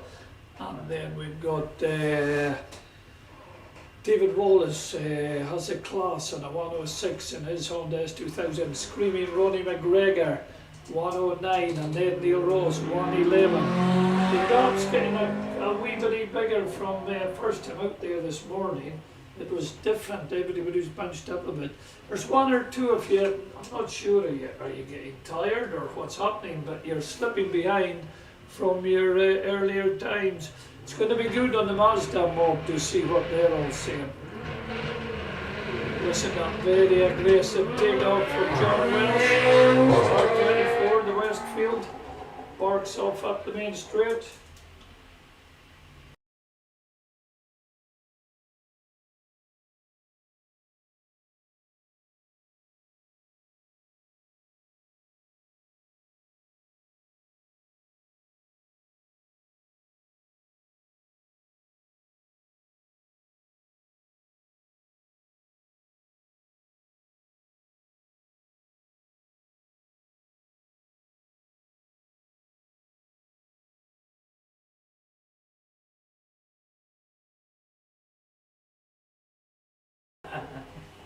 Right, John barks up to Bevans. John was on a 106, that was a good time, he took it down 106, but Alexander Clabb had been on a 105 with a Caithness R500, that's him sitting on the line. He had dropped into 103, so can John come down to the 103 mark or thereabouts? Well, we'll not know for a wee few seconds. Commented on it quite a bit. Quite a flame coming out of John Welsh's car coming. Do you see the flames? No. Oh, the planes? Why? Yeah, that, yeah. No, huh? Yeah. You see them go back that way? No. They were Was there close to few the of them? party, you know. Okay. Alexander Clabb posting up an 82 mile an hour off a line. Okay, John's going to come through, no, a 107. So another guy that had been a 106. Cheers.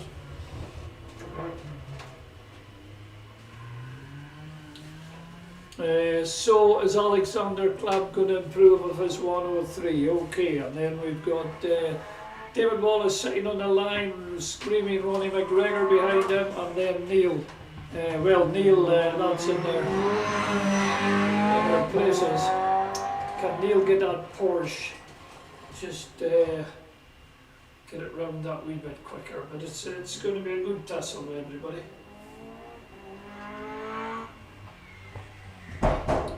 Kate round 500 really goes round infield.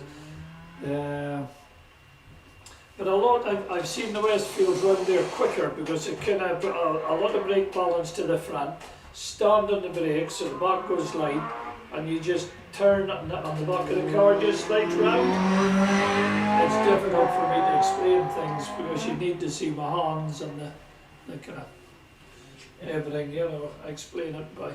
You do need your hands to explain a thing, don't you? Especially if somebody's cheeky.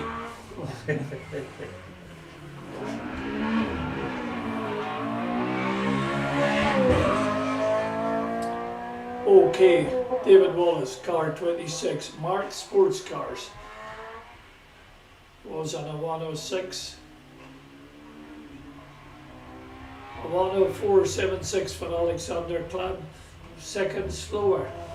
I wouldn't have thought this track is slowing down, but yous are.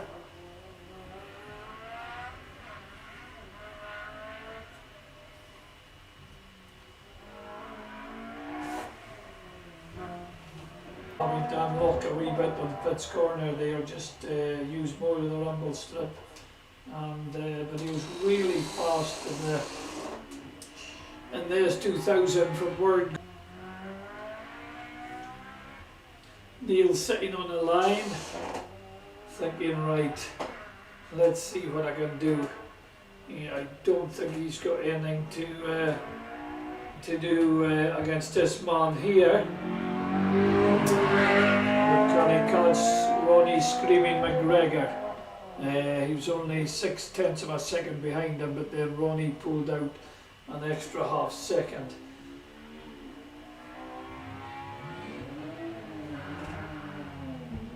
Okay, here goes with Neil Ross. Porsche came in.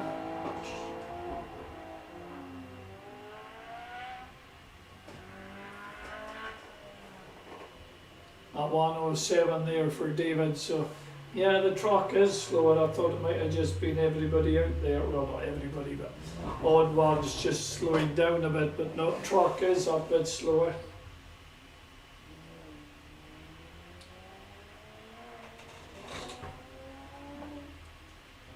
Neil coming round beaches.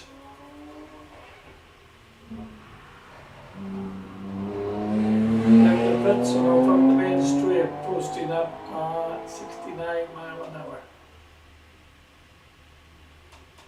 I'll only say it once more, we had 102 earlier on, 102 mile an hour going up the main straight.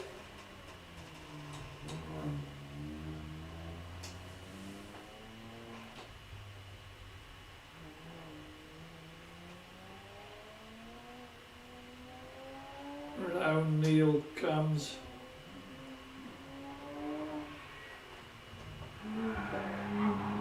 Just trying to get the ball out of the car and be frustrated. It's a quick driver. Did have a yellow one there. This is a new one to me, but it was the same, very similar car.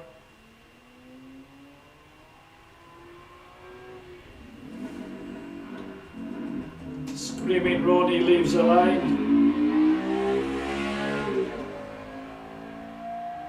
I told you about that Honda engines, in the factory they had an S2000 engine and they had it clamped down to the testing bed and they put it on maximum revs, obviously feeding it oil and water and cooling it. 28 hours it went before it blew up.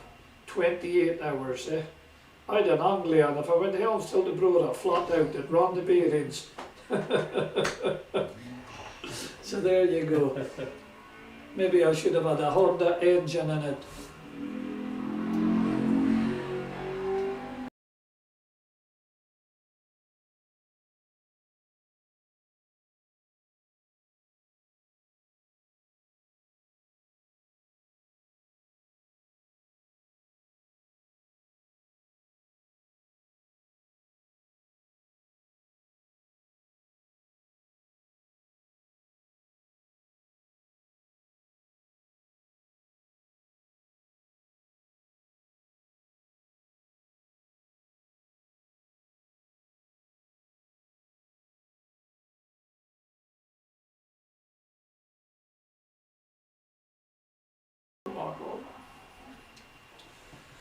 All good here, folks, and checking the weather. David has this weather. I didn't know it was David's two planes that flew over. They're just checking the weather, cloud and what have you. Okay, the Mazda mob kicked off. 17 cars. Here goes.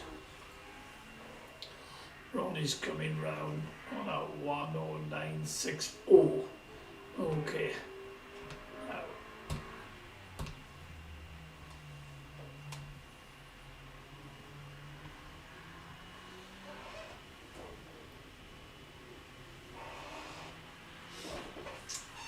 Now then, I'm just, that's me back on. I have a lot of stuff to do here.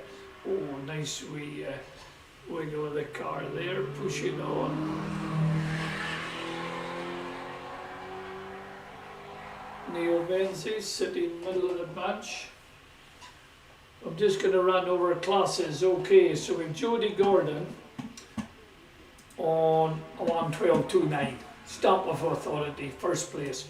We've Campbell on a 115.44 and Joe on a 115.68, 0.2 of a second. That's going to be a good one to watch. And then we have Graham Shee and Pete Lawton on half a second between the two of them. It's going to be good. Then it gets every bit as good. Derek Rothney, 108.57. Neil Hamilton, 108.73. Close, eh? Tommy Robson, 109.84. Simon Rothney, 11033, half a second between. So there's quite a lot to fight for.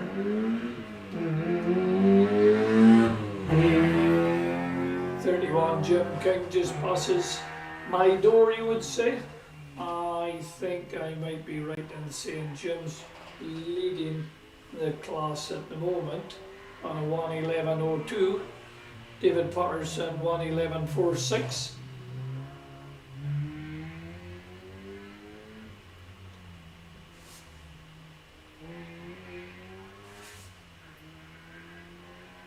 Yeah, we've deceived Michael King.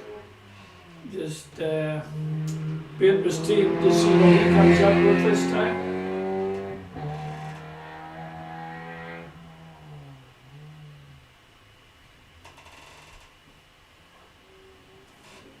Yeah, Jim got that kind of wrong up in Bevans. It kind of, I don't know, kind of faltered and turned in and what have you. Anyhow, because he's not that really that safe with David Patterson breathing down 0.4 of a second behind, and I'm more than sure that Michael's going to pull up.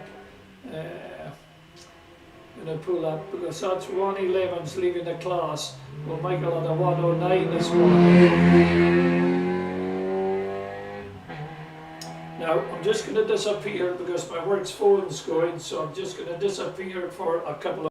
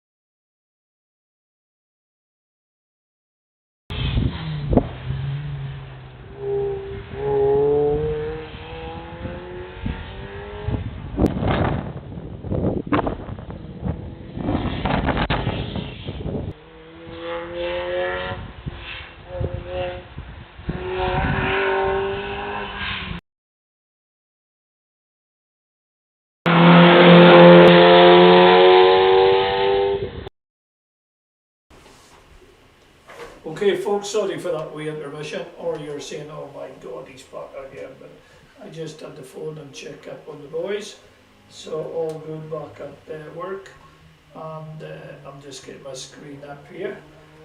So is the track slowing down? We did notice the temperature is down about 2 degrees, which ain't a lot from this morning.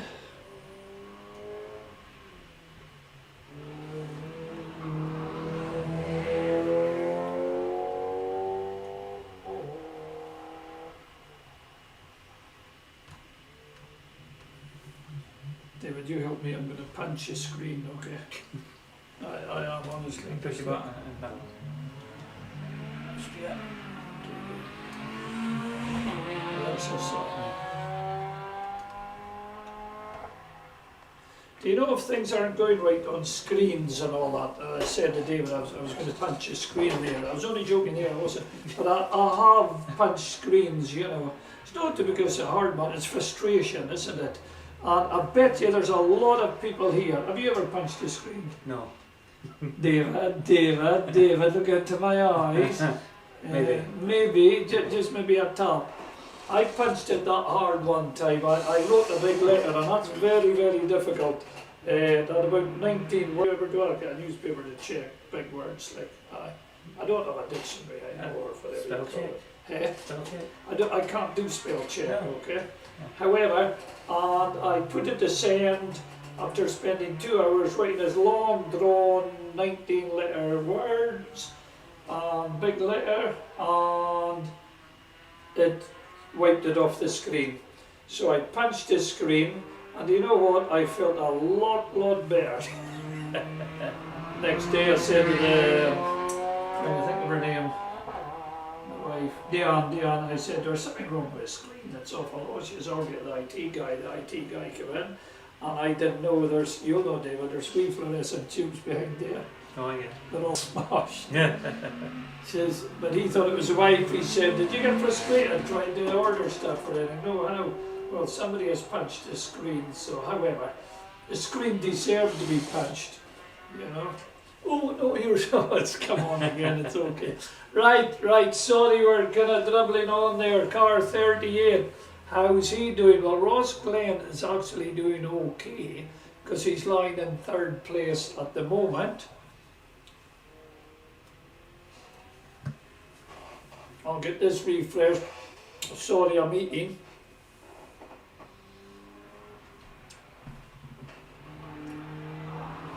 Ross pushing on there with his Mazda. Late on the brake. Yous all are, do you know that? Every one of yous are late. You're good, Fiona, on the infield hairpin here. Really good. And these Mazdas are so forgiving or whatever. Now while our mate coming over later on talking about Mazdas, okay, and he sold one. Now that's fast. He had a 2008 2-litre Mazda. He sold it, but the parts he's left over is a rear diff, drive shafts, brake calipers, disc suspension, link bars. So he's going to come over, Frank again from Dornoch, good guy, and I'll just get him, I'll introduce you to him. I'll point him in your direction. So that's the kind of stuff he has. He can go back to Dornoch and get it if anybody's interested. Yeah. Ross, a 112 there now. He's going to be happy with that. more than a second improvement there. Not enough to take him up into second, but that's a good improvement.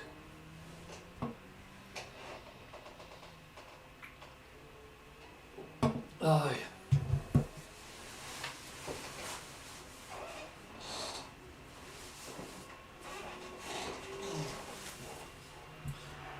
And also Ross is proving that there is still speed in that track, okay? Over a second improvement there. I thought a lot of these were just kind of maybe not sleeping, but oh, you know, it's this or that, it's getting late or whatever. Come on, man up and get going out there. I'm going to refresh the page just to see. Man up, you see. I'm going to refresh here a bit. I'm going to have to give David a wee pep talk, I think.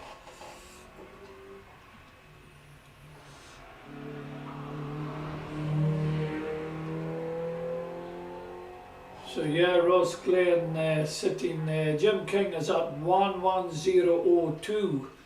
So he did improve by a second.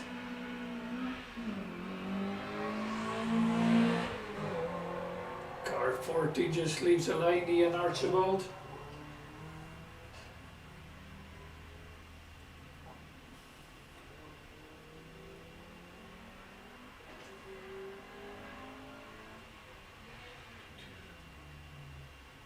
We had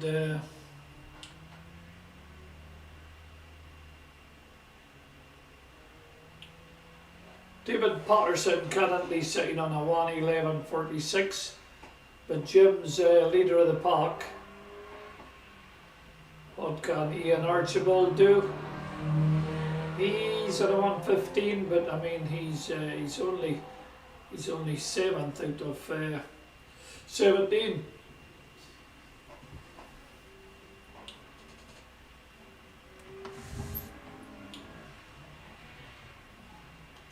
Wee snatch of the brake there coming down into this infield hairpin.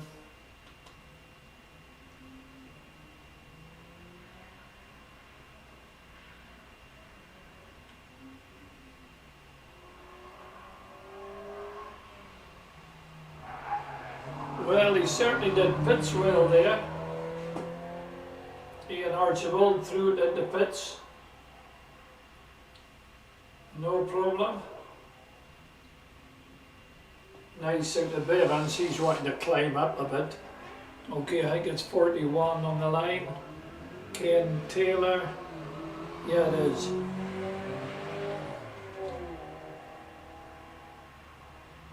Now him and Scott will know they can come up a good bit.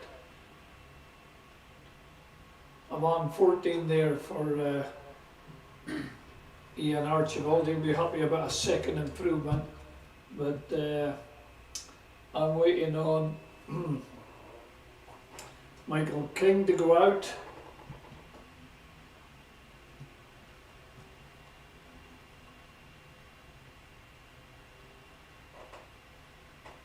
So 41, Ken Taylor, first time here I think.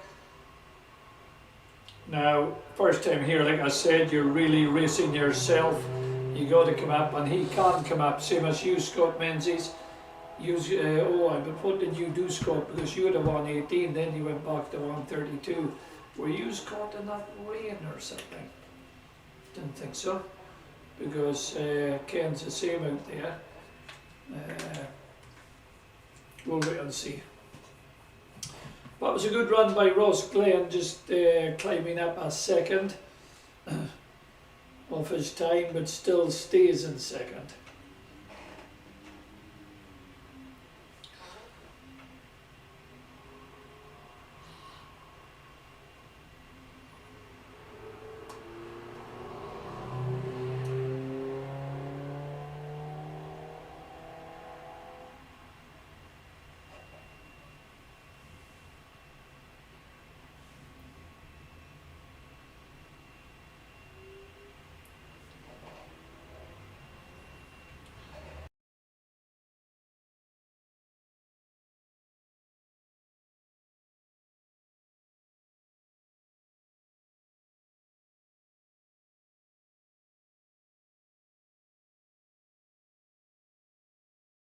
getting his run. His run had been spoiled by that oil on the truck earlier on, so this is him out now. Taking plenty speed down into infield hairpin there. Well done, man. This is looks like a pretty decent run. If that infield hairpin late braking was anything to go by, that becomes a problem there. Yeah, it's keeping it on it.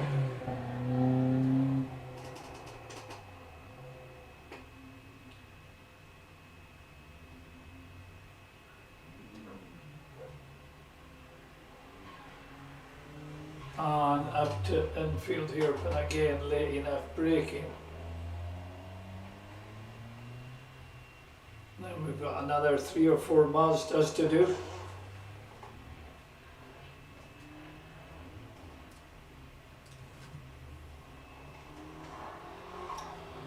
Mike comes up. 2 pits.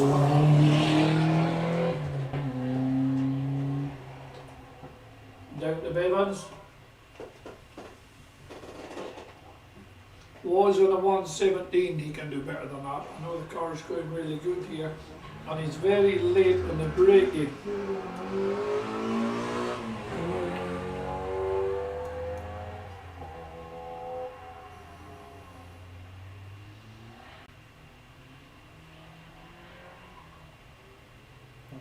A 113, there you are. He'll be happy with that.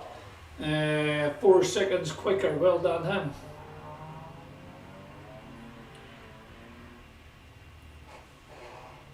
Okay, I think this is Chris. Yeah, Chris Cheatham with the Mazda. We've a few of them left to go. Just taking it a wee bit too wide. They got away with it coming out the beaches, off up the main straight. We puff a smoke into the exhaust here and changing up. No problem. He's kind of middle field with a 115.81. Now we know this truck is speeding up.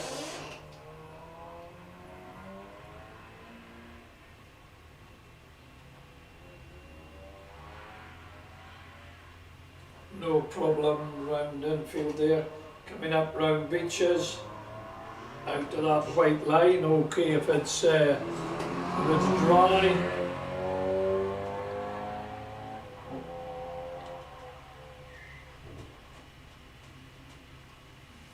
Good looking run, but then kind of they're all the same. You think that'll get them up, but everybody else is going up too.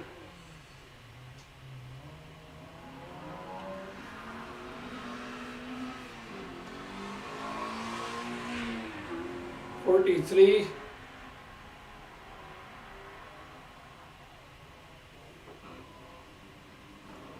And Robert Ewell.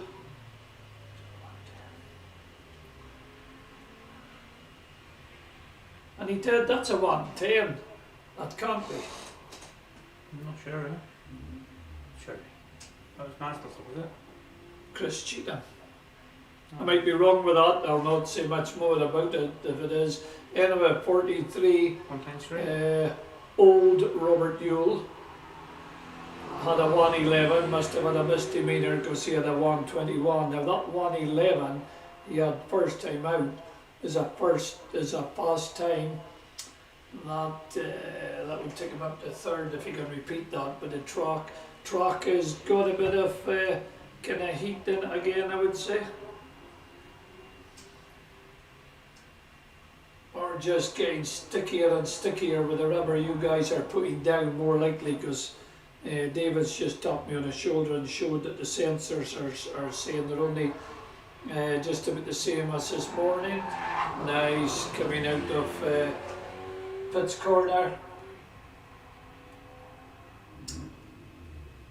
Would have needed a 62 on the speed, could have done a 66 on that, just to get right up with the front bunch.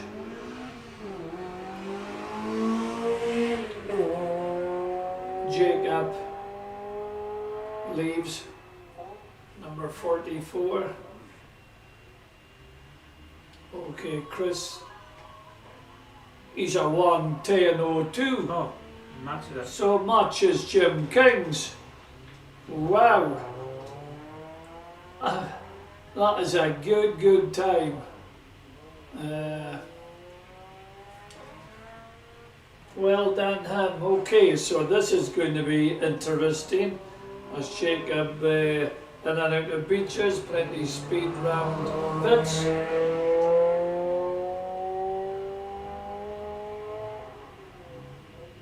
And there's going to be fun with the Mazda mob when we get them out again.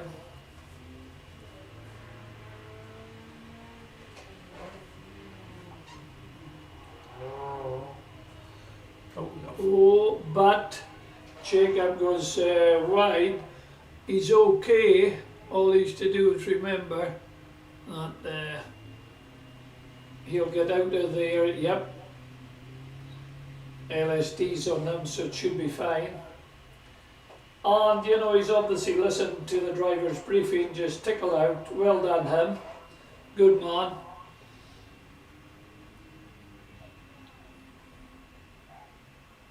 So Jim King, oh no, look, he's slightly, it's not identical. Yeah, it was 110.02, yeah. Sure it was. 40. Is it up yet? Yeah, well, I thought it was, that should be it. Said 110.02 all the time, yeah. That's what I thought, that's where everybody clapped, even clipped for fuck's sake. Yeah. It's not done yet. It's not now. Chris Cheatham 42. Oh. That's still on yet, no, I have it here, you said. no. Oh, they're all clapping them. No, they're just fucking happy clappers.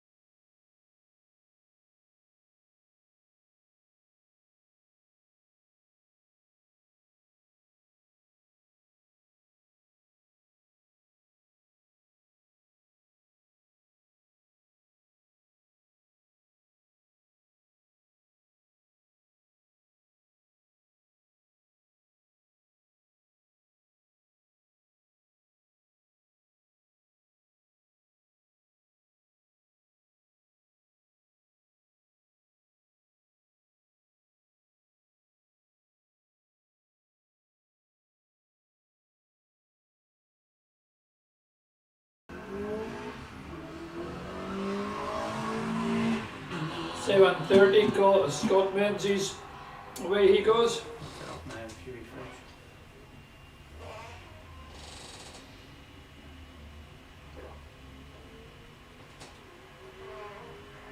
refresh.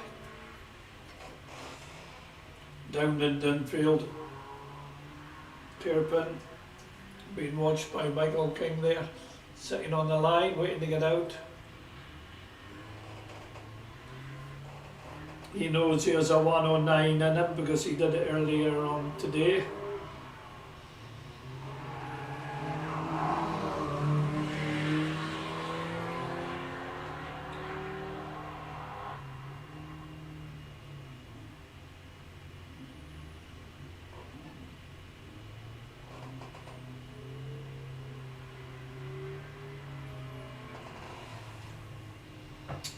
Getting breakdown for infield hairpin.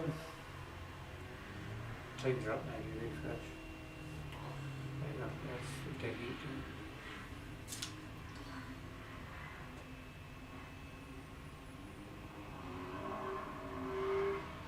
18. You're right.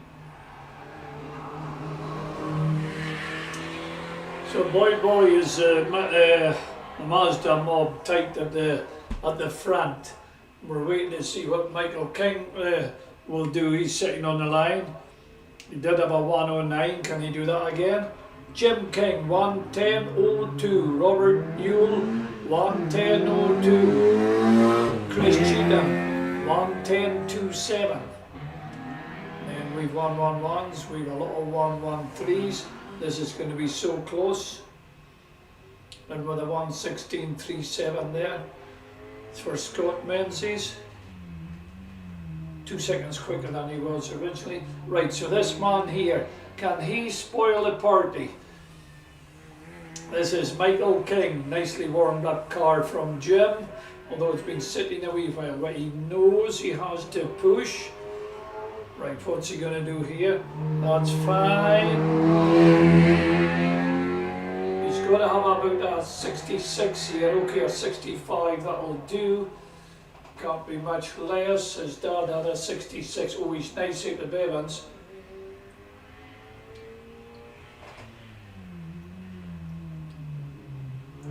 Okay, round hairpin, infield hairpin. Right hand there, that's okay too. Right now, beaches is, I think, is beaches and pits is where your time's made. Maybe could have gone in there a wee bit quicker. And again, going to have a 66. I think it's going to be a 60. Oh, and a 67. So right, these new tyres are getting nicely warmed up, and of course this. Will this be? Oh, look what's leaving the line. Though, could we take eyes off the Mazda Challenge? The big Ford Anglia, under the hands of John Moore, leaves a line.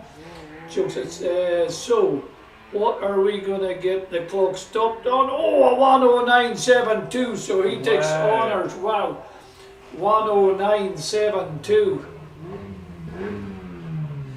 Ooh, boy, is it all to fight for next time out? Yeah. Right, never mind that. Look at the Ford Anglia on the track, okay? Talking to John dinner time there, I said, is FTD in the old Ford Anglia? He says, never say never. But what John has is it's good tussle here, because John is leading the class by 0.4 of a second by Ian Crockett sitting on the line with his Austin Mini with the wee 10-inch wheels. I love the Minis with original wheels. They put 12s and sometimes 15s on them and what have you. No, same as Mark 1 and 2 Escorts should be 13-inch. Same as his Anglia here, Jones beautifully turned out Anglia, 13-inch. He's pushing.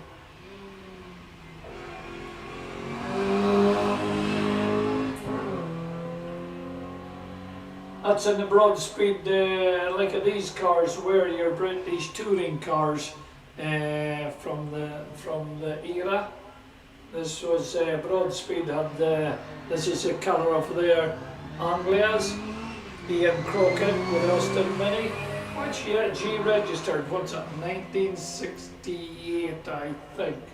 Okay, can John do anything to his 138? He's got one more to go yet.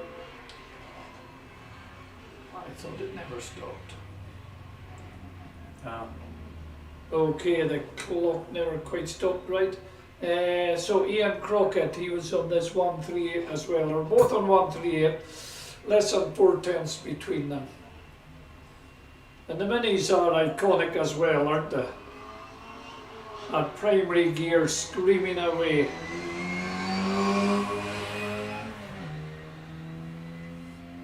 And then with Peter Wheeling with his Morris Mini sitting on the line, waiting to get off in the Gulf colours.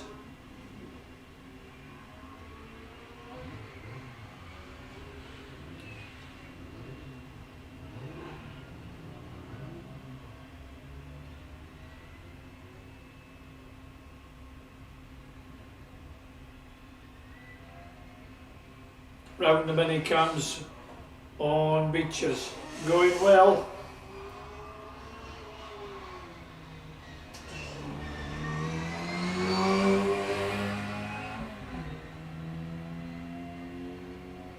Really suits this truck, the wee Minis, Anglias, things like that. So he's just in the class with John, classic and thoroughbred road cars. Peter Wheeling, car 47, the Morris Mini leaves a line. He's in modified saloons up to 1400, so that's self-explanatory. Oh no, a 119.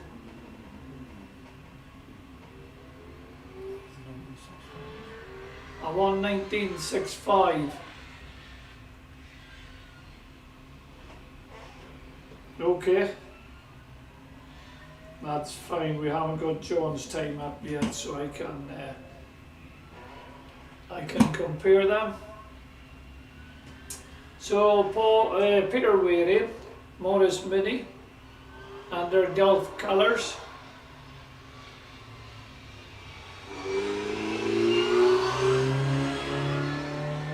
And then we've got Alistair McCarter. He's actually in a class that's coming. He's in with Josh, Sandy, Adam, I mean, and himself.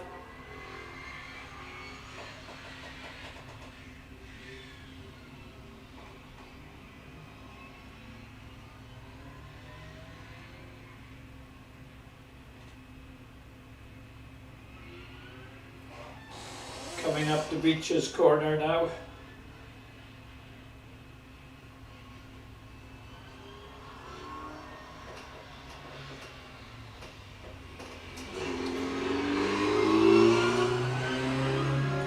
The Perspex windows too, that's that kind of smoky colour.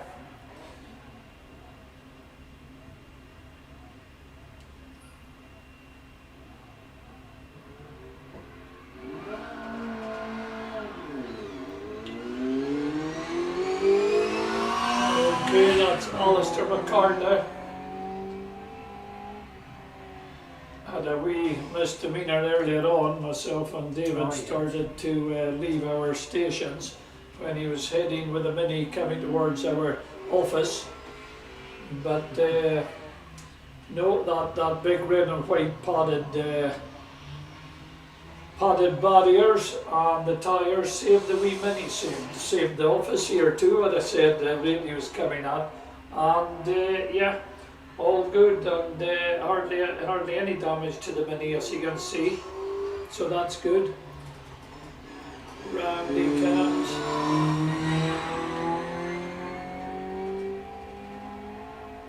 So he'll be wanting to get a time in because with the misdemeanour he's lying last, but I think he could come up to the middle of the bunch.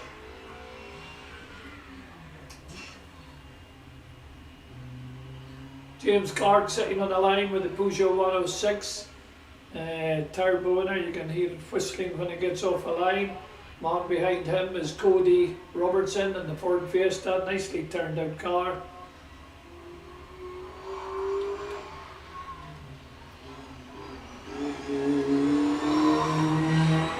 Austin Cooper, yes, that was the car of the day back in the era. The Cooper S. You got what, a 998 and you got 1200? No. Did you just guess that? Yeah. No, you got 1098, I think that was the big one. You got a 998. Yeah, 998 definitely. I'm sure it was Stop for the ahead. yeah. So, but you would be Archie if you had a Cooper S back then as he gets flogged a 12230. Yeah, that'll do him. That would put him second, 122. That would put him first at the moment. That was a good run there. With Josh Warren and his Morris Mini on a 124. I think that was damp then. Yeah, it was damp, wasn't it? However, we'll wait and see. So with the 106 sitting on the line, James Clark, Peugeot 106. Modified saloons, 14 to 2 litre. The Marshall's just getting them up to this light. Yep, we're all good to go. Well done, Marshall's, by the way. And all services, rescue crew, for being here, especially the Marshall's standing out there.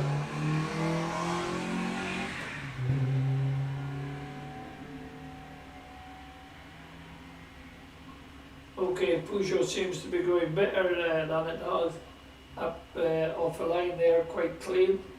Misfire last few times. Sounds way different, huh? Yeah. Somebody just don't tell them. But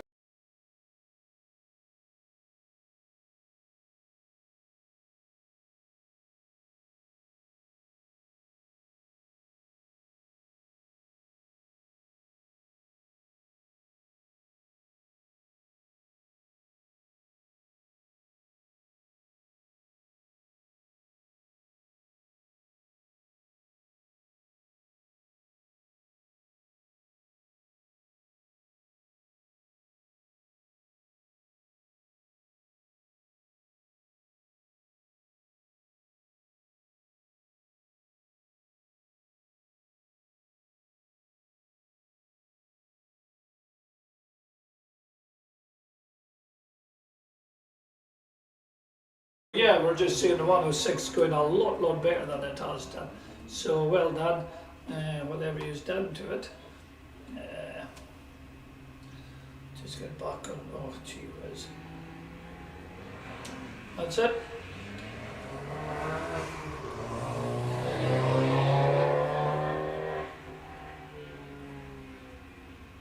So we Cody Robertson there getting off a line with his Fiesta, but we're just going to watch what James Clark's going to come over. He had a 146, 126, 20 seconds quicker.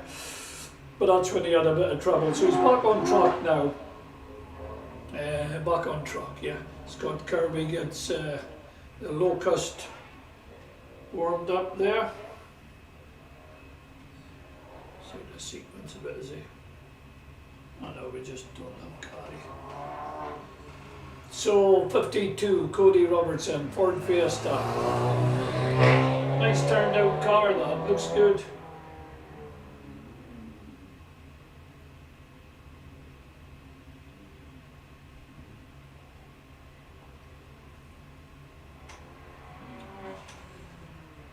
Trouble is with Ford, okay? Ford were the spoiler people, okay? You know, your Mark II Escort with a rubber spoiler on the back, your RS2000 with a nose cone with a spoiler on the back. Then what did they do? You got the Sierra with a whale tail, wowee.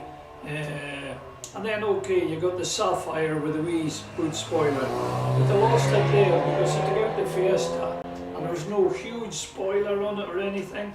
And they just went off, and see the designer, they fired, because he made a mess of it. He went to that Maxus things. That's a guy. 55 Scott Kirby. This is a rocket ship, by the way. I've seen him. Who was he? Remember he had a right bottle. Craig Morrison.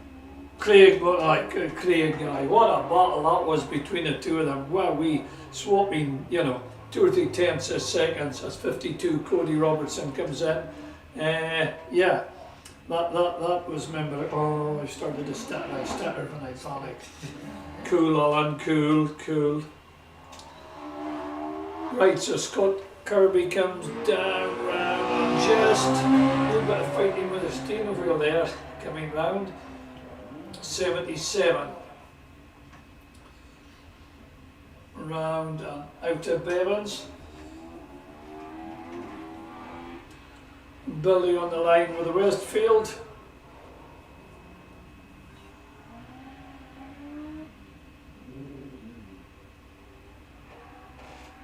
Right, Scott comes round, Beaches.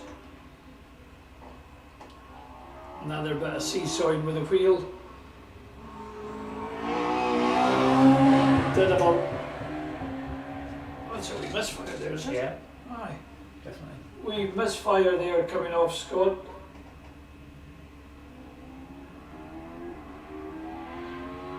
Now it's cleaned itself, that's good. Billy gets off the line.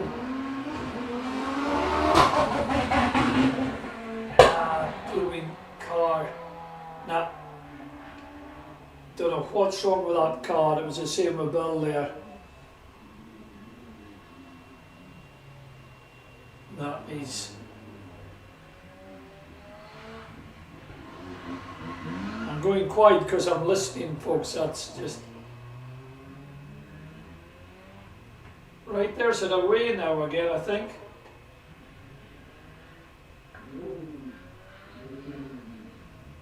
We'll listen to it.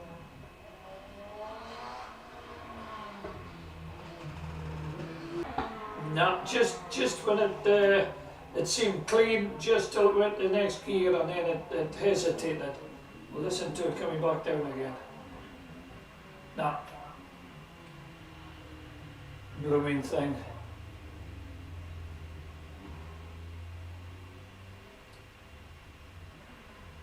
No, guys, we're going to have to come in and get your electronic package ready to do a bit of fault finding. Coming under its own power, but that's disappointing. This car normally goes spot on. The boys just have it tickety-boo.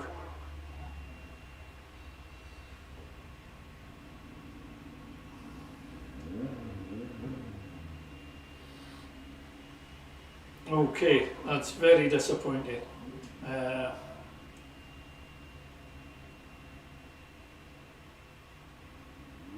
Right, so the mini on the line, Josh Warren.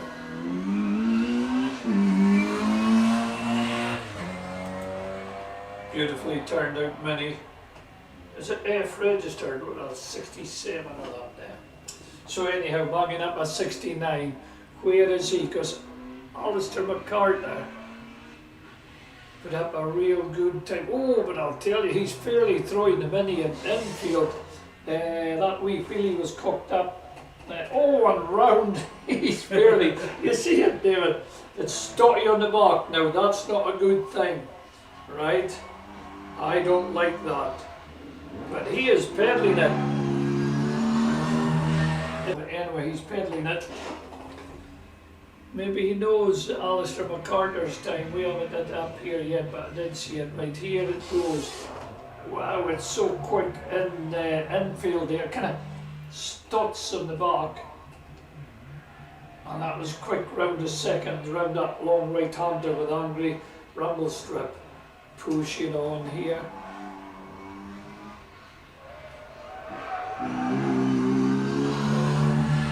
Round and out of pits.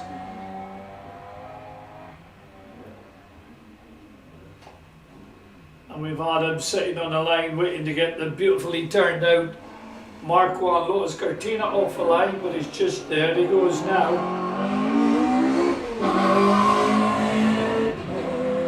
That was good. That was good. Okay, so Josh is on a 1:11. 1:11, so it's a second quicker than his practice was this morning, so 1:11. Just, have we got Alistair McCarter's time yet? Does that come through? I'm sure he had a good time. Right, so we've had him out with a Mark 1, built it himself, ex-European touring car. Oh no, oh boy.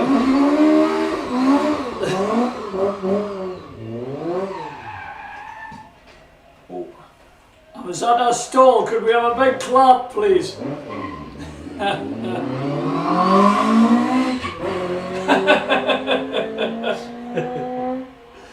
I'll tell you, that car was going into second. I could see the way he wrenched the gear lever through.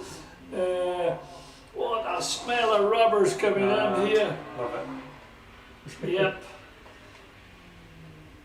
Yeah. Now, see when he comes in with a car, please stand away. I'm seeing Darlene, his girlfriend, running off the side. Must be so easy to spin round there, because he can drive, you know. Well, he's a Mackay, obviously he can drive. Can he do it this time?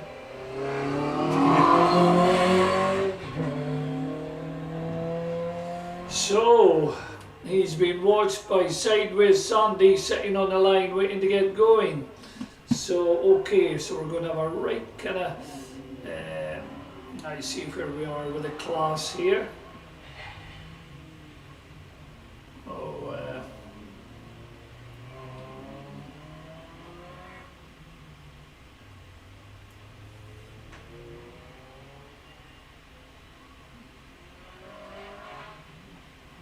That's him coming round, and he's got a 13990. Well, we all know why it's that time.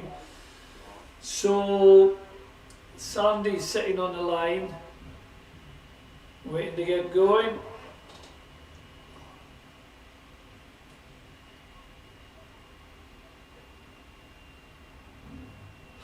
But that was a really good Josh. Had a real good time in this class with that 111. Alistair McCarter is a 122 with the mini. Now Sideways Sandy had a 120, so he knows he can take a couple of seconds if he just does what he did this morning first time out. So pushing on with the Mark 1 RS 2000. Oh, see if you own that card, and it's, oh, I did have an RS 2000. Aye. Yeah, there you go. A Modena green one with darker green stripes. Beautiful car. Anyway, Sandy's coming in and out. No problem there. Off at on Main Street. Oh, and Sandy just gets it braking, but he does a kind of Scandinavian flick where he shouldn't have. Anyway, got it all under control. Yeah, tell me later he meant that. Round and out of infield. He's wanting to do something against Alistair McCarter's 1-2.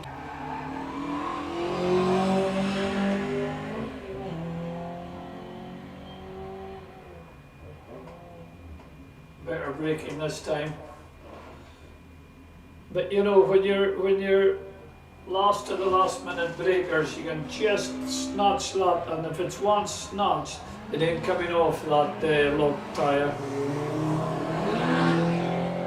60 Joe Roger goes off with a Fiesta Mark II, that's in the Road Libra cars. But I'm just watching, oh, and Sandy does a 118, well done Sandy, that puts him in second place. That was a good run there, yeah. So we've got Josh Warren with a 111, Sandy with a 118, Alistair McCarter with a 122, and Adam 1 hour, 13 minutes, 26 seconds. So that's how the class is shaping up at the moment. Joe Roger sharing the car with Vic. Vic Line in second place with his car at the minute. And then with James Stephen, 2/10 behind him. So this is going to be interesting.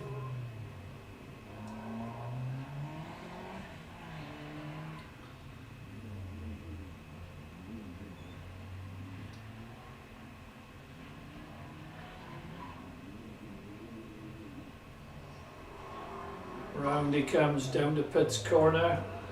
No problem there.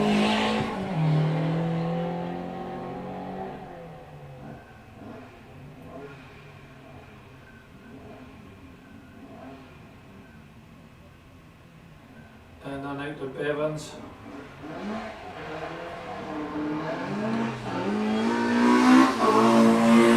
Right, 62, Will Wilkie takes off. Another guy that had a misdemeanor because he had a 109. That's a 111 there for Joe. Beautifully turned out. Well, all that Fiestas are very smartly turned out. 62 looks really clean, Will Wilkie, and he had a 109, but then he had a 124, and if he goes back to 109 like he did in practice, he's leading the class.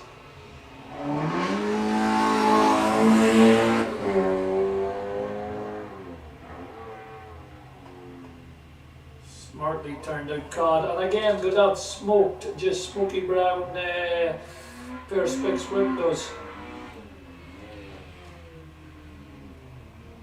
Cocking up the back wheel for the right reason, turning in well.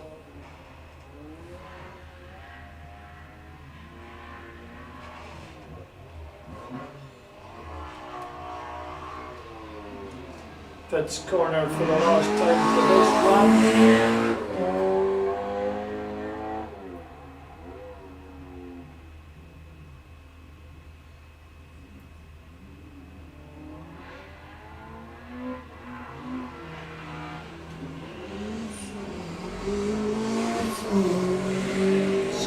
3, James Stephen. Gets off a line, but I'm just going to watch Will Wilkie. A 105.77. That's fast.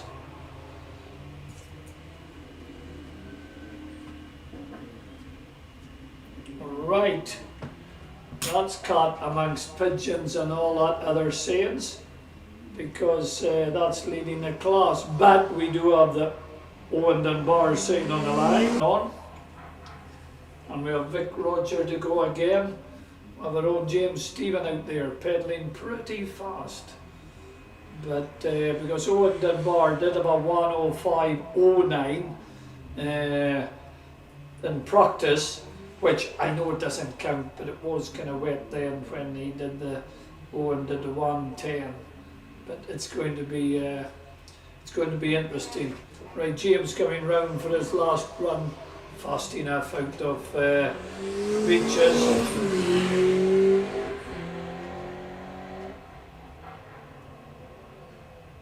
Down into Bevans, watched by Owen. Owen just in right here. Oh, now. Well, he got away quick enough. Oh, pushed up a 77. Okay, that's 5 miles an hour more than Will Wilkie did. So he means, and that's a 1 away from James. But I can tell you, Owen is, as I would say, on it.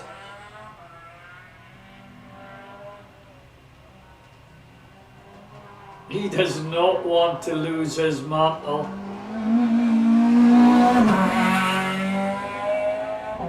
That's good. That's good speeds.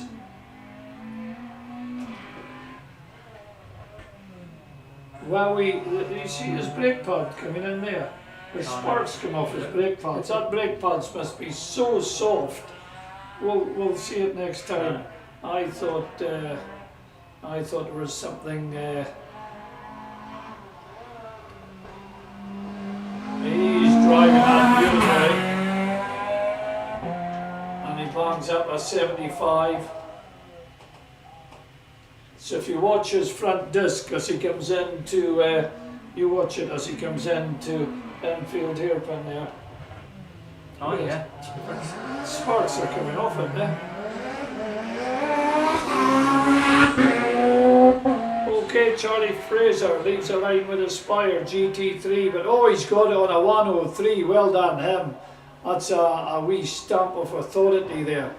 Wow, that was a good run. Good run. But a good run from Will Wilkie too, moving up there. We should have Mike Mercury. Mike's just finding it.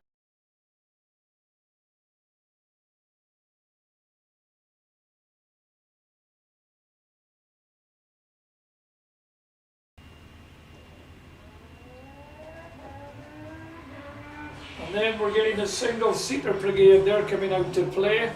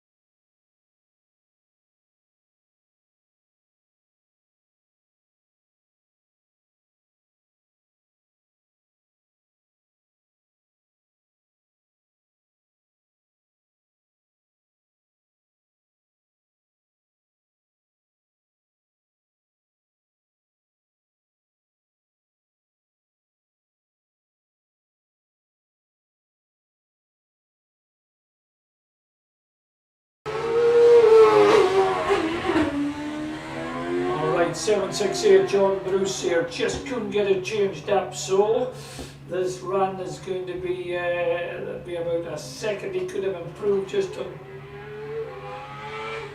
changing up. Car going fine now. I was just listening to make sure car's going okay. And then we've got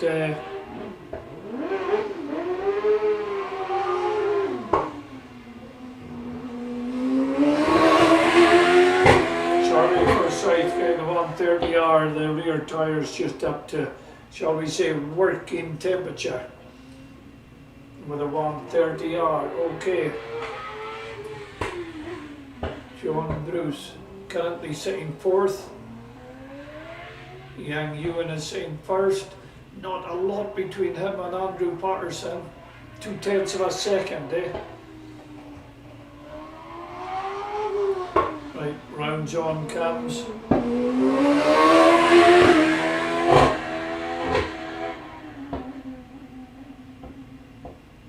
Flat shifting, posting up on 88. We had 100 and what? We had 102. Here comes Charlie. That 130R just sings, doesn't it? And I really like that. Okay, we've had 97.95 there from John. He'll be happy with that.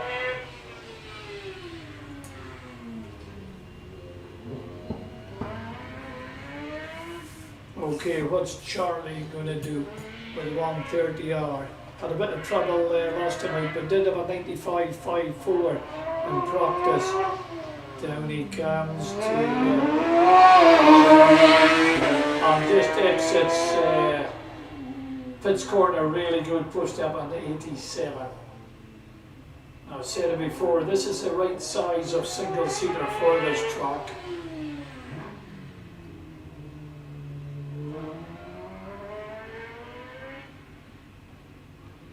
Keeping off that angry rumble strip, you've all done very well. You've either listened to me or felt your ribs go like, oh, Charlie just kisses the grass there.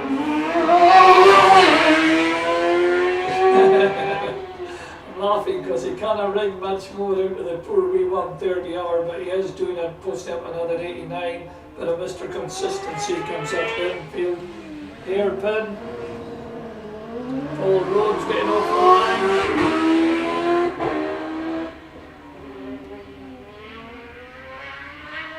Charlie did have a 94.52, increases by a second. Well done him.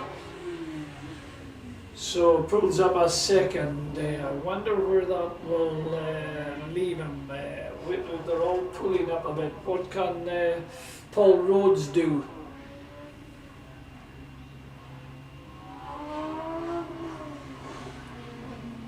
Paul Rhodes in the first team. Pushed up an 89.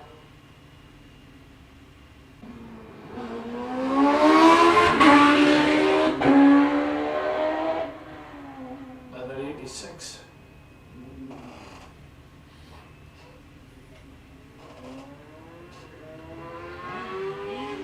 Okay, I think this should be Stuart Hutton gets off the line. It is.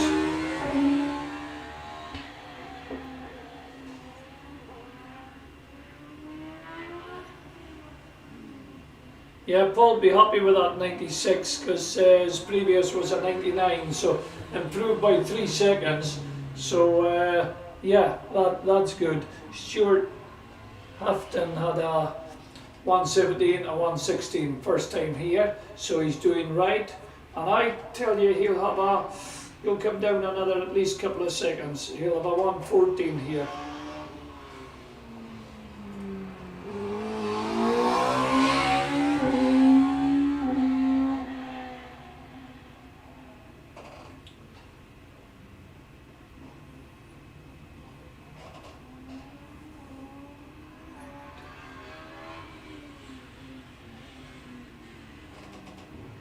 And infield hairpin.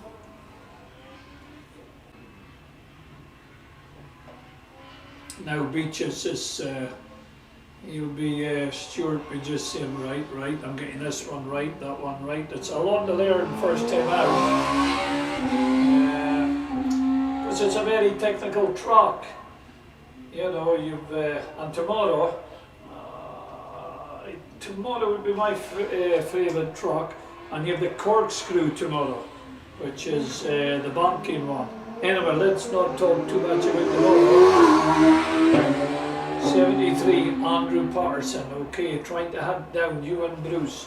So I'm really going to have to watch these as Stuart comes over the line on a 1:12.06.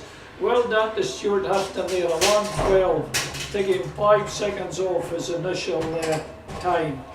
I don't know who's coming up, but what a boolak with it. What a noise you're making, George. Round he comes. This is going to be tight. 2/10 of a second in it at the moment. We're having a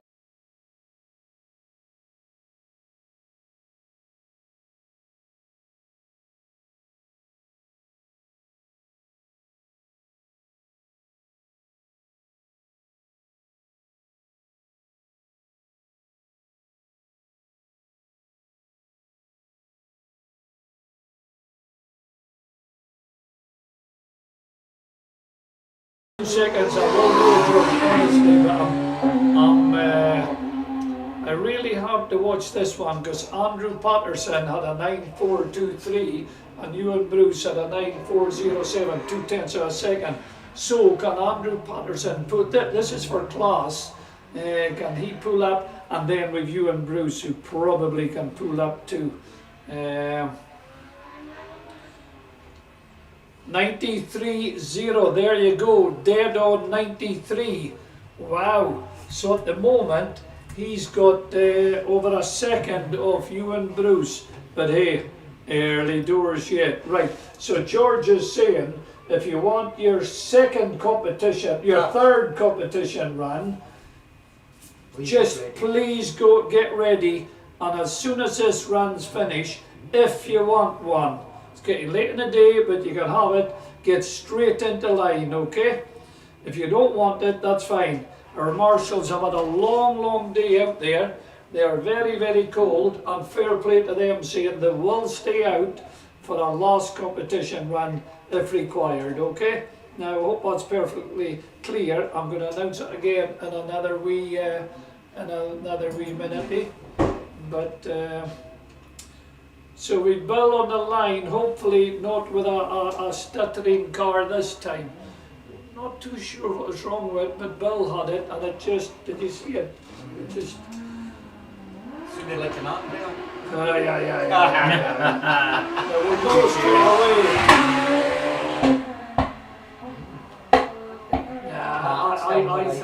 I think I just faltered there. Back at it. Yeah. I'm not thinking Bill's happy with it. Maybe.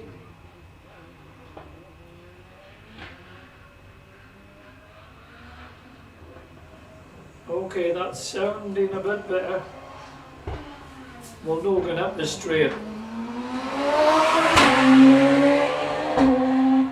Now that's definitely better. That's an 83. Well done, because I've obviously been working on the car. Maybe just changing bits about or whatever.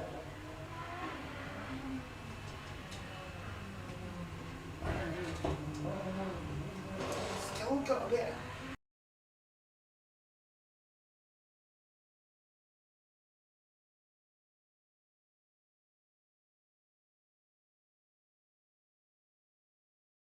Well done, Lambie. This car's going, I would say, fine.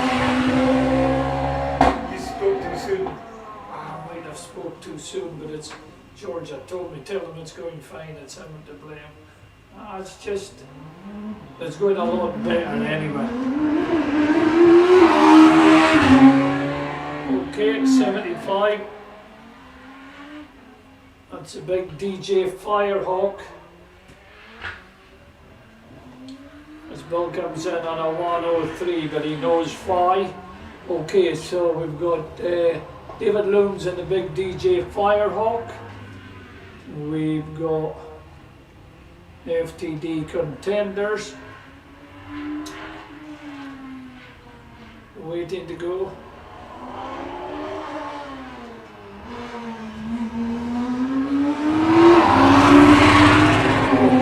And that fire off a cylinder. We're just not having the best of, well, it's not luck, but the best of it with a few of these cars. 9258, but he knows first practice, well, the only practice was a 9011. Can he go back there? If anybody can, he can. I can assure you. This Firehawk. Sometimes they clean themselves up, you know, that they get warmer, but not. Sometimes if a spark plug just gets, you know, they'll clean themselves up if you can rev high again or not, but not the Firehawk just not having it. Right, here we are. 100 mile an hour, George caught him speeding, okay? You'll need to have a word with him. 100 mile an hour there by Stuart Sugden, just straight out of the blocks. John Albison getting the big Brabham lined up, but we just see what Stuart's going to do down to, it's nice down there. What does he post up? 105. My favourite number, 105. Hardly 105, fastest time of the day going up there. And I think, will not say too much in case I put the kiss on it, but he is going really good. This is in the GWR Raptor, Graham Wright Racing. Graham designed the car. And he posts up at 98, only a 98. So I think it's about 380 kilo this car weighs. The same as me. Exactly. John Albison with a beautifully turned out Brabham gets off a line. Sure, what's he going to break it up? Wow, 86.92. 86.92. I'm pretty sure that's the kind of stamp of authority on it. 86.92, yeah, just double checking that. That's obviously FTD, I was just watching for class, but no, the class record is actually 2 seconds quicker than that. George Coggle gets ex-KK Rosberg B45 onto the line. I see Robbie Garden just into the side there. So anybody with it just coming to a close, thanks George. I'll go and find any more. Oh yeah. Yeah. So what we're on, we're just about finishing this competition runs. Now we are all due one more competition run. If you want it, come straight up. If you don't want to take it, getting late in the day, what have you, then obviously don't come up. But if you say if you want it, the marshals, and I think they need a big round of applause at the end of this event. They will stay out for the last runs. It's just the event hard, it's a wee misdemeanors and what have we. We'll not go into it, but these things happen, and we're just what are we on now? 4:30 now. So, but however, the last competition runs are there if you want it. Okay, so we've joined. Is he there? I thought you and Bruce had to go yet. He does have to go yet. I think he's behind. Oh yeah, sorry, I'm not Marshall's seeing him. station Yeah.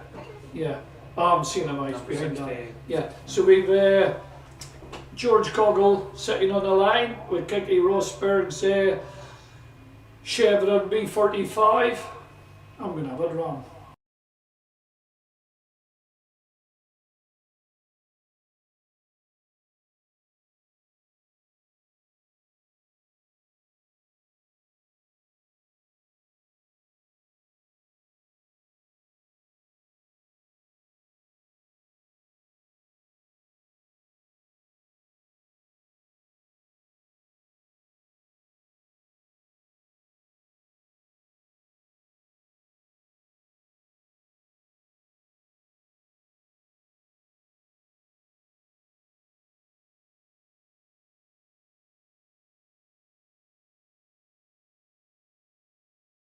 Oh,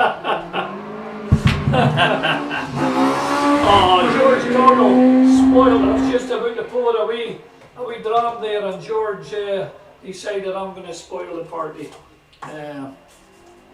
Right, so George, like I said, ex-Kiki Rosberg's machine.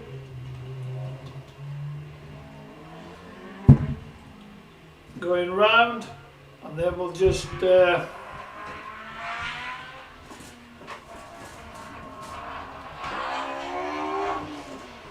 becomes 2 pits.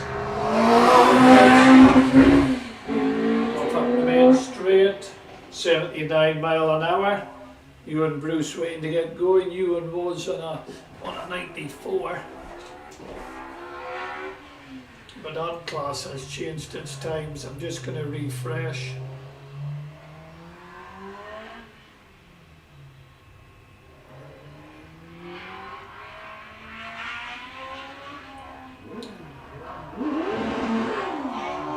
So, Andrew Patterson in the PCD Saxon is currently leading a class that you and Bruce is in on a 93 Den. So what can you and Bruce do to that? You and sitting with a 94.07. Right behind him is Charlie Forsyth with a 94.52.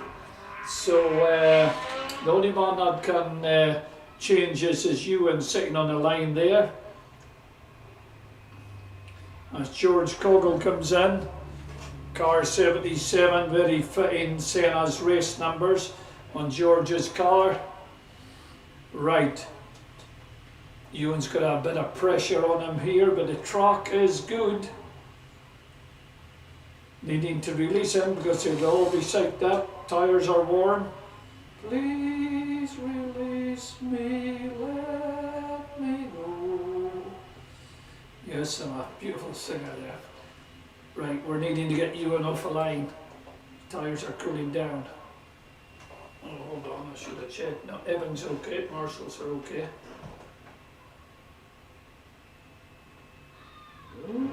Good, good. Right.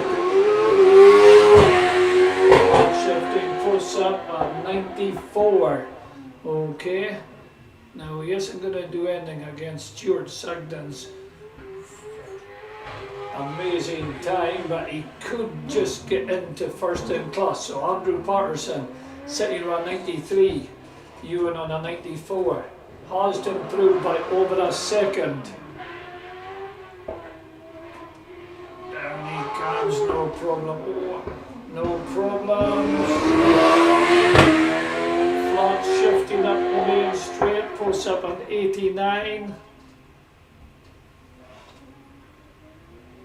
When he went a bit wide there coming out of Bevans, could this just hurt his time?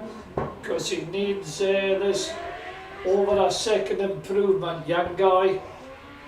Great to see him up here, did it correct with a young driver scheme. Straight into this big ask into the OMS.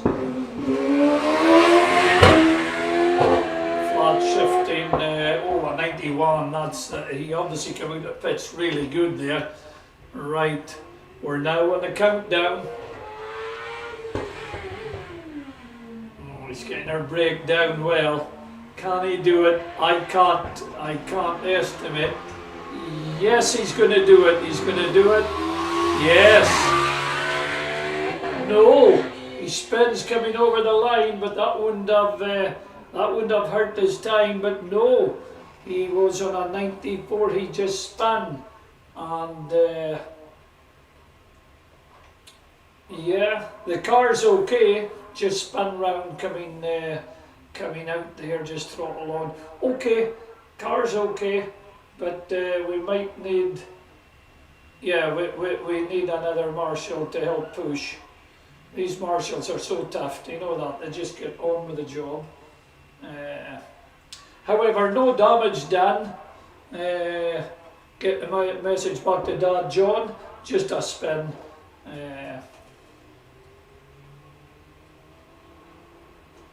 So nothing wrong with that, he was going for it, and young man And that's what we need, never say never.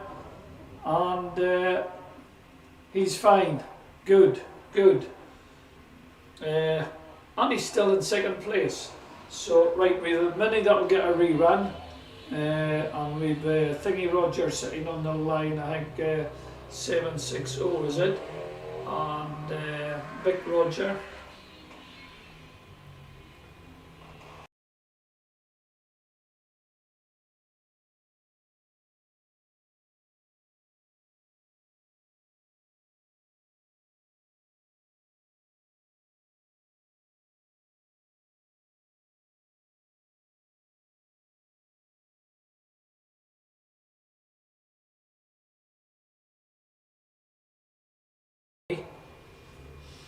Not myself and David can't make our minds up, is that motorbike engine or not?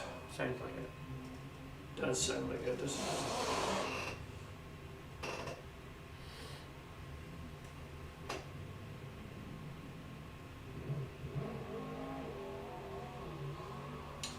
Right, in he comes.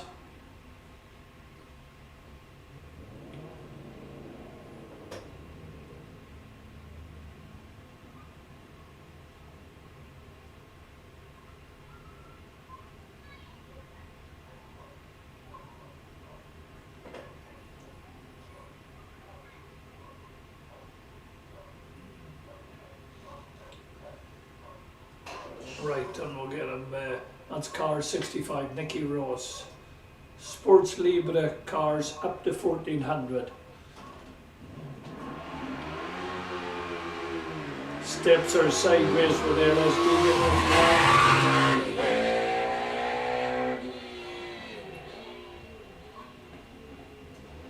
Off up the main straight, round.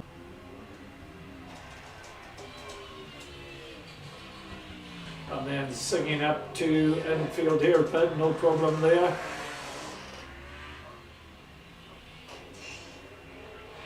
And then I think it's Vic Roger, or I don't know which one it is, Vic or Joe Roger, waiting to get going.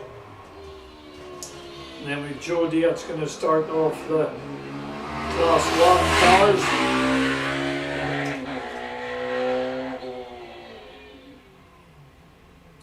Grabbed a tyre on the way into Bevan's, got away with it okay.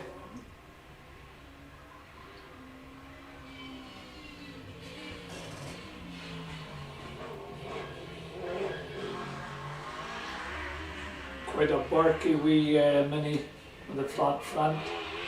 No problem round. He did clip the hungry rumble strip, but he got away with it. Down he comes to pits.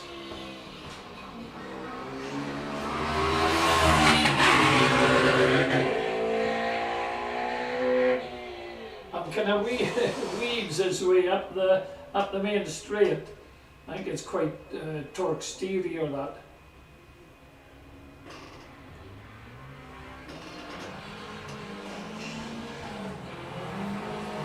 Now we have 760, that's Big Roger with the Ford Fiesta Mark II. Getting his kind of rerun, and then we go straight into, well done, Jody Gordon's just on the line waiting to get going. That's late braking from Vic Roger on infield hairpin.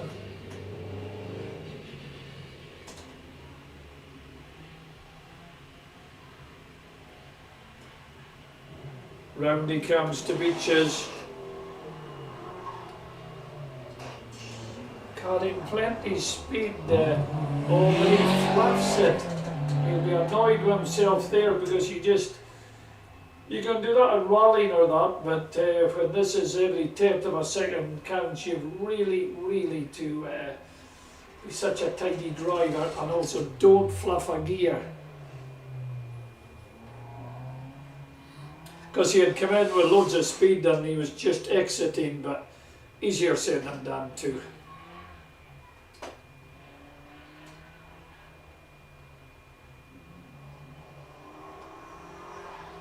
Now here he goes, look, lots of speed, get on it. Not same thing again. he going to improve it?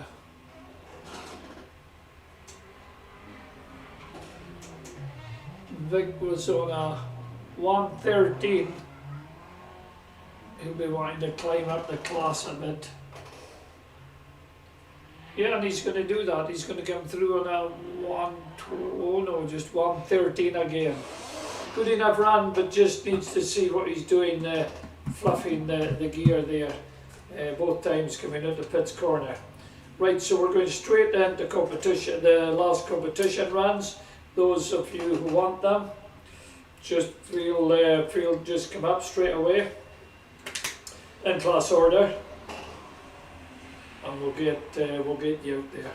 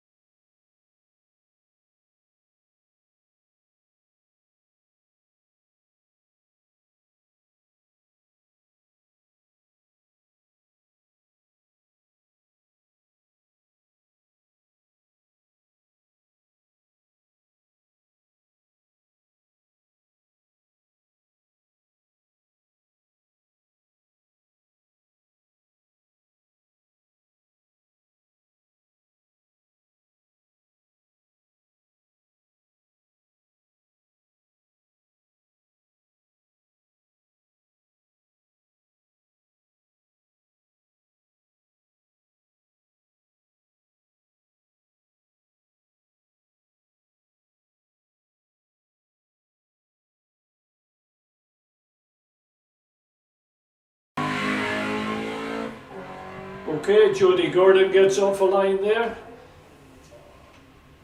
And, you know, very impressive guy, because he just so consistent with the times, you know, and he puts up his first run is normally one of his quickest. I mean, his first run this morning, first cut out, 1:12.67. And the best he's come is 1:12.29. 4/10 of a second quick. Always faster in beaches, always is. I just forget. I mean, this is only a 1400. He's just on it so late on the brakes, going up to Bevans there.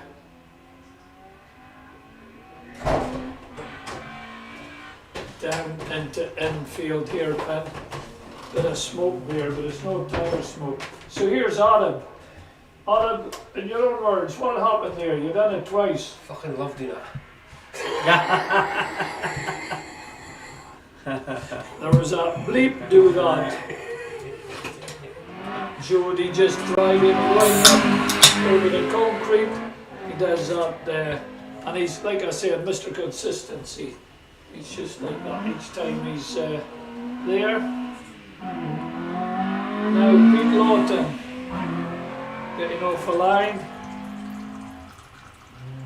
Now what happens? It seemed it happened twice. Is it just were you on it 10th of a second too quick?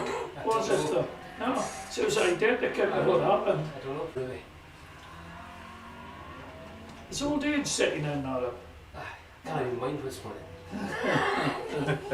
No, we're just teasing Adam here with a beautifully turned out Mark 1 Louis Cortina as Pete Lawton pedals round beaches, comes up to pits. You can't get much more into that car. And if I was saying it's an ex-European touring car, Am I correct? Or am I? Aye. Yeah, it was European touring, wasn't it? It's got a lot of history to it there. Yeah. So have you. Yeah. Just a bit as much as you got. Cars no got dramatic history like you have, Aaron. The car cannot speak. Aye, so we Pete Lawton going round it. Anyway, hold on everybody. Cheers.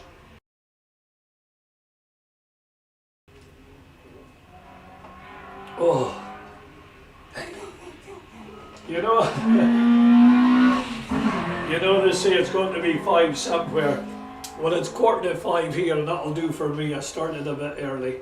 I'm not going to go silly with it. No. So, Pete, what's Pete wanting to do? Well, he's only a little bit more than half a second off Graham Shee. That's Graham leaving with his granny's beautifully turned out car. Granny thinks he's off to Tesco's. He does this every time an event's on. I'll go and get a big shopping for you, Granny, from Tesco's. And on the way home, he'll nip in and get her rolls and a bit of butter or something. Right, Pete's got a 1:17, so he does. Pete is moved up now, in front of Graham Shee out there with Granny's Fiesta. Can Graham do anything about that to get back up? Wait and see, there's a... Alright, and then we've... I think that's Derek Rothney sitting on the line. Are you going to begin, aye? See if I'm going to get run there. Keep running. I'll run this one. So now Graham Shee pedaling on, being watched by the Derek Rothney and the Road Saloon's 40-2 leader.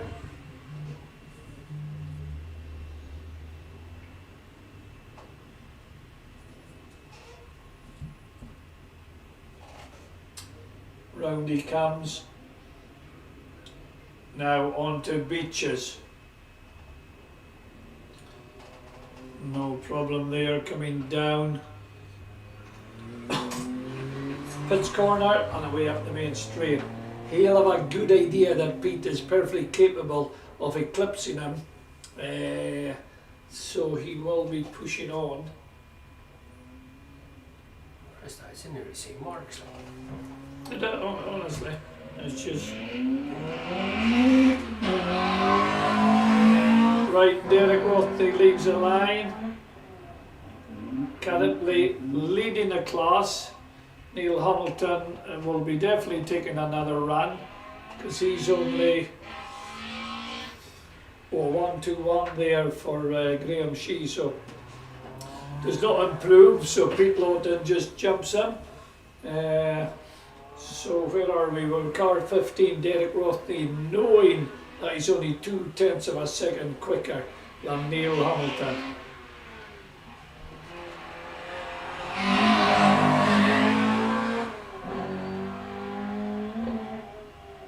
And you know this, a track has it in it.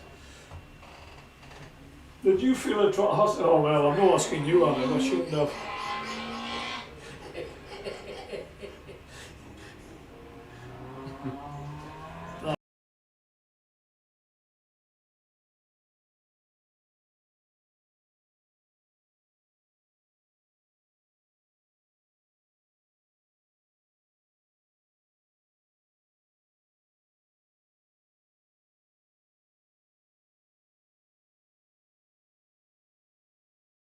Weird in the Citroen. The Citroen sucks, so Roy in third place. Leon started off good. Leon had a 1:10, but he just can't get back up there. So that's Roy Weir currently third, Leon fourth, and Ewan Cotterson with just a 1:07.27. Oh wow, 1:07.27. For Derek there, so he has improved. What's he done? He's taken more than a second, 1.3 seconds off it. Does Neil know that? Yes, Neil will, because you can see it, can't you, Arab? You can see when you're sitting in the car. So, you know, when you're sitting there thinking he's only 2/10 of a second, then no, he drops it by another second, you're thinking, oh lordy, right. Big look up for the Saxo there, going up into Bevans.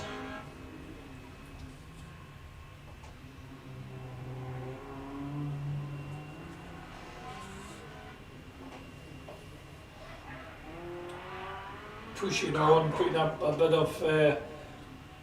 of dirt there. It's going to be a good one, but I just don't. That's fast. You can't take much more out of it there on. Excuse me, Pitt's corner. Oh, another big lock up, get off the brake, but it's very hard to do.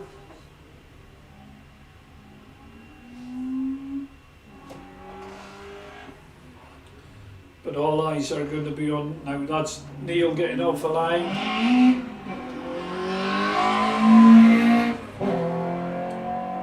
Similar car. Roy comes over on a 113. A 113. He'll be disappointed. 111 he was on.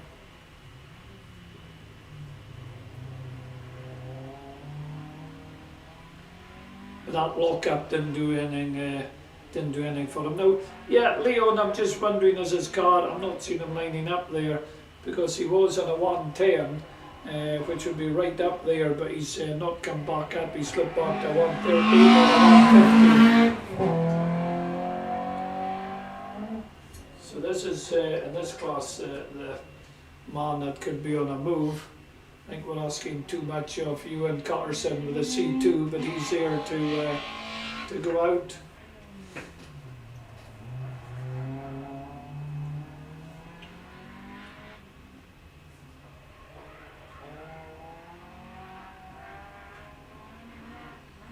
Well, he's just about the same time coming through that barrier there as Derek, so this is going to be very close.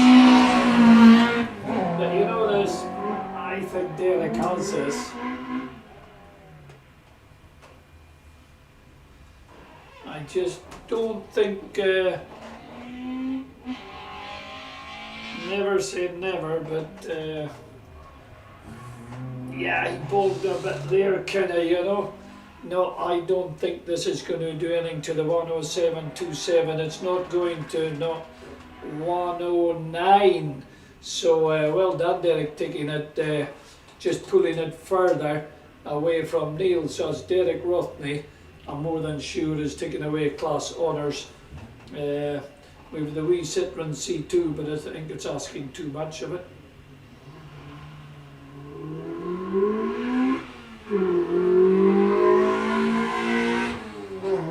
That C2's in the rallying world, or where, I mean, things have moved on since then, and fast cars.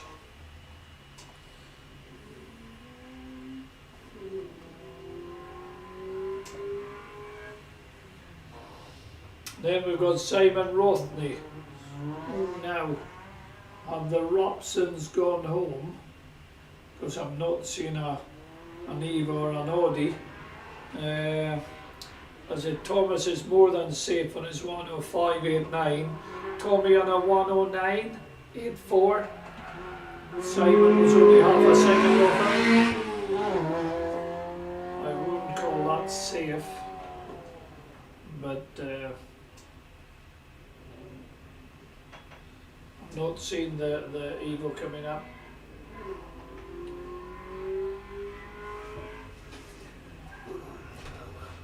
Warm up. Then I'll leave the car up to you. Well, you would, because there's a lot of them. You know, you can tell there's a few who come in. Well,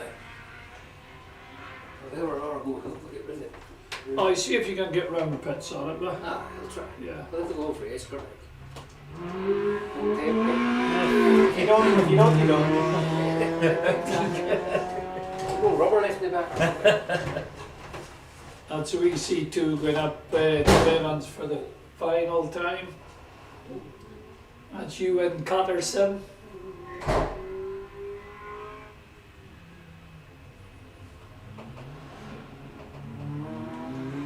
Now,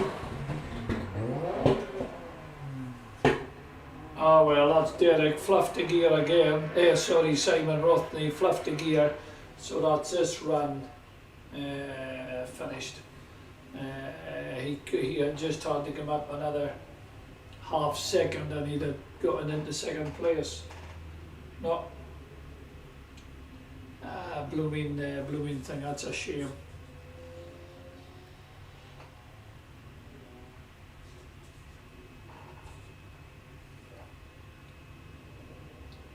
So I think we're moving on then to Gordon winning, sitting with the Westfield XTR2,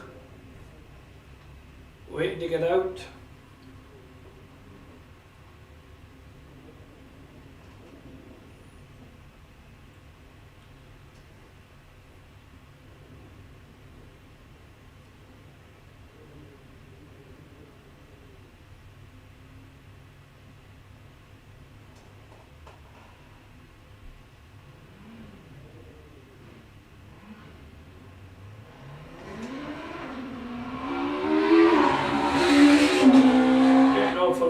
Flat shifting up to Bevans.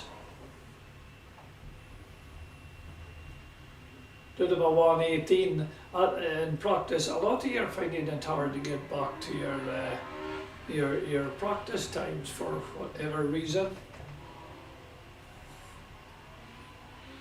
Because remember, the sun was really belting out there for quite a bit of the first competition runs. Gordon coming round Beaches, down into Pitt's corner.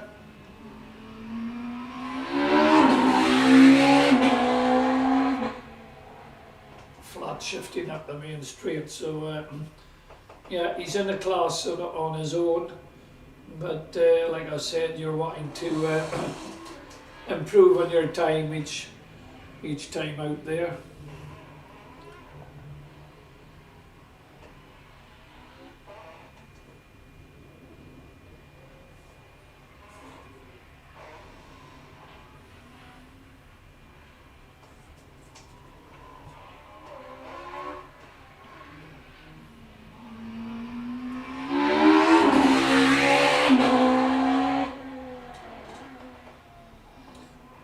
I think we've Leon sitting on the line. Now Leon had a 110 in practice.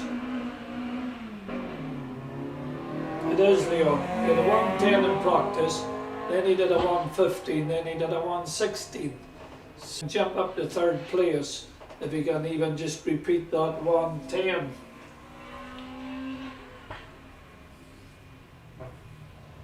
Gordon Winning come in.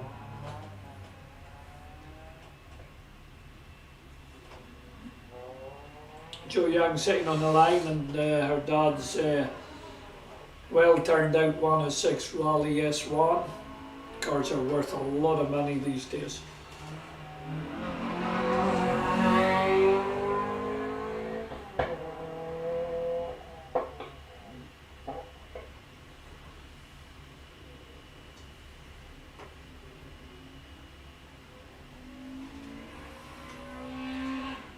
So Leon coming back up into this infield hairpin, round there, then you're going to come up, you take a very sharp right-hander, you keep off a rumble strip which he's done, and then you're coming up to Beaches.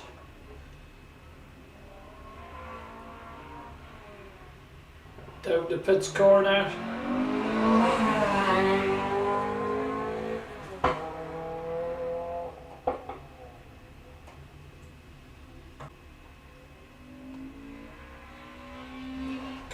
Into infield hairpin right. As Jo getting off the line. Jo currently is 0.2 of a second behind Campbell Gordon. A 1:15.96 for Leon. No, you see that doesn't make sense. When he did the 1:10, he was leading the class earlier on today. I just wondered about that 1:10 when I'm thinking about it, because he's been consistent anyway with a 1:15, 1:16 and another 1:15. However, here's Jo going round. So she's really wanting to, she doesn't have to do a lot to go in front of Campbell. We're talking 0.2 of a second. But then Campbell knows that, and he's sitting on the line, and Campbell will see what. Oh, did she flip a gear there? I think so. That could be the 0.2 that she's needing. She'll know that herself. Very professional driver.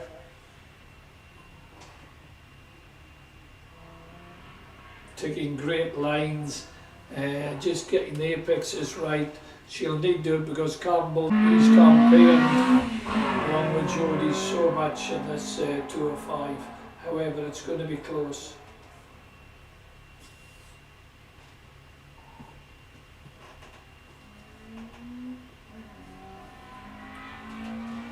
Down she comes to infield hairpin for the last time this event. Campbell gets going.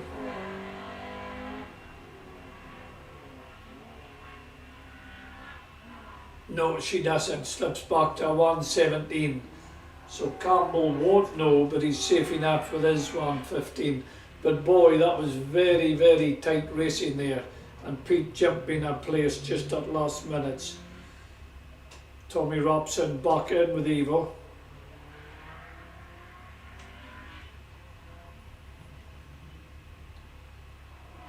So Campbell's out there not knowing, has Joe managed to eclipse him.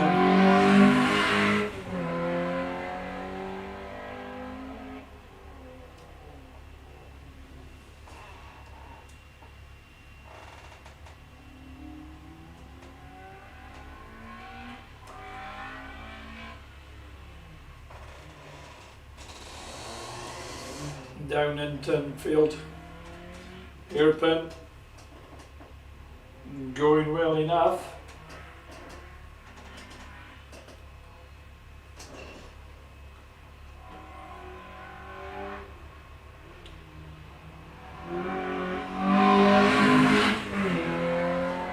Off up the main straight. And he is pushing on because he is so late on the brakes there.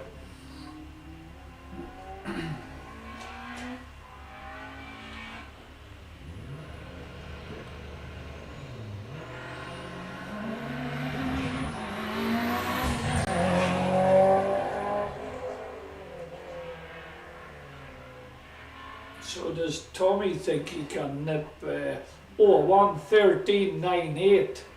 Wow, what a run that was from Campbell. A 1:13.98. That was a good run, that.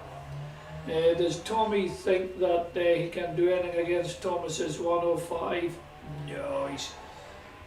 but yeah, look, if you want your last run, go out and take it.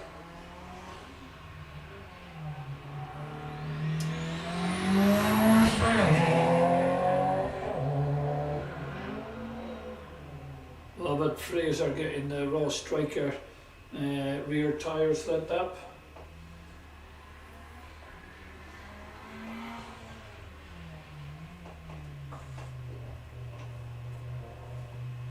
Vivo round infield hairpin, no problem. Right hander. Big car but quite nimble.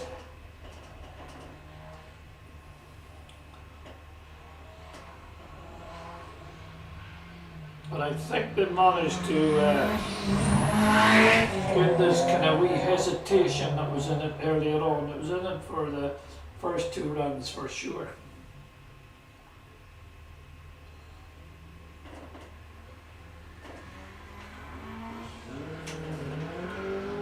Love it, leaving the line. The Raw Striker.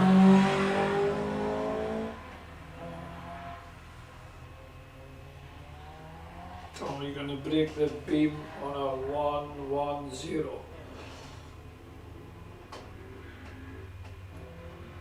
So a second slower than his last time. Yeah, maybe the track is just slowing down a wee bit. Just gonna go offline for a wee minute till I check how things are at home.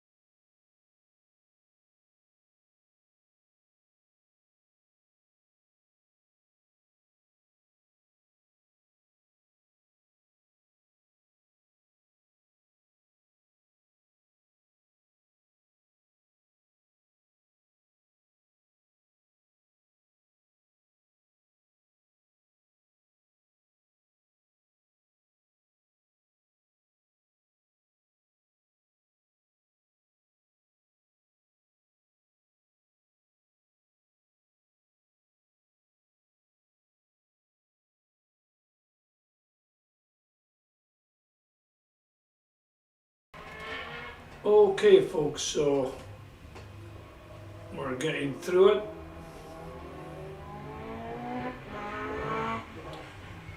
That's Lovett coming in.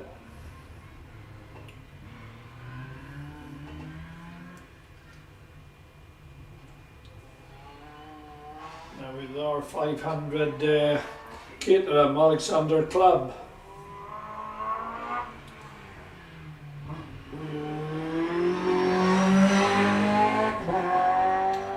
So wanting to push the time down. John Welsh on the 106, Alexander Club 103. Oh, nice, nice correction coming out of Evans.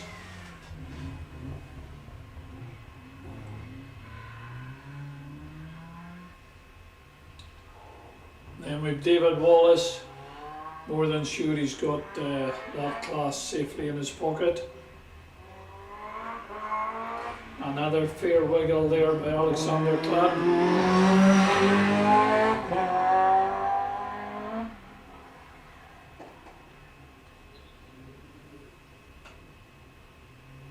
Oh, and another sideways, which you're not meant to do with that type of car.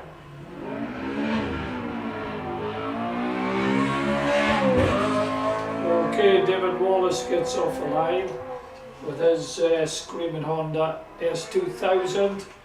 Alexander Club comes over on a 104, so he had a 103. But David Wallace got the class firmly, and he late brakes here. He has to late brake. One of these guys on infield hairpin decides I'll brake really late, go deep in and get out, but and it's working for him because he's leading the class down into pits. No problem there. And he just leaves it in that gear. You can do that with the 2000s. Getting watched by Neil.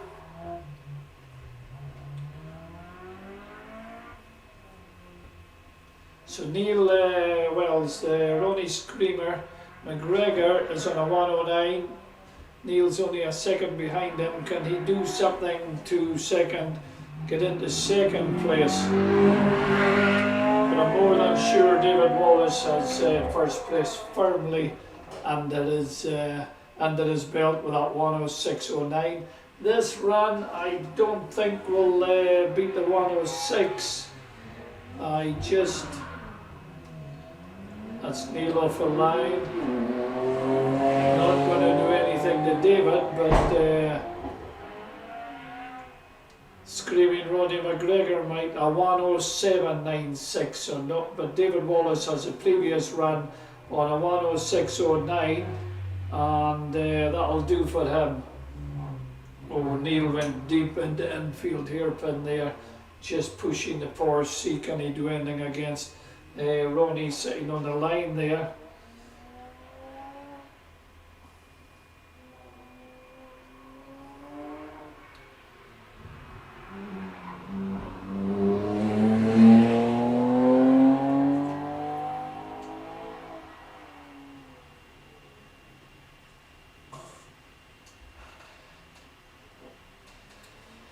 It's a Porsche coming down to infield hairpin.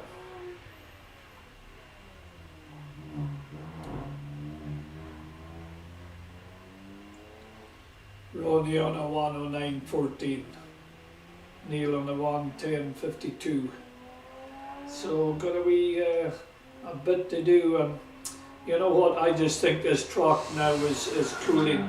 It's 4 degrees cooler than it was first thing this morning by the sensors, and yeah. Most of you did your fastest times in the morning practice.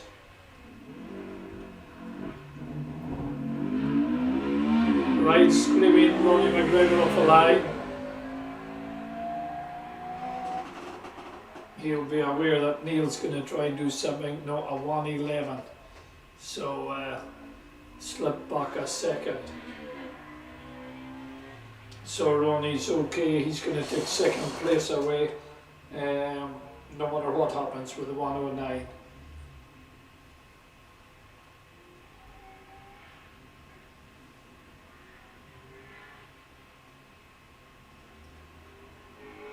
Round he comes into Pitt's corner. In and out okay.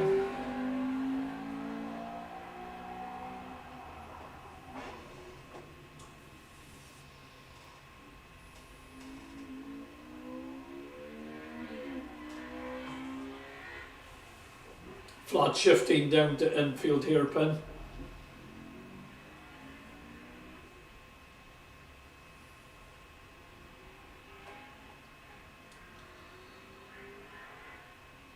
Now round beaches. So he'll be a good, this is a good run from Screaming Ronnie, but you know what? This track just hasn't got it. The Mazda mob will be a good guide to go by. They are just started off.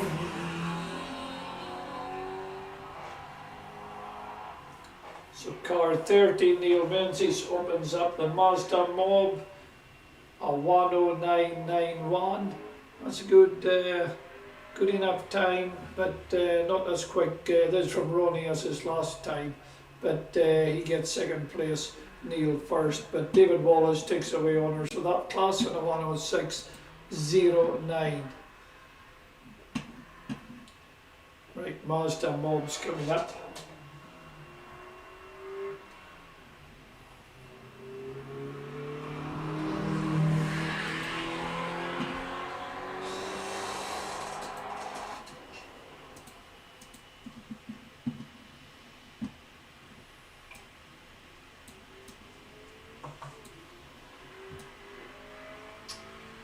So we've Michael King in the Mazda mob, and I'm suspicious this is the way it's going to stay. He's lying first on a 109.12. Now here's the interesting thing. Jim and Robert are both on 110.02. Now if none of them beat that, David, I think it's a person who got it first. Is that the way they work it out? We'll just make it up with that. Did I make it up? We can make it up with that. Oh, we could make it up. That's right, we'll make up because although Jim gets off the line, fine, I just, maybe the track has it for one of them. It'll be interesting. So Jim is on this 110.02. And so is Big Robert. He's on 110.02. What's that? We'll do second best time. Second best time will go to Jim King then, because he's got a 111.02. That's how I would do it. Is that the way you do it? That's how I would do it. So you like Jim King more than Big Robert? Just as time. Okay.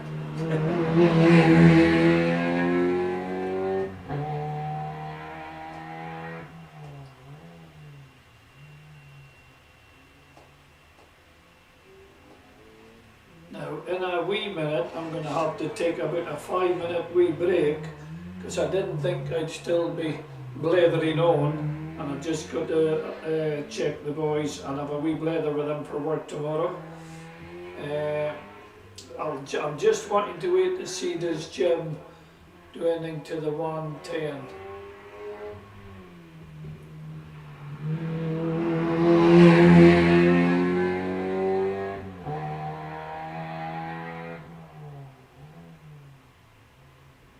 Late on the brakes, get into Evans and goes deep. He's pushing on.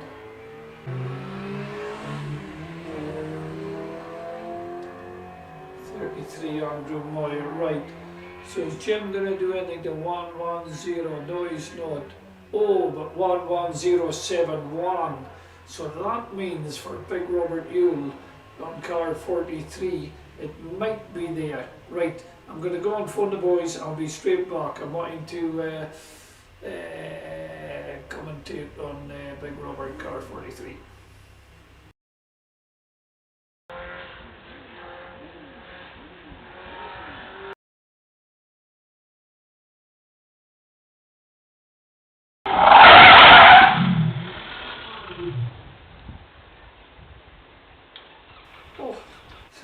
That was going, didn't it? Just when I was ringing the boys and we thought, oh, but yeah, that was close, to say the least. All good, got away with it. Right, now can I go and phone everybody?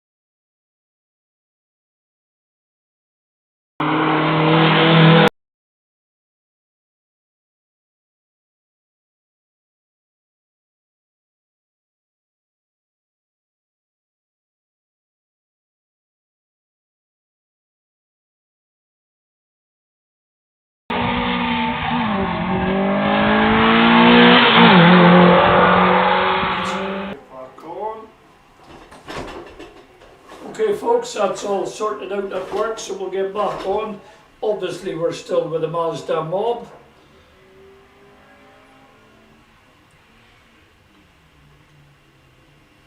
Now I'll just refresh the page.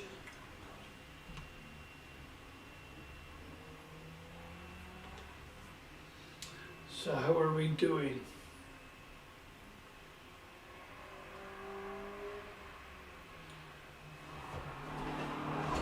Well, we've got Michael King on that 109.12 at the moment.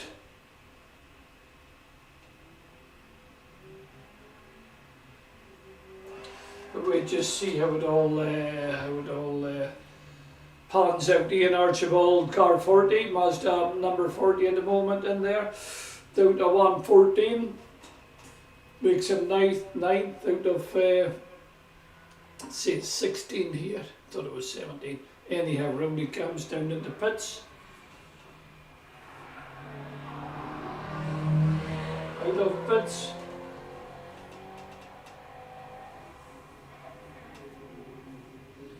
Just a wee snatch of the brakes there going into Bevans.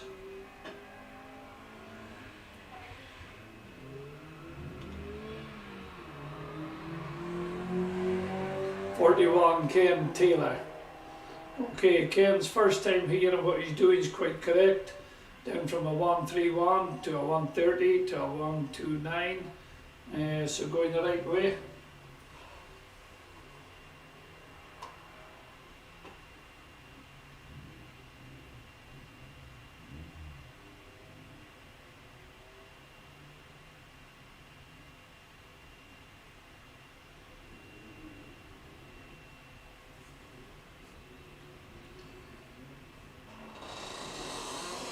Round he comes on the beaches.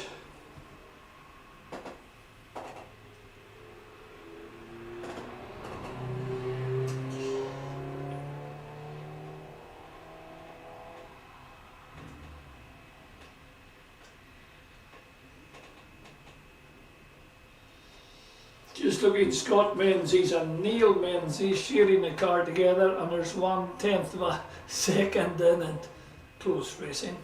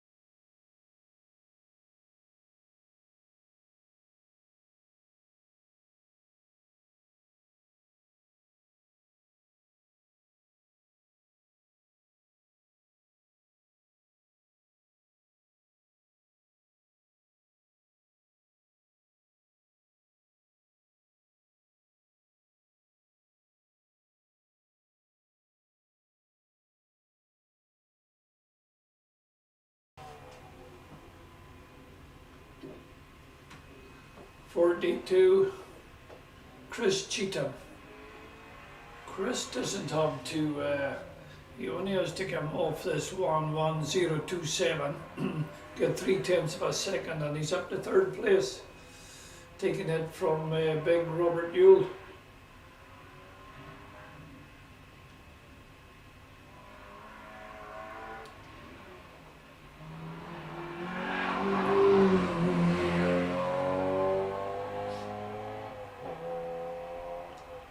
However, what like are we? 5:30.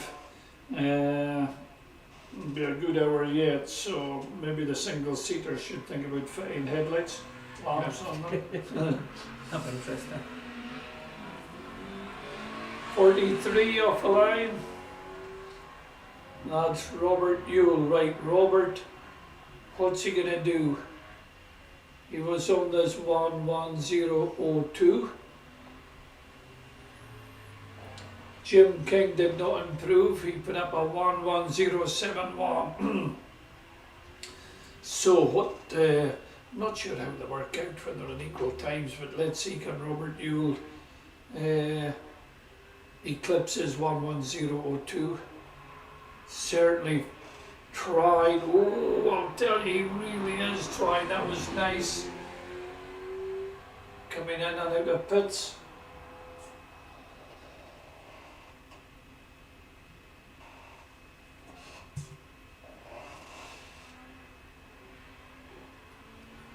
So I'm quite a determined run here. But as a truck in this cooling, slightly darkening evening, got the speed in it.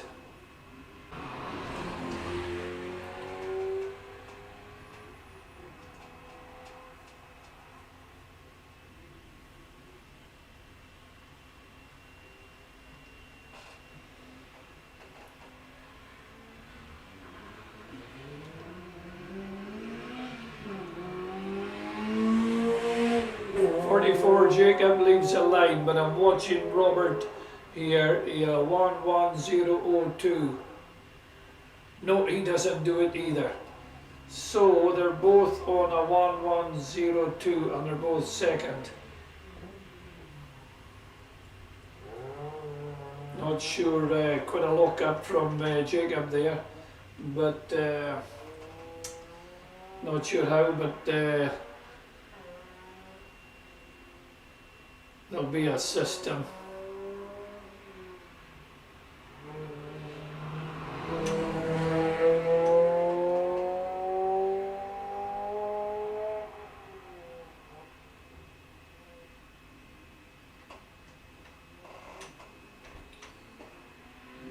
Jacob pushing on.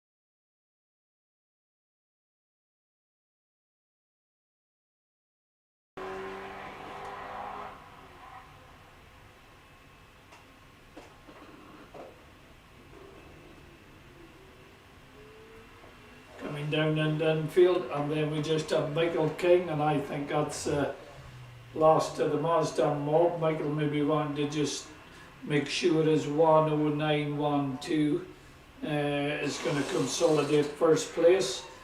Well, it has done, will do.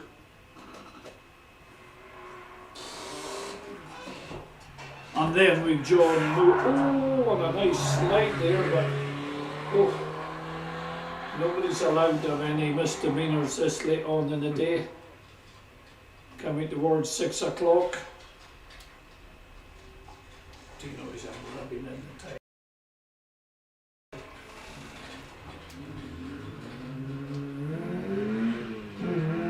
Okay, we'll kick off the line.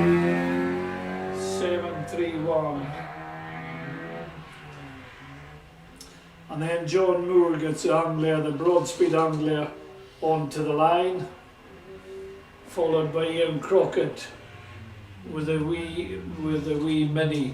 Now currently, and a nice slide there from Michael King in the Mazda. So is he out just for a bit of entertainment value? He'll do well to take it away from Arab.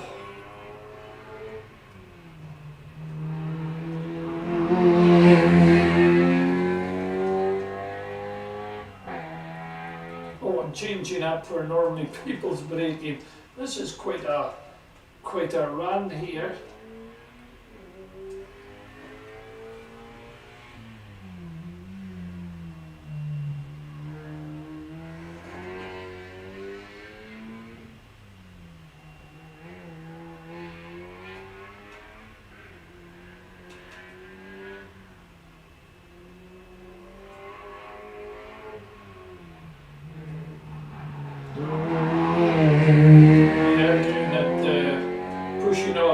Pitts corner,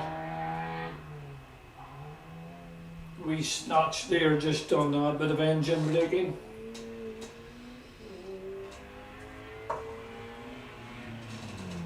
Oh, here's a big Ford Anglia getting off the line.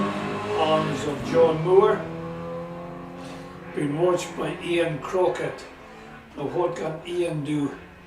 Ian's fast. But can he do anything? That's a 109.61. So just half a second slower for Michael there, but just proving that that would still have taken first place. So John's pedaling the Anglia out there, watched by Ian Crockett. Ian a couple of seconds adrift at the moment, but I think that could be in the mini. It wasn't just the cleanest of runs there that Ian had. But John keeping the Anglia, keeping it honest, and just he knows his track pretty well now, campaigning a few different cars over the years.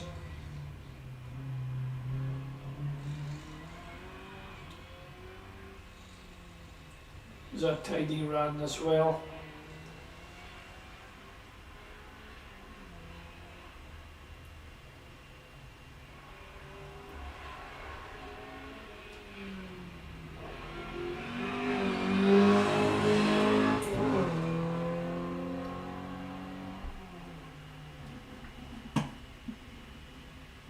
Posting a 61.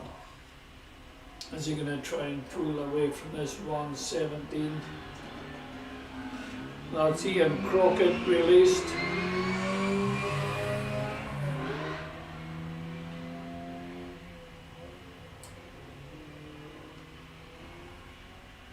No, John's not going to improve in his 117, albeit the 118.99 would still beat Ian Crockett's old time. But Ian and nobody's improving on their last time. So what can Ian Crockett do?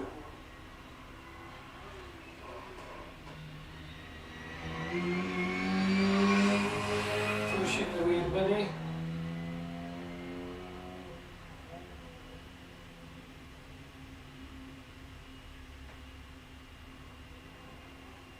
Oh, and he's quite fast out of balance there. Now mini on the track, and there'll be another mini on the track in a wee while. Well, not a wee while, very soon, once Ian gets past Pitts and up the main straight. They'll release Peter Waring with the Morris Mini in the Gulf colours. But he's in a different class, he's in modified saloons up to 14. This is classic and thoroughbred road cars that John and Ian Crockett's in. See him pushing the wee mini. And they'll get the other one off the line very soon. Well done, start marshals. You're You're making a long day get a wee bit shorter. Oh, and what's he gonna? Oh no, a 1:19.29. So honours go to the Ford Anglia, but Ian just never say never, just trying.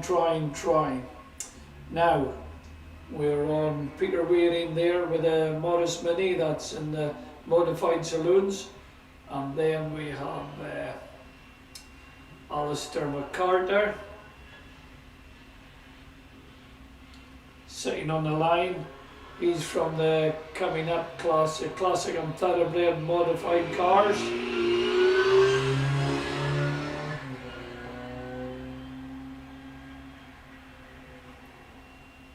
The Peugeot of James Clark sitting behind.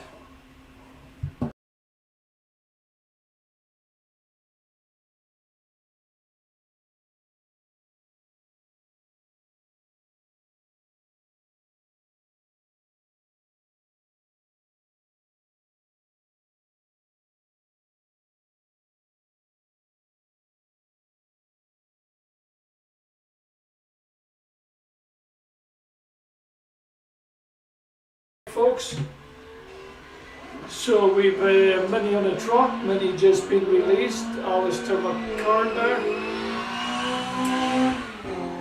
but we Peter Waring out with his Morris Mini. Can he had a 134, but he had a 132 in practice. Can he do anything to the 134? No, a 135.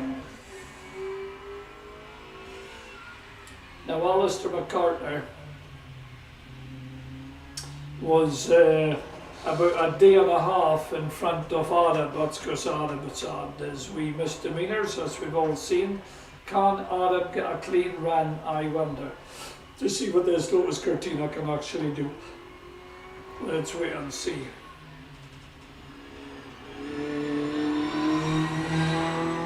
That's a wee Mini pedaling on. Watched by James Clark in the Peugeot 106. Now they had problems with it, it wasn't quite going right, but last run out was quite clean. So let's keep the fingers crossed on that one. Behind it is Cody Robertson.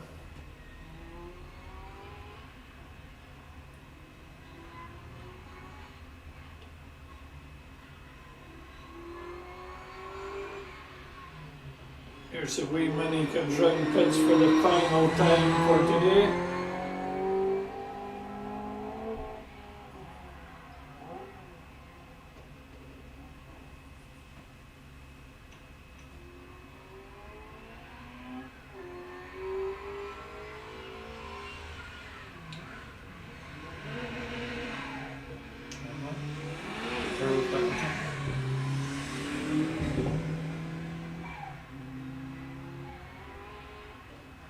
Right, the Mini comes round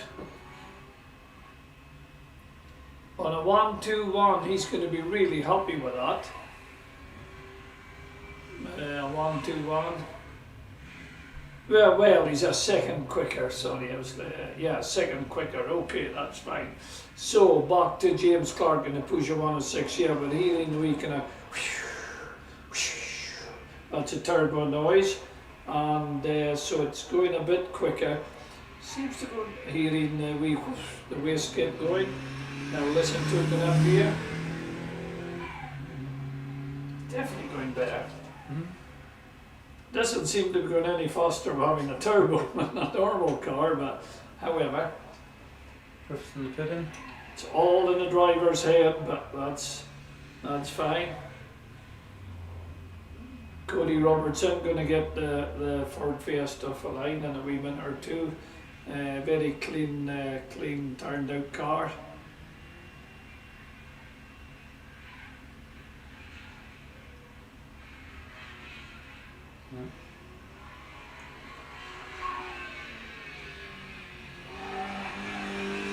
We're out in the cabs and away up the main straight. It's like somebody working a circuit or so. And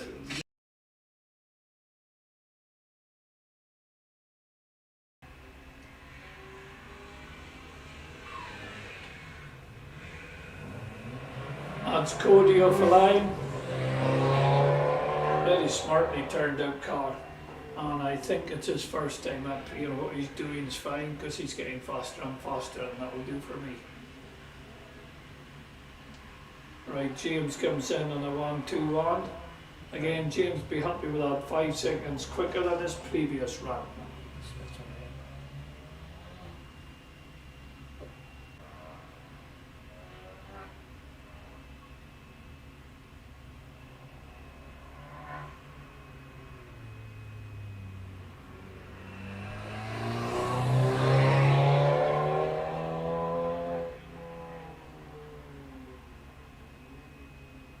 No problem round Bevans. For anybody that's here, and I did notice a lot of first time entrants to this meeting, there's a lot in it, guys. You know, there's a lot in it, and yeah, because, you know, predominantly, it's a big word for this time of night, and that's after a drawn. You should have a few of them maybe. Should have another one. Yeah, it is a cart, a go-kart track we're on here, so you know, to put cars around it, and yeah, we're doing well. Caithness Car Club doing well doing that, but it works, really works. I mean, it's a fantastic kart track, you know, everybody's the same as in the Sprint Championship. They love coming here, not just the track, facilities wise and everything, which I would totally agree with. Okay, car 60, Joe Roger. He, and I'm just going to see what Cody comes in on a 1:16.33, so a second and a half quicker again, so well done him, going the right way. And right, so we have Joe Roger out with his Fiesta. Joe's sitting fourth.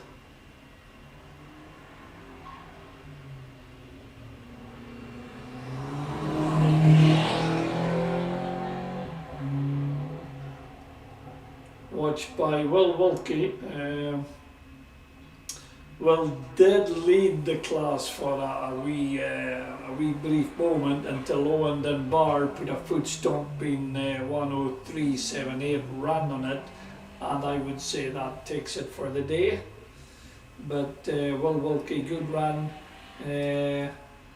on that second of his practice runs. The Roger guys, they're having a wee and I'll tell you that was okay, Joe, just deep enough, but he did have that 1-1 treble 1:17. But James Stephen is sitting in third. I don't see him here, maybe he's not taking his run. It's an immaculately turned out car, the Fiesta there, car 62, Will Wilkie.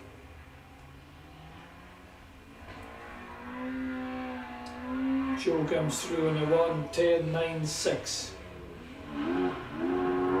So yeah, improving. Oh, Scott Kirby getting lit up there for his run.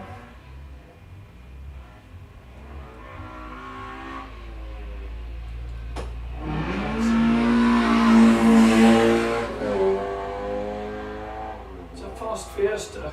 It's gone quick, yeah? It is quick, you can just tell, yeah.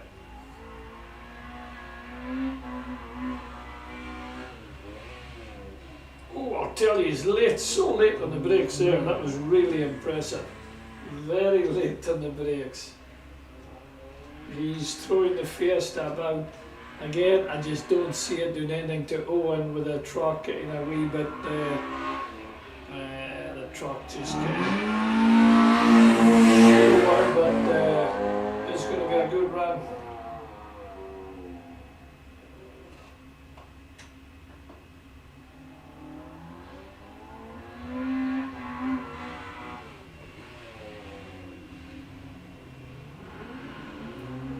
Scott Kirby gets off a line, low cost.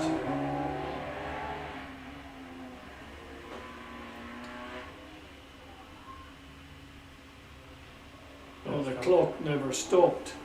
I said that was a bit long. R3, yeah. I really hope this isn't a rerun. Close. Close to one time.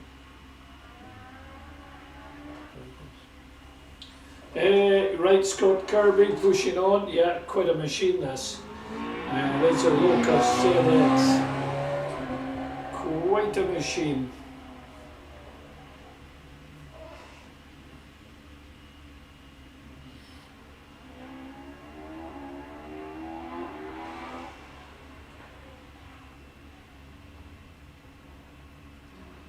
Down in Tinfield hairpin.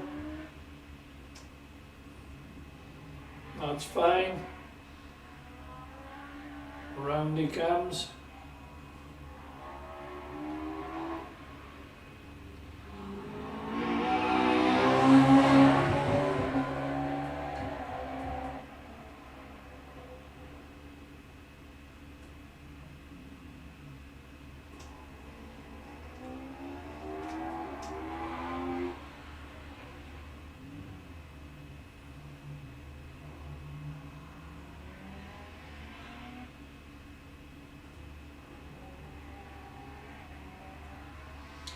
Right, he's going to break the beam on a 104.57. Yeah, second quicker than his previous, so can't be done.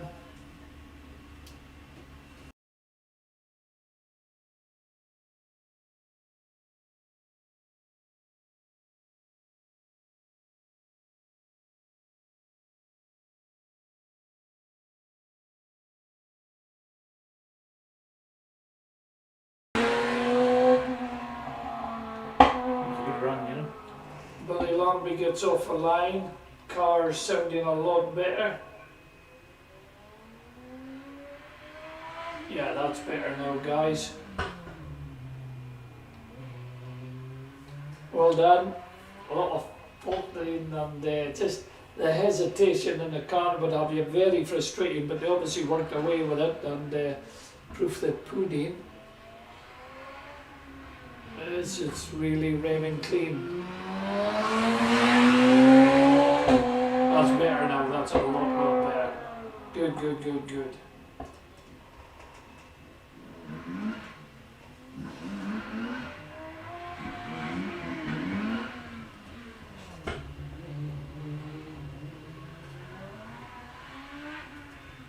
Yeah, that's what we like to see in here.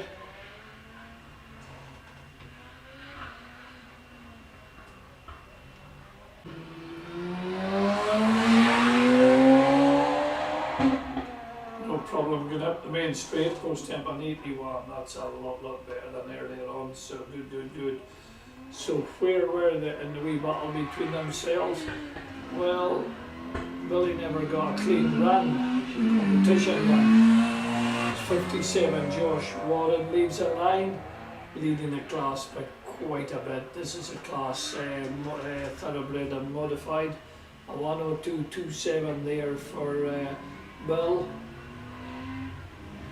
That's a second quicker than his previous best. Oh, the wee mini coming in there and really set up hard in the back, just jumping around the back of it. Boy, does a wee mini turn in and just see it there. He's really sending this mini. Even Josh Warren was on a 1:11.66. Had the class by 7 seconds from Sideways Sandy. But he's just enjoying himself out there. It's so quick round here, and it's, you know, it's going far too fast to go around that corner. It just turns and goes in. We've Adam sitting on the line with an ex-European touring car, Lotus Cortina. A lot of history I have on Adam as well, I'll tell you later on. At the moment I can't say too much. I mean, I was 68 with a wee mini. Now he was on a 1:11.66. and it was a day and a half because it was spinning.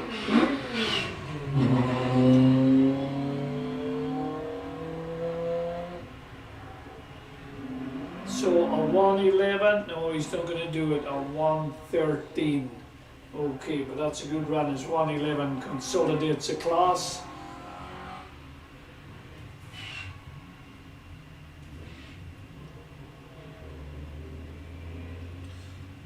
Adam, I don't think he's happy with the gearbox of this car, is he? Alright, No, no, no.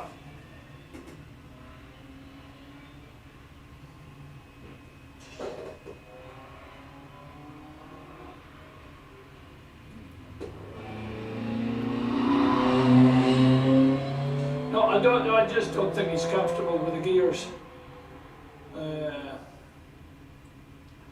Really don't, because he's faster than his times are. Anyway, Sideways Sandy currently in second place with a 118.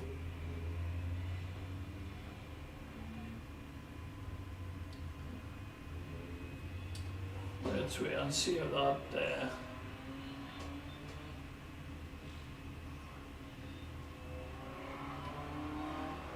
Adam coming up for his final time. He gets that.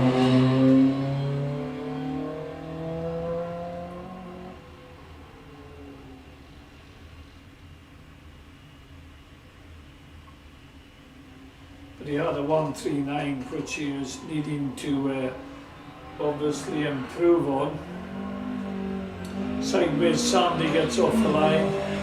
Car 59 Mark 1 RS 2000. So this is when you were my age. If you had Adam's car, you were the boss Hogley, and then they'd say, "Oh, David sold his Mark 1 Willis Cortina. What for?" "On RS 2000. Ooh. This is the Evos of the day, like, you know, your Subarus of the day. There was one Lotus Cortina in the county of Sutherland. That is how rare they were. That's thing he had it. He worked in the roads office. And I know there was a, oh, here's Gary, I'm a rhinestone cowboy. Gary, there's No, I'm okay just now. You have a new head. You got that what's that about? Aye, get a wee Willie. I've been offered a car. So, right, quite a nice bit of sideways from Sandy there. We wouldn't expect anything less. And Nicky Ross has Austin Mini sitting on the line waiting to get going. We've James wanting to take his run.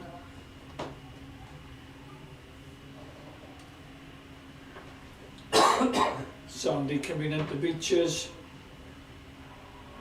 Pushing the Mark 1 RS 2000. I was just saying, Gary, if you had a Lotus Cortina in the day, you were Archie. Oh, aye. But then, if you sold it and you got a Mark 1 RS 2000, You know were us.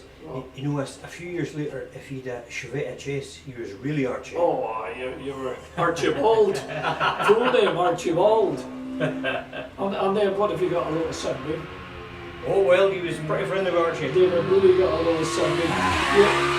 You would have the equivalent Archie. Is that a Motorbike engine there? Yeah, Kawasaki. Yeah, Kawasaki. KX 1100. Sideways Sandy coming on a 119.94.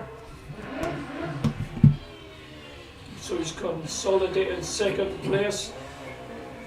So yeah, Gary, I'm a rhinestone cowboy, has confirmed Nicky Ross has our, what is our Kawasaki? Kawasaki 1000, I think it is, CC bike engine. You said Boyk. Boyk. Boyk. Aye, the teeth, you know. No, it's Caithness, Boyk. He Boyky on the Boyk. Boyky on the bike. The Boyky on the Boyk, they were doing us.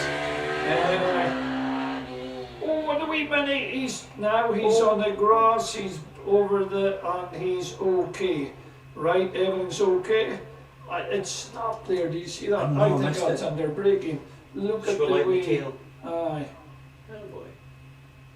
Right, so that's notched his front right hand wheel or brake. But that wouldn't be a drive shaft on that with a rear wheel drive. It's rear wheel drive, as you say. Like aye. engine, so it'd be, but I snatched the brake there. Yeah. However, that was quite a. When he went on the grass, because as you well know, cars speed up when they go on grass, eh? You know, I thought he'd shoot across, but not. And he's come in, so we don't need at after 6 o'clock. We don't need a misdemeanor. Anyway, all saved. Charlie sitting on the line, getting off the line.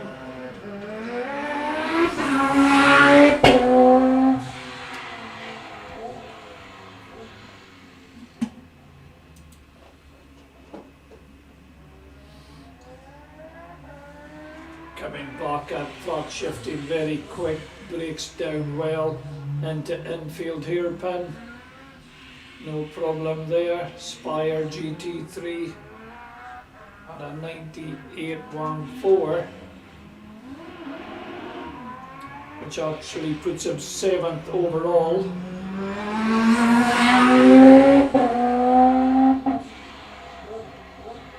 Well, what's wrong with Robbie?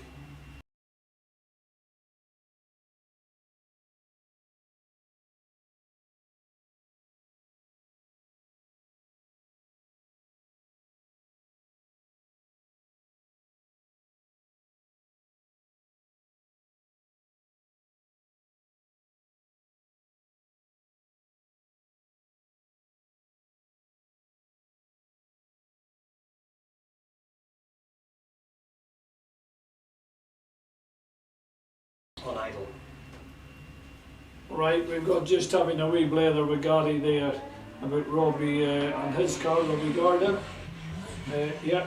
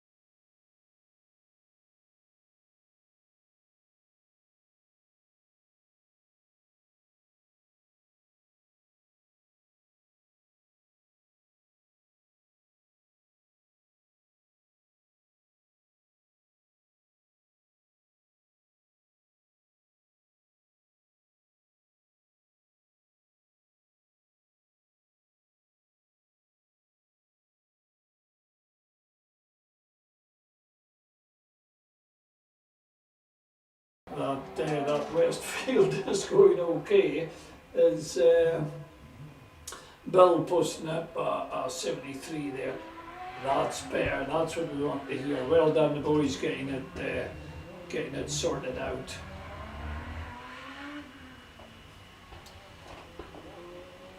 If you watch, but Canada's that is it? Another thing I noticed too is on the limiter. You know, where you and I would change. He's getting low, it's just before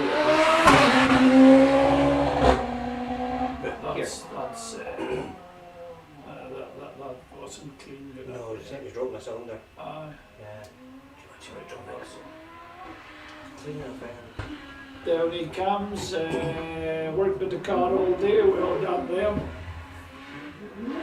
Proof of the pudding, that's it, going a lot better.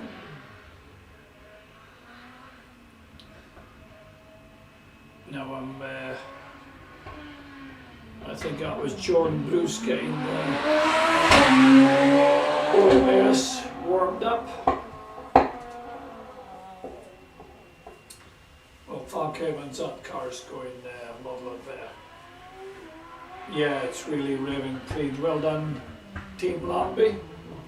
And well, there you guys go, sometime 90 mile an hour posted up there.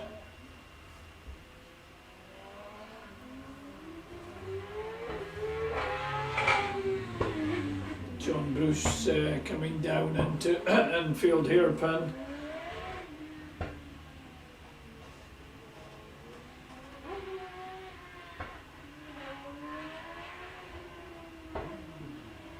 Round he comes, speeches down into Pitt's corner.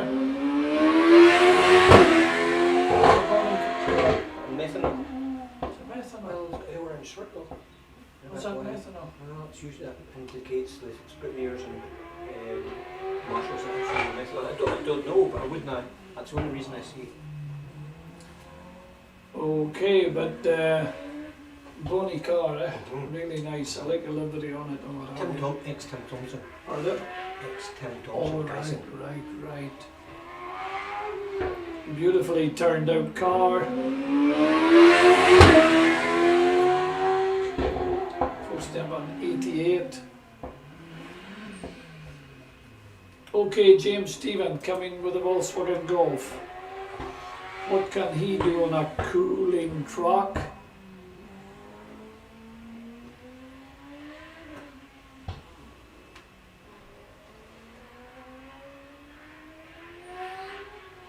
John coming round a 96.91. Well, that is an improvement of just about a second. Right with James on the line.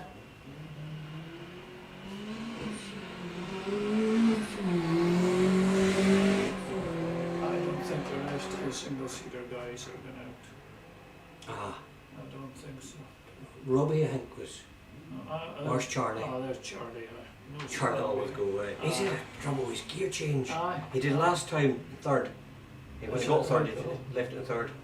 And he said, "You still got 94." Oh, and there's thingy, Paul Rhodes. Okay. Right, here's James coming round. Beaches, no bother, down, and he comes. He's currently third. But he's just enjoying himself. You do the honours here, buddy, not too much. No, okay, I mean.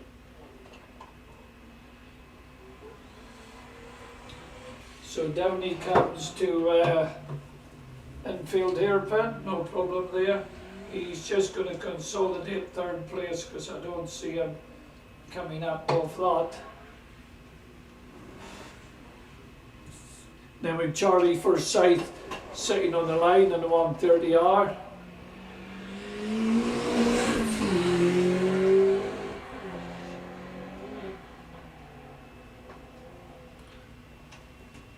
Oh, and I see Charlie can, we've Andrew Patterson 193, Ewan Bruce 94.07, Charlie Forsyth 94.52. Oh, right. Going to be interesting.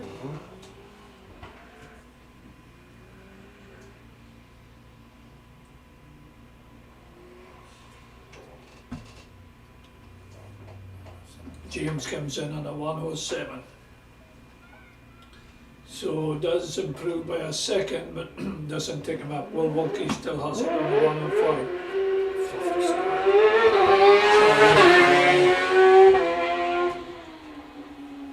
But one, oh, it bunks up at 90 now. That's good off the line. There's a good, that's nice improvement. This car just has to gear change perfectly. This is going to be a good run.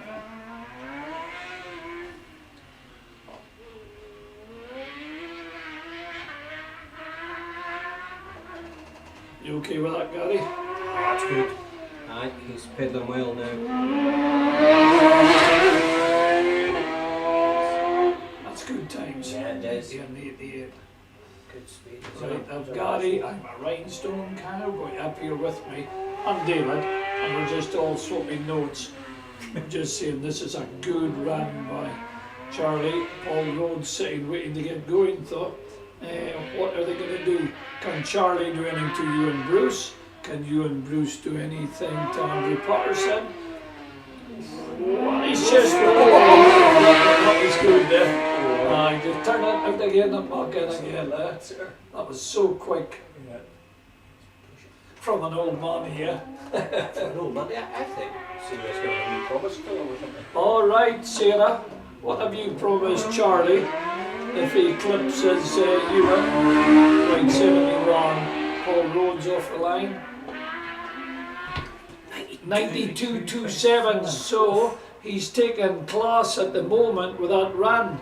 92.27. What a run. Semi took a class. Good. No. So at the moment, there's it there. Yeah. That was some run there. Andrew Patterson next. Yeah. Right, so Paul Rhodes won't be aware of that, but Paul was on this 96. Then he came down into the 94, 93 comp, but what a run that was. But Gary was up here, and Gary knows his driving. Gary and myself were just confirming, wow, you know.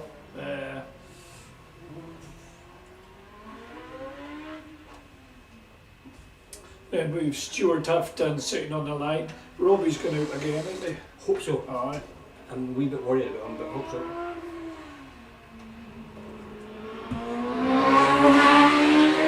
And Robbie has 2 strings broken on his guitar. But he's hoping to get somebody with maybe throttle cable. I've got one. Have you got throttle cable? That'll give him G, will it? G and E minor. E minor. E minor Morris.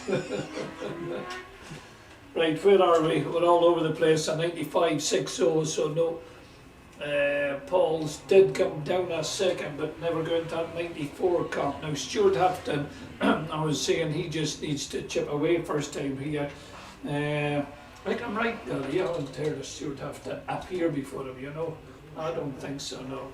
And it's a funny surname, and I remember funny surnames because I normally make a mockery of them. We usually do, Yeah. And my teeth. Alright, well, yep. So he's doing right. He had a 117, a 116, and then a 112. So Stuart's doing a good job of this. We're just hoping that we're going to see. That's Robbie there, isn't it? Yeah. Yeah, good to see Robbie back out with fuel trouble, Gary was saying. Patterson will be sitting at line keen. Patterson's on the line here. We've seen Robbie's time. He'll be itching to.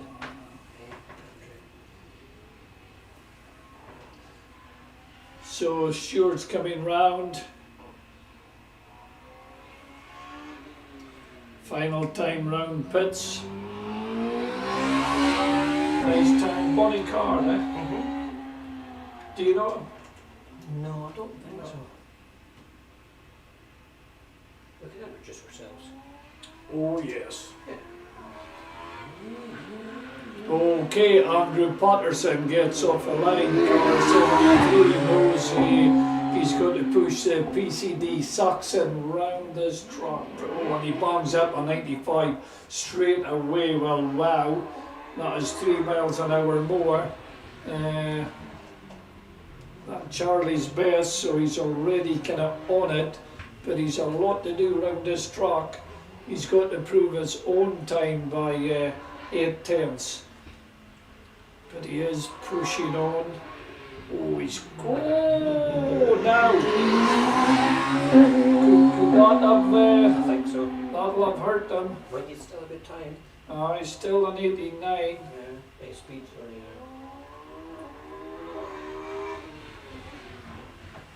Just you're on that fine line when you're really trying to push that hard.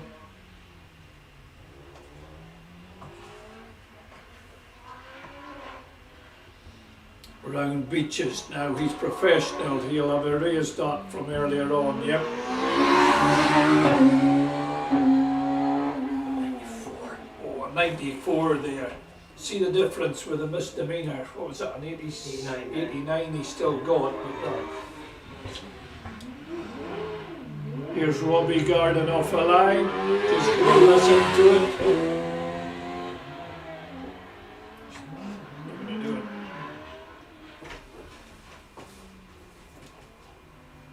A 93.75. Wow, and that misdemeanor really cost him. So for us, that looks, but we've got you and Bruce still to go. But that's Charlie leading at the moment, and that was a big threat, but Andrew just had a wee misdemeanor at Pitt's corner. And but we're listening to Robbie Garden. Was that okay?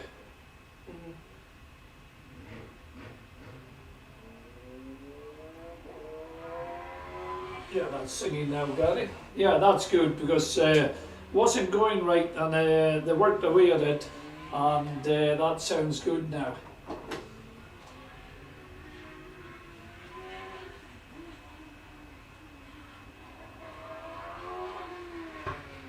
Coming down round and then around the pits corner. That was a fluff. Struck in dirt, maybe up again. Short shifted.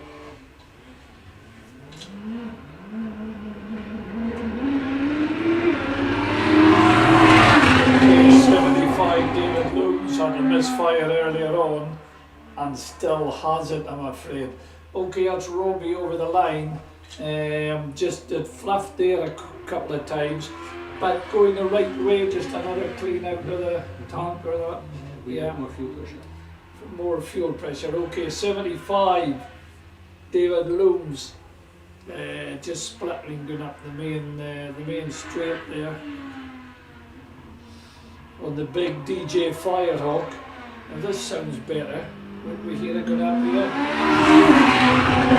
No, blooming thing. Will that just be plugs or fuel pressure down here? Electronics, I think. Electronics, that's leaking down. He's got fancy electronics launch.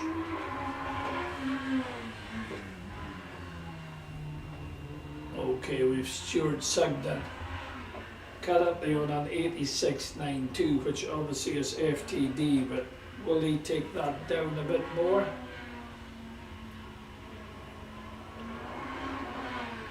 The big Firehawk comes round, goes off that main straight. I thought it was cleaning itself out there, but not.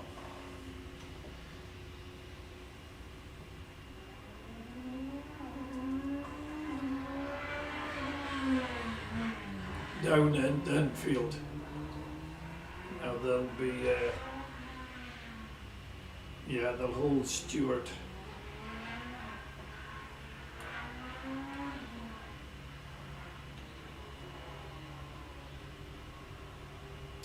Right. In comes David Looms, knowing of a bit of work to do, maybe electronics or fuel pressures or that. Anyway, Stuart Sugden sitting on the line waiting to get the okay. Right, away he goes. What speed is he going to post at? Is he going to make 97? 102 straight off the line. Wow. There you go. He had 105, got it?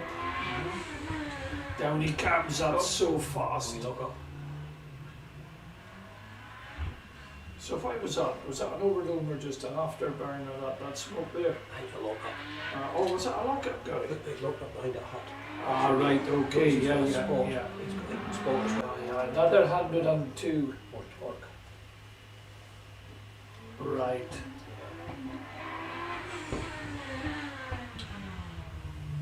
So 79 Stuart Sugden with a Graham Wright Racing Raptor. What weight's that car roughly, Gary? Not an awful big lot over 300. Just over 300 kilograms. What does he post up this time? 107. He posts up the fastest speed of the day on his last run round. So I thought the 86.92 on a cooling track back at 6 o'clock on a kind of overcast. What's he going to do to his 86.92? Oh, 7/10 of a second quicker than 86.21. Well done, well done. That was extremely good on a kind of cooling track, I would say. Okay, 760 Vic Roger. Can he move up in his class?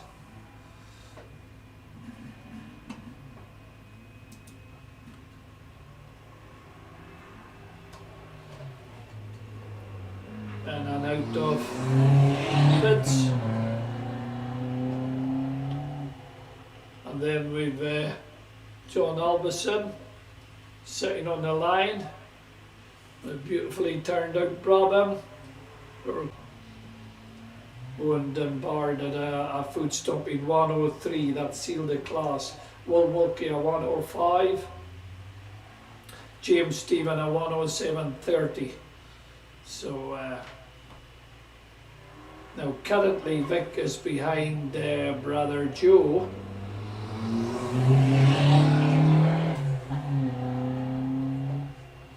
When you're sharing a car,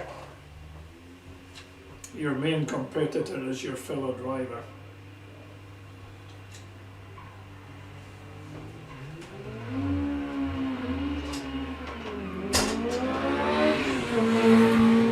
Big Brabham VT38 gets off a line. What can Vic do to his 113? No, he just wee bitty 0.6 of a second slower. And I don't know whether there's, of course, Ewan Bruce is waiting to go. Because Ewan Bruce will be wanting to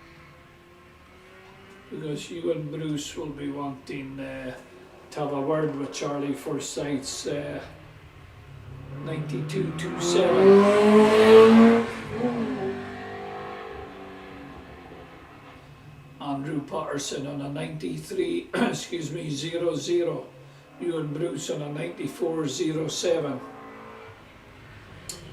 What do you think, Gary? Can Ewan do it?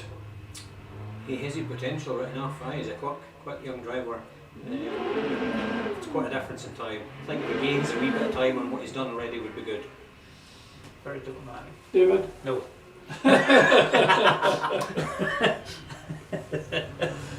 I'm going to interview David more often. It doesn't take so long, okay? Yeah. John Albison, Big Brabham, normally closes the event off, but Ewan Bruce is sitting on the line, waiting to get going, quite rightly, and he's off. What time is he going to post up? He's going to post up, it's going to be 100. 94, okay. Yeah. He had a 96, he's okay, just a wee wiggle, but he's pushing on down into a beautifully turned out car, running on methanol, coming to beaches, wee wiggle, but that's fine.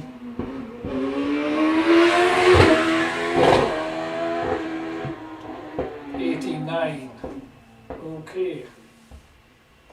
Round and out of Evans. Wee wiggle wouldn't have hurt his time. Got the throttle on real early. And infield hairpin.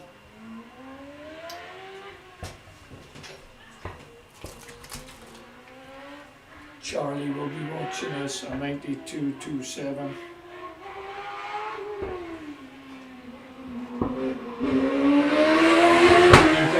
Rev into 13,500 revs. Cheapers. 13,500. Oh, and he just has a nice, he's doing everything. Very, very tidy driving. We're all watching the clock. It's on 85, 86, 87, 92. Charlie's on. He's not going to do it. He's on a 93 or 4. Charlie Forsyth takes honours. Ewan did nothing wrong, but he finishes in third place. Quite surprised, but well done, Charlie Forsyth. Wow, that was a run, Gary. Yeah? It's great to have Gary Dixon up here with me, because that was well done, Charlie. That was an exceptional run. Perfect. Okay, folks. Now we should be really appreciative of our marshals, timing crew, and everybody out there. Because that was exceptional what you've done today, marshals and team. Excellent work. I'll make sure tomorrow at the end of the day at prize giving you get a big round of applause. So come in and get yourselves warmed up, and we will see you all tomorrow. Remember, there's just a wee bit of crack in the club tonight, in the clubhouse, 7 for 7:30. We've got Robbie Garden on the guitar. To the strings are throttle cables, but we'll get them tensioned up. We've got the lovely Jockey Dixon for Orkney. We don't know what she's singing, but we'll guesstimate it. Kurt will be. Kurt, oh, good call there, Gary, good call. And obviously Marcel and Gary, I'm a rhinestone cowboy. I wonder what song we'll be singing. Be good to see us. Kitchen's open for the mince and totties, the chicken, everything over there. So go over and get a bite and get ready.